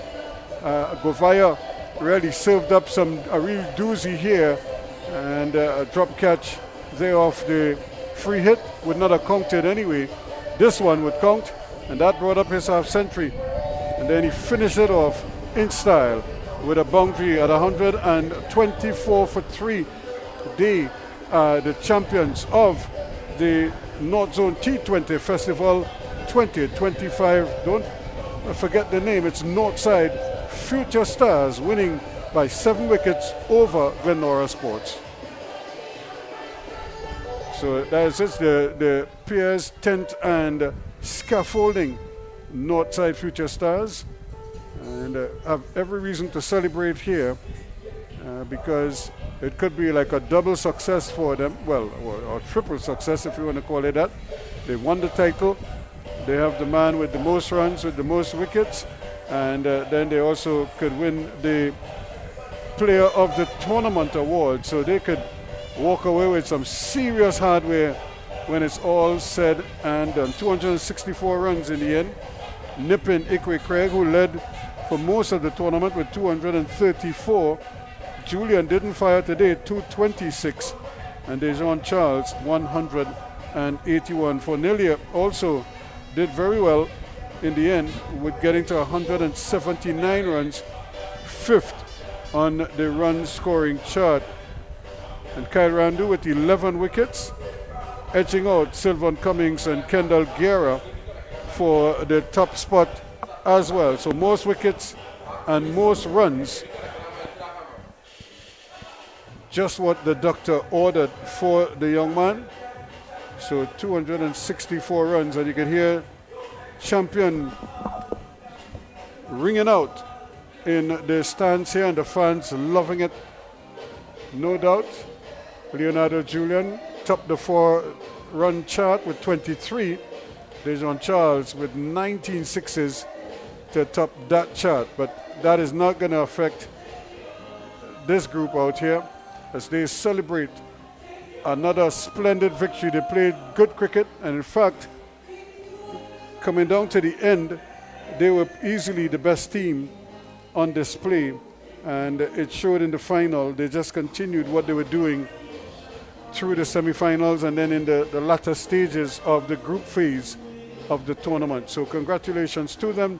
Northside Future Stars are the ones celebrating a big victory today.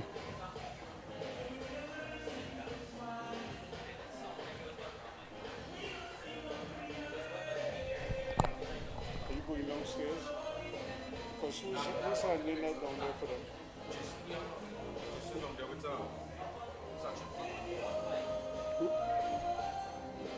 Because now, but know what I'm saying? If we go downstairs because we do an interview with the captain or somebody.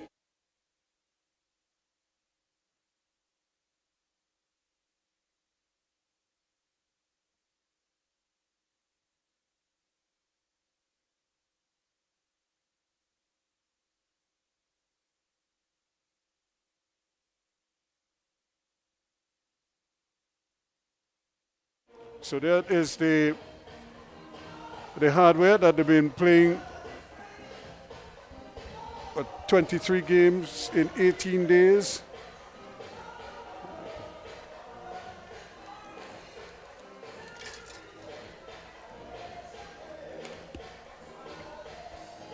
So they are the champions with some of their supporters. So Kyle Ramdo really stamped his authority on this tournament. The most runs, the most wickets. He could very well be the man of the match of the final, and by extension, the player of the tournament when it's all said and done. We will wait on the officials as we get ready for the presentation ceremony here. And I don't think they want to move. They can't stop smiling. And who is to blame them? This is a proud moment indeed for the Piers Tent and Scaffolding Northside Future Stars outfit. And hugs all around for everyone. And any moment now we could get the start of the presentation function.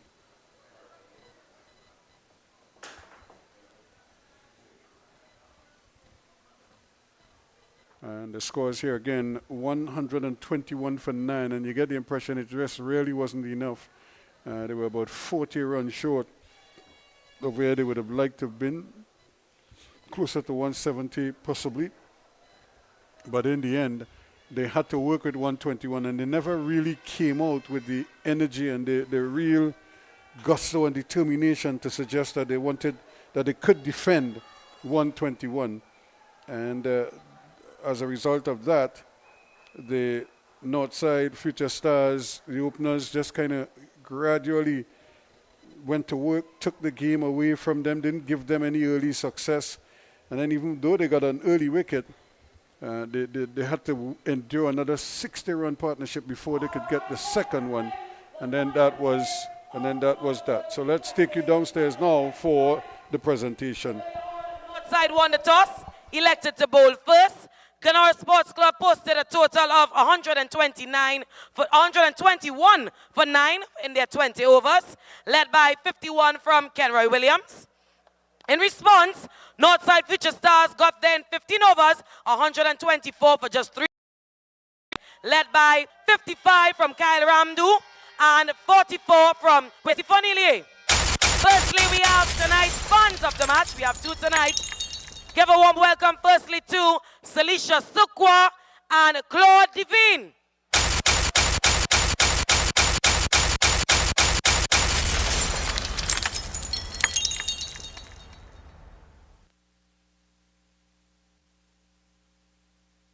is just waiting for the fan of the match, or fans of the match, I think there are 2 of them, to come forward to receive their prizes. She receives a prize from Zone Secretary Vivica Guerra, courtesy Cans Poultry and Meats. And a lovely hamper courtesy Bermuda Snacks.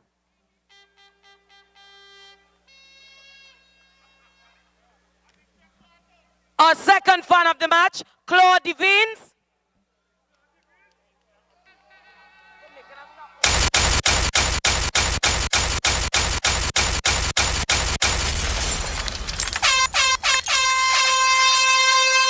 You want speed, you want speed, you want speed, you want speed, you want speed, you want speed, you want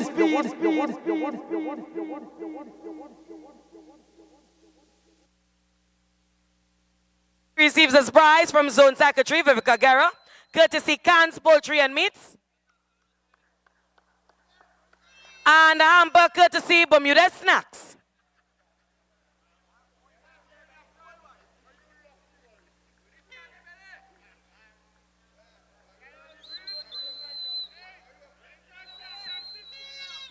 All right, we're going to do best celebration of the match.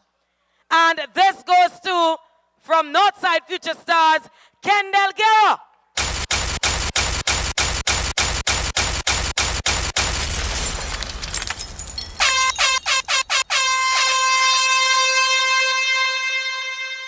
Lord! Gives a replica jersey from Trinbago Knight Riders, courtesy from Vivica Guerra, Zone Secretary.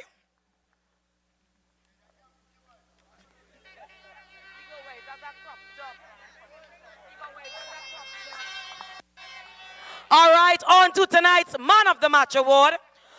With an unbeaten 55 from 32 deliveries, hitting 5 fours and 2 sixes, and 2 wickets for 33 runs in 4 overs. From Northside Future Stars, Kyle Ramdu.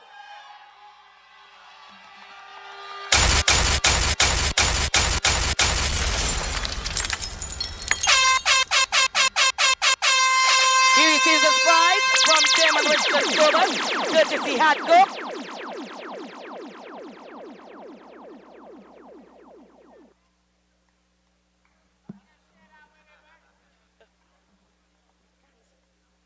And a voucher courtesy Cans Poultry and Meats.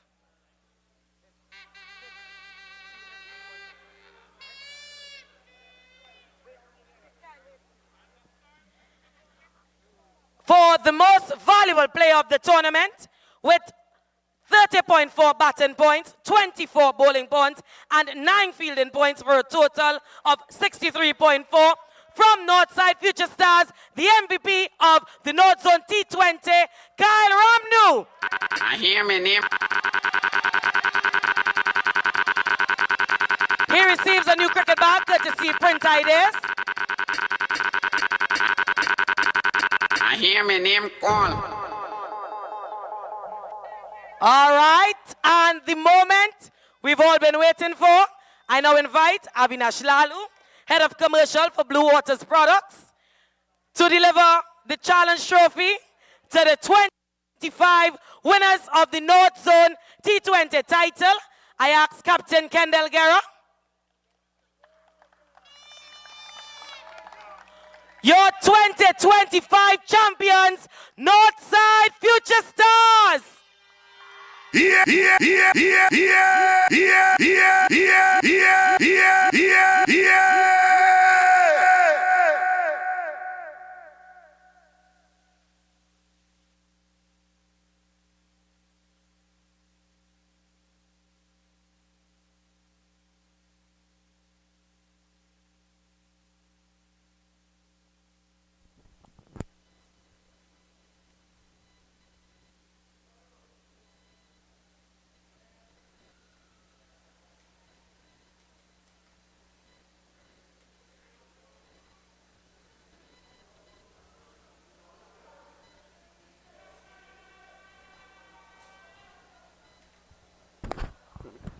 So there you have it, folks. And no big surprise there. Kyle Ramdu is the player of the tournament, the MVP of the tournament. He's the man of the match.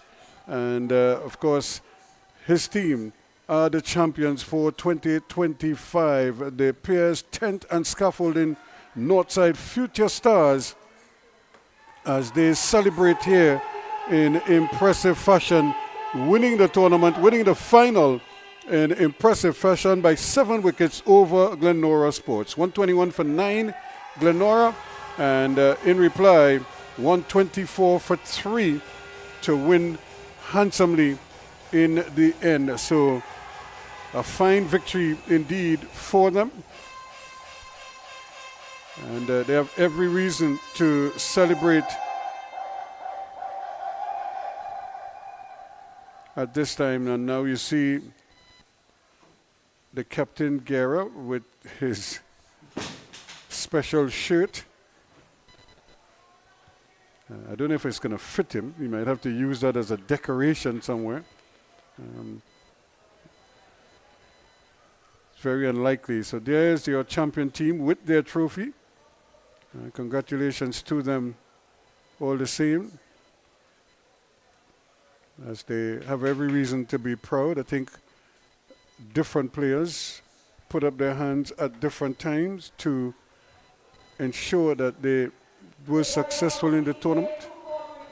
And in the end, they finally got the victory that they so richly deserve.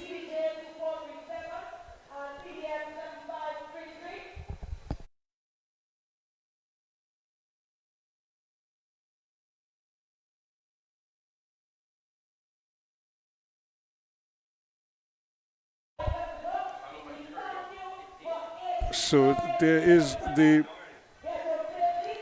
the situation out there right now, because the Northside Future Stars are the ones celebrating as we leave you for this time. Once again, let me just thank our sponsors. As you heard from Winston Sobers, it has been a bit of a challenge to get sponsorship, but they're grateful to the ones who came on board, and I'm sure they're all happy that they did so now. KFC, JMMB, Cans Poultry, Blue Waters, Dixie, Black and White Scotch Whisky, Beckles Environmental Services, Lion Brand from the National Flour Mills. To all the umpires and all the ground staff, everyone who made it possible, we thank you. And this is where we're going to leave you from the North Zone Cricket Council T20 Festival for 2025. Congratulations to the Piers Tent and Scaffolding Northside Future Stars, winning the final by 7 wickets over GLENORA Sports. I'm Ruskin Mark. Thanks so much, and we hope to see you soon.